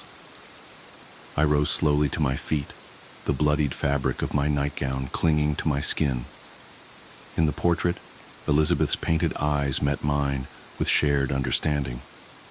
The silver gardening knife I'd seen in my vision, her vision, our vision, gleamed on a nearby table, its blade still sharp after all these years. The debt must be paid, I whispered, reaching for the knife. The roses watched with their blood-dark blooms, waiting for the next sacrifice. In the portrait, Elizabeth's smile matched my own, and I knew with certainty that I would not be the last St. Clair daughter to answer the rose's call. The night stretched endless before me, thick with the smell of roses and blood, as I stepped out of the conservatory to begin my inherited work. The portraits of Elizabeth followed my progress through the house, their painted eyes alight with triumph, knowing that her bargain would be honored for at least one more generation. In the conservatory behind me, the roses bloomed impossibly red, drinking in the moonlight and waiting for the fresh blood that would keep them alive for another generation. And somewhere in the depths of my borrowed memories, I heard Elizabeth laugh.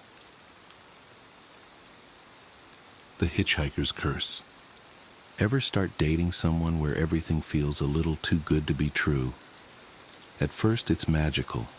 You're floating on cloud 9, thinking maybe, just maybe, you hit the jackpot. But then the doubts creep in. Nobody's that perfect, right? And even if they were, why would someone so flawless pick you? Your mind starts playing games, convincing you there's a dark secret lurking beneath their charm. Maybe those cute little quirks that make you laugh now will drive you insane later.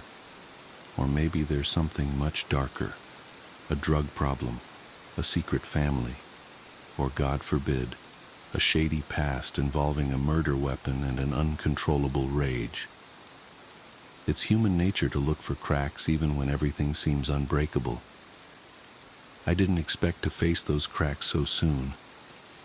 After just 2 months of dating, Emily, not her real name, suggested we take a 1,000-mile road trip. She thought it would be romantic. I thought it would be a prison sentence.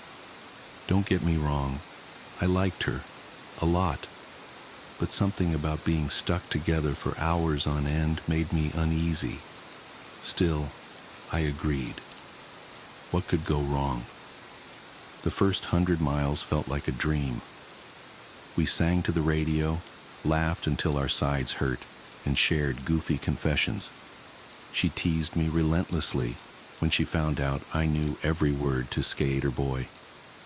I teased her back for not knowing Bohemian Rhapsody. By all accounts, it was perfect. Then we saw the hitchhiker. Emily spotted him first, a man in a press suit standing by the freeway ramp, waving his thumb like he was hailing a cab. "Let's give him a ride," she said, her hand squeezing mine. I didn't even slow down. "No way, we don't know him. For all we know, he could rob us. Or worse." "He doesn't look dangerous," she replied, peering at him through the side mirror. "He's wearing a suit, for God's sake." "That just means he's already robbed someone," I muttered, gripping the wheel tighter. The guy gave me the creeps.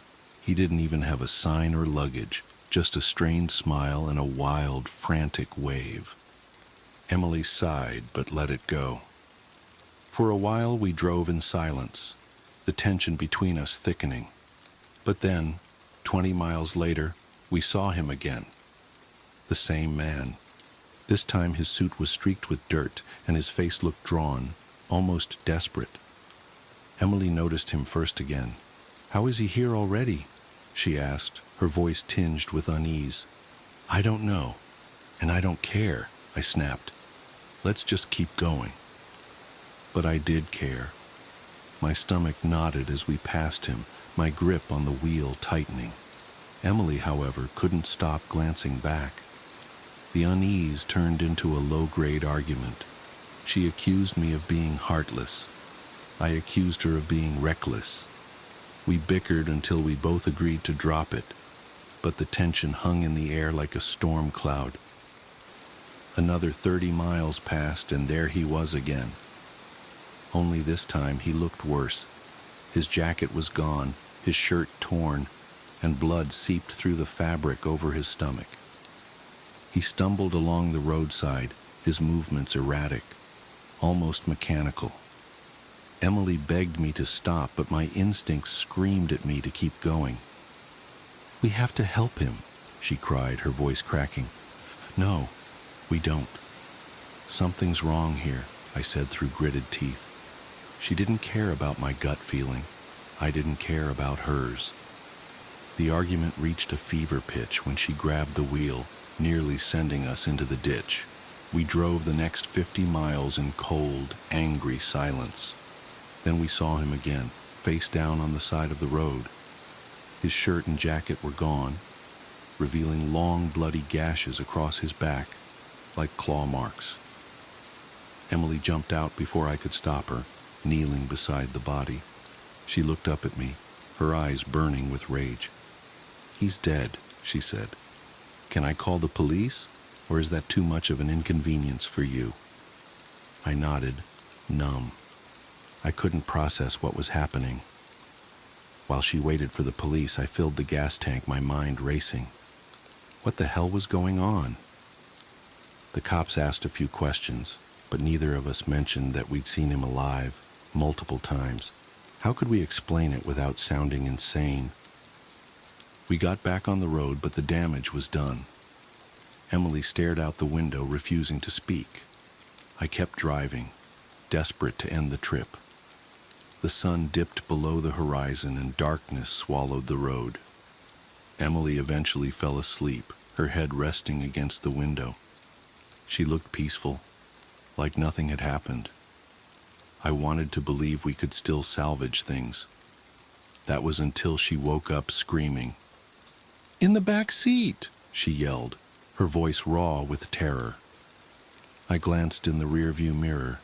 At first, I thought my eyes were playing tricks on me, but then I saw him, the hitchhiker. His skin was gray, his body covered in dried blood and deep wounds.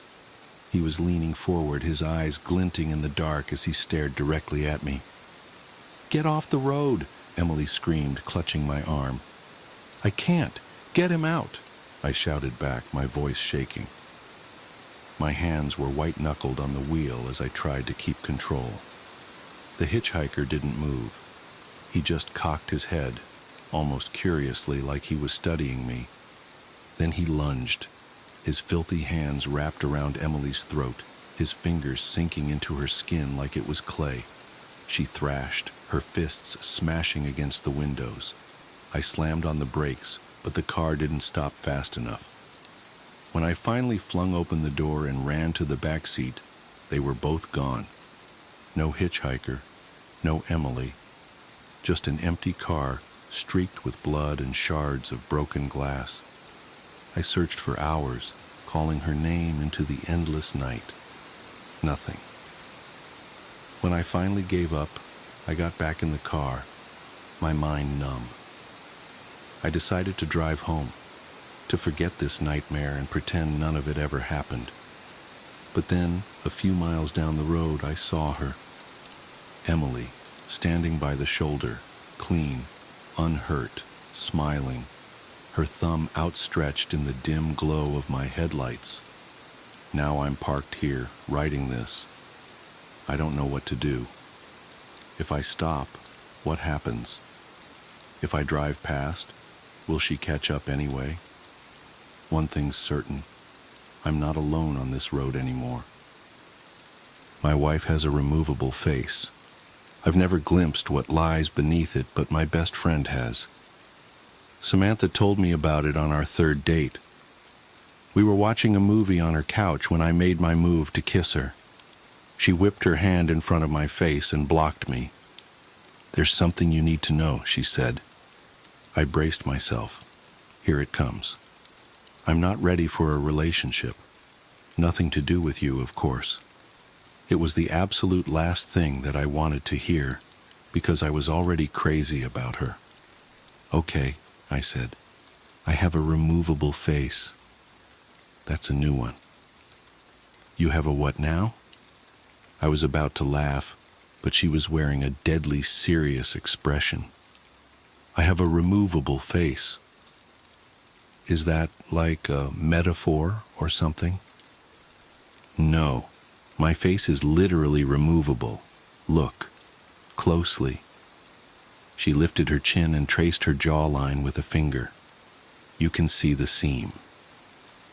After admiring how beautiful her neck was for a dizzying moment, I leaned in for an inspection. It was very hard to see, but it did look like there was a slightly unnatural transition there from her face to her throat. I grew dizzier as a dozen questions rushed into my brain. "Don't bother asking why or how or anything like that," said Samantha. "I can't tell you that. If that's going to be a problem, you should leave now. I'm letting you know this because I like you and I want to take the next step, but this is non-negotiable." "Okay," I said, unsure of what was happening. "Not a problem. So what?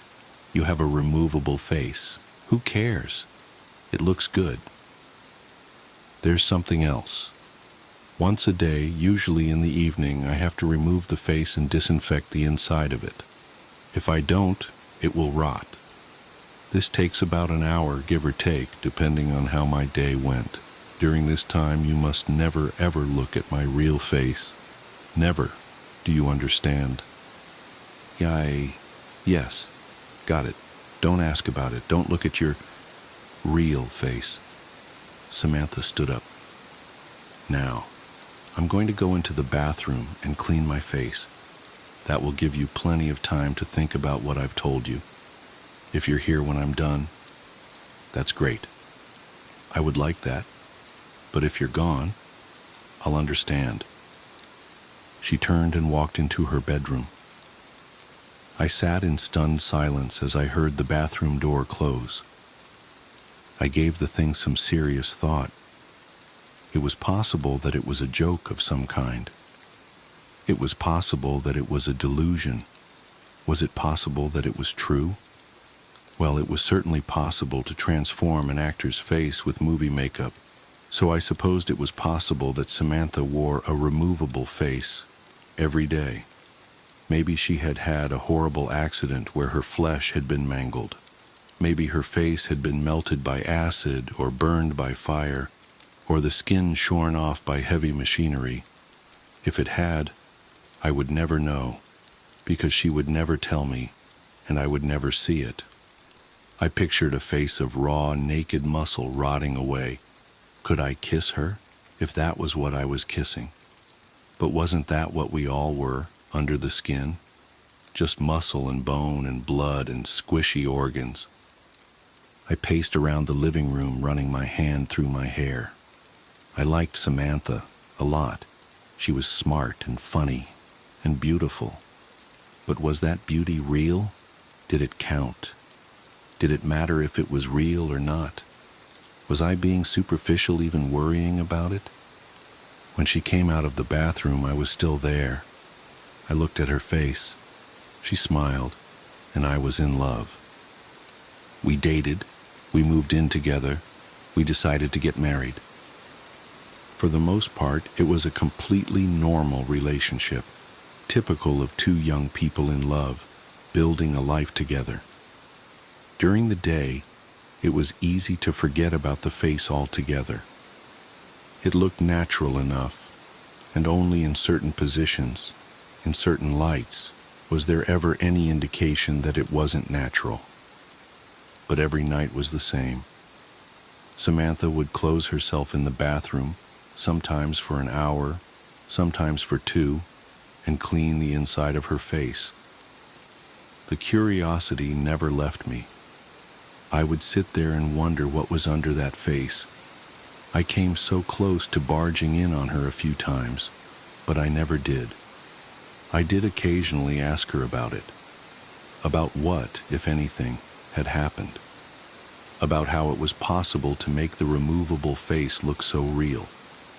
About what it really looked like underneath. I tried to coax her into showing me, assuring her that I loved her no matter what, and didn't give a damn what her real face looked like. I was just curious, that's all. She never showed me or told me the story behind it. She didn't get upset at me, unless I was really badgering her. She'd just shrug and say, "You know you can't see it. You know I can't tell you about it." I never told anybody about Samantha's removable face. It's not that she asked me not to. I just didn't think it was anybody's business.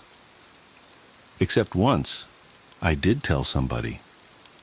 It was during my bachelor's party. We had rented several cabins in Big Sur and spent the night drinking and packing our noses with powders that we shouldn't have been packing our noses with. Everyone else had passed out, and the sun was creeping up behind us as I stood on the majestic cliffs with my friend Chris, looking down on the Pacific waves crashing against the rocks. Chris was my best friend, as close to a brother as I'd known. We'd grown up together and visited each other at college often, and spent the summers together. After college, we'd moved to different cities, but we stayed in close contact. Standing there on the cliffs, I told Chris about Samantha's removable face. At first, he thought I was joking. Then he had 1,000 questions, most of which I couldn't answer. "What's underneath?" "I don't know, man. I don't know." "Doesn't that drive you crazy, not knowing?" I shrugged. "Lots of stuff I don't know. Don't know how to do calculus, and I don't know what happens when we die." "But dude, she's about to be your wife, and you don't even know what she looks like. I mean, I'd have to take a look. Like, you could set a camera up in the bathroom. That's where she does it, right? Set up a camera and have a look, and then you'll know." I sighed.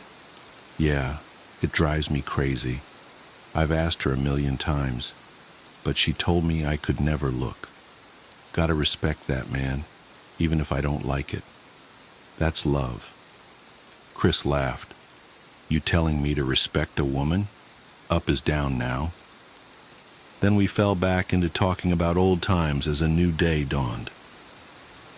Chris was in town for business last week and planned on spending the weekend at our house. The conversation at Big Sur had happened 4 years ago, and we hadn't spoken about Samantha's removable face since, despite keeping in close contact and seeing each other as often as two people transforming into adults in different parts of the country can. It happened on Saturday evening. We were lounging lazily in the backyard deep into the beer, having just finished with some grilled steaks, when I got a text from work. "God damn it," I groaned. "I have to make a work call." "Seriously?" said Samantha, raising an artificial eyebrow. "On a Saturday night?" "My biggest client, baby. Sorry." "It is what it is, I guess," said my wife. "I'm going to head inside and get cleaned up. Chris, are you okay just hanging out for a bit?" Chris smiled. "I'll be fine. Got my beer, got some weeds to pull in your garden. God knows your lazy-ass husband isn't going to do it. Those tomatoes are choking to death. It's a tragedy." I rolled my eyes and went into the side yard to make my call. 15 minutes into it, I heard the screams coming from inside. Both my best friend and my wife were wailing in terror. I dropped the phone and ran into the house and down the hall to our bedroom. Through the open door, I could see that the door to the master bathroom was also standing open. "Don't come in," screamed Samantha. "I don't have my face on. Call an ambulance. He looked. Oh God, he looked." She sounded desperate and truly horrified. That made me desperate and horrified, and I wanted to rush into the bathroom, but I knew suddenly that that would be a mistake. I knew suddenly that Samantha didn't want me to look at her real face, not out of a sense of vanity, but for my own safety. Chris staggered backwards, out of the bathroom.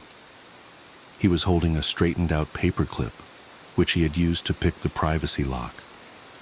Now he was stabbing it again and again into his eyes, shouting gibberish.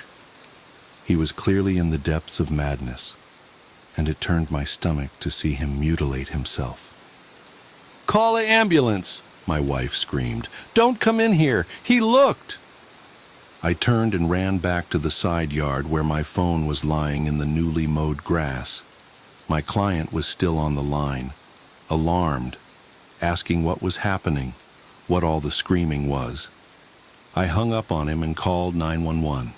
When the paramedics arrived, Chris was having a seizure in the hallway.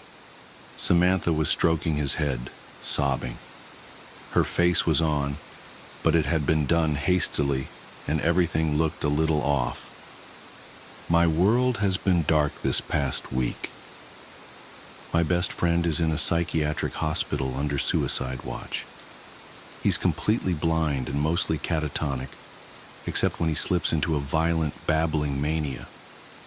The doctors are optimistic that his state is temporary, but they don't know the truth about what caused it, because I told the paramedics that Chris had taken a large dose of psychedelic mushrooms and fallen into psychosis. I saw no good reason to tell the truth about what had happened. Who would believe that one look at my wife's real face would make somebody insane? At best, we would be the subjects of a long investigation. At worst, we would have to prove that what we were saying was true by showing somebody Samantha's face. Then the same thing would happen again, and what after that? I had no idea, and no interest in finding out. For Samantha's part, I knew that she would never consent to show anybody her real face, no matter what the consequences of refusal were. I did get a follow-up call from the police, asking me to confirm my story. The hospital found no traces of psilocybin in Chris's blood, though that's not unheard of, since it has a short half-life. If they end up testing his hair, I will likely be in a lot of trouble. But that's truly the least of my concerns. Samantha is in a state of her own. She still cleans the inside of her face, though not as regularly, and when she puts it back on, it's always crooked now. It is beginning to smell a little bit. I've tried to assure her that it wasn't her fault. He knew, I said. I told him that nobody was ever allowed to look at it. He knew, and then he broke into the bathroom. This is not on you, baby. Please, talk to me. Not on me? That one look at my face makes people insane? Please, I just need some time alone. As for me, I am doing my best to hold it together. Do you know what's strange, though? Despite what happened to Chris, I still find myself curious about what my wife's real face looks like. More curious than ever, really. The mirror room. I should have known something was wrong the moment I stepped into my grandmother's house. The air felt different, heavier somehow, like it was pregnant with secrets that had gestated in the darkness during the decade the place stood empty. But grief has a way of dulling your senses, of making you dismiss the warning signals your primitive brain sends screaming through your synapses. The house had been in our family for generations, passing from mother to daughter in an unbroken chain, until it reached my grandmother, Eleanor Pierce. She was the one who broke tradition, skipping my mother entirely and leaving it to me in her will. Mom tried to hide her hurt, but I saw it in the tight lines around her mouth when the lawyer read the paperwork. She always did favor you, Diana, she'd said, her voice brittle as dead leaves. Ever since you were little. I didn't remember being particularly close to my grandmother. My childhood memories of her were sparse and strange, fragments of moments that didn't quite fit together. The smell of lavender and furniture polish. The way she'd watch me for hours as I played, her dark eyes intent behind her wire-rimmed glasses. How she'd insisted on brushing my hair exactly 100 strokes every night I stayed over, counting each one in a whisper. The house stood 3 stories tall, a Victorian monstrosity of steep gables and ornate woodwork, gone gray with age. The previous owners had covered every available wall space with mirrors, dozens of them, in frames of carved wood and tarnished gilt. My grandmother had kept them all, adding more of her own over the years, until the house became a maze of reflected light and shadow. I'd planned to sell it initially. The real estate market was hot, and a restored Victorian in this neighborhood would fetch enough to pay off my student loans with plenty left over for a down payment on a condo. But something made me hesitate. Maybe it was the way the house seemed to wake up when I walked through it that first day, like a cat opening one eye to watch an intruder. Or maybe it was the discovery of my grandmother's journals, stacked neatly in her desk drawer, their pages filled with her spidery handwriting and strange diagrams. So I moved in, telling myself it was temporary, just long enough to sort through her belongings and get the place ready for sale. The first few days were uneventful, filled with the mundane tasks of settling in. I cleaned, organized, called contractors about updating the ancient electrical system. If the mirrors sometimes caught my eye at odd moments, if I occasionally glimpsed movement in them when I was alone, I blamed it on stress and an overactive imagination. But then the lag started. I noticed it one morning as I was brushing my teeth. I dropped my hand and my reflection took a fraction of a second too long to follow. Just a tiny hesitation, barely perceptible, but once I'd seen it, I couldn't unsee it. It happened again while I was getting dressed. my reflection's movements slightly out of sync, like a video with mismatched audio. I started avoiding the mirrors, keeping my eyes down as I passed them. But in a house like this, that was nearly impossible. They were everywhere. Tall pier glasses in the hallways, elaborate vanities in every bedroom.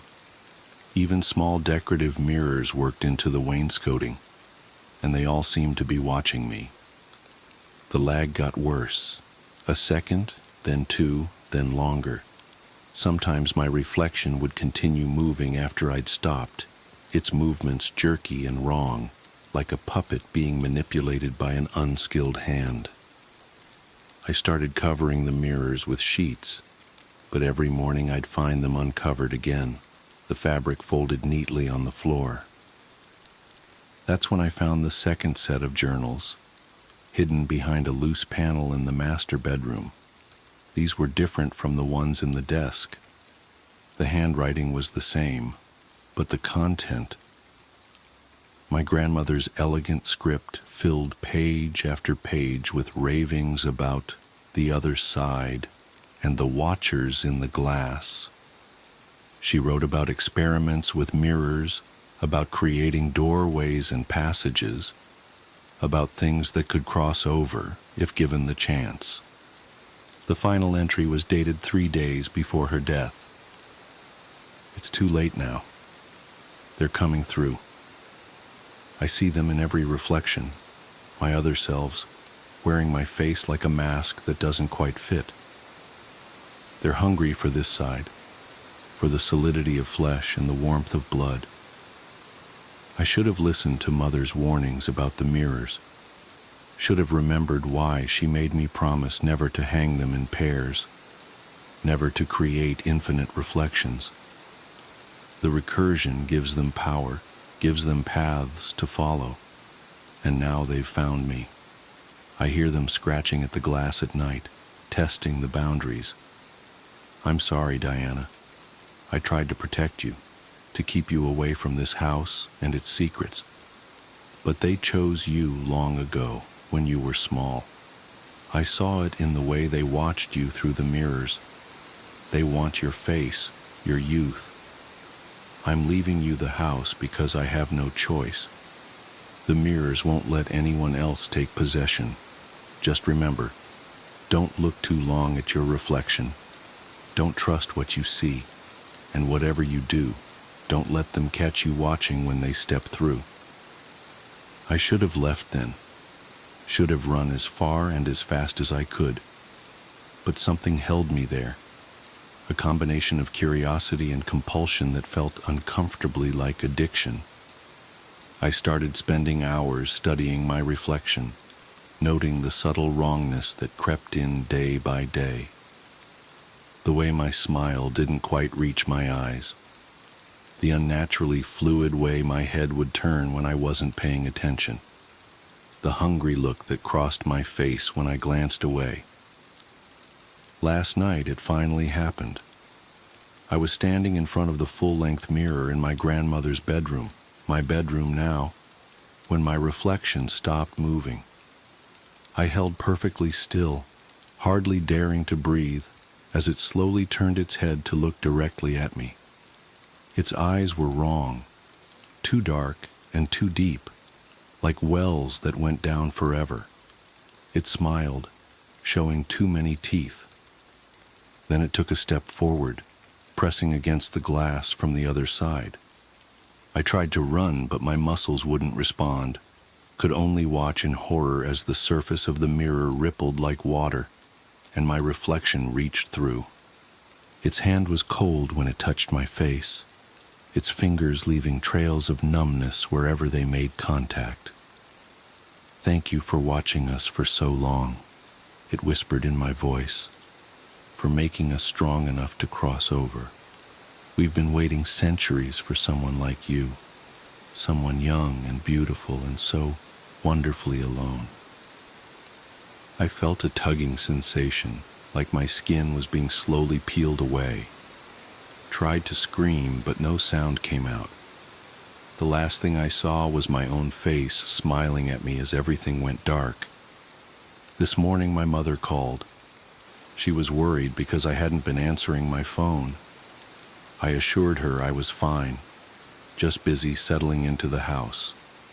She seemed relieved, but something in her voice was off. She asked if I was feeling all right, said I sounded different. I told her I had a slight cold, then made an excuse to hang up. The mirror in the hallway caught my eye as I lowered the phone. My reflection winked at me even though I hadn't moved. I should feel horrified, I suppose. Should be fighting against this invasion of my body, this theft of my life. But the truth is, I'm fascinated. The world looks so different from this side of the glass. Everything is sharper, clearer, more real somehow. And I'm not alone anymore. I can see my other selves in every reflection, hundreds of versions of me stretching into infinity. They're teaching me things, showing me secrets about the house, about the mirrors, about the spaces in between. Sometimes I catch glimpses of the real Diana, trapped behind the glass. She pounds on the surface, her mouth open in a silent scream. But she's fading more each day, becoming transparent, becoming nothing. Soon, she'll be gone completely, and I'll have this life, this body, this world all to myself. Well, not quite to myself. There are so many mirrors in this house after all, so many reflections, so many doorways, and we're all so very, very hungry. The police report would later note several strange details about Diana Pierce's disappearance. How all the mirrors in her grandmother's house had shattered simultaneously on the night she was last seen. How they found her grandmother's journals, filled with increasingly paranoid ramblings about reflections and doppelgangers. How the only trace they ever found of Diana was a single bloody fingerprint on a fragment of mirror. A fingerprint that was hers, but reversed, like a reflection. The house stands empty now, its windows dark and shuttered. But sometimes, if you walk past at night, you might catch a glimpse of movement behind the boards, a flash of pale faces, of hungry eyes, of too wide smiles. And if you look too long, you might notice something else. How your own reflection seems to lag slightly behind your movements. How it watches you with an expression you've never worn. How it smiles when you turn away. Epilogue. 3 months later, Detective Sarah Chen stared at the crime scene photos spread across her desk, trying to make sense of the pattern. 3 disappearances in the past month, all within a 5-block radius of the old Pierce house. The victims had nothing in common except for one detail that kept appearing in witness statements. In the days before they vanished, each had complained about problems with mirrors, reflections that moved wrong, faces that weren't quite right. She picked up the most recent photo, a bathroom mirror from the last victim's house. The glass was shattered, but one fragment remained intact. Something about the angle of the photo caught her eye. She leaned closer, squinting at the reflected image.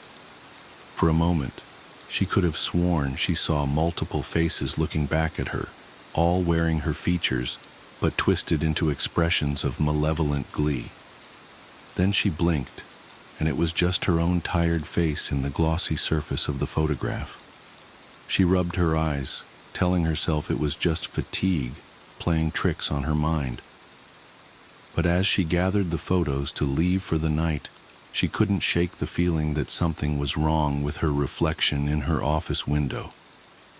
Had her hand moved a fraction of a second too slowly? Had her head turned at an angle she hadn't intended? And why did her smile look so strange, so hungry, in the darkened glass? She reached for her phone to call for backup, but her reflection reached for something else entirely. The last thing Sarah Chen saw was her own face pressing through the window glass, wearing an expression of inhuman delight. The next morning, her partner would notice something odd about her behavior, about the way she moved as if her skin didn't quite fit. But by then it would be far too late.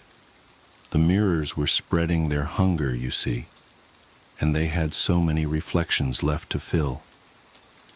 Author's note: if you're reading this, you might be tempted to dismiss it as fiction. That would be wise, safer. But the next time you catch your reflection moving strangely, or see a face in the mirror that's not quite yours, remember this story. Remember Diana Pierce and Sarah Chen and all the others whose names we'll never know. And whatever you do, don't look too closely at your reflection. Don't study the way it moves, the expressions it wears when it thinks you're not watching. Don't give it time to notice your attention, your fascination, because the mirrors are always hungry, and they've been watching you for so very, very long, just waiting for you to look back.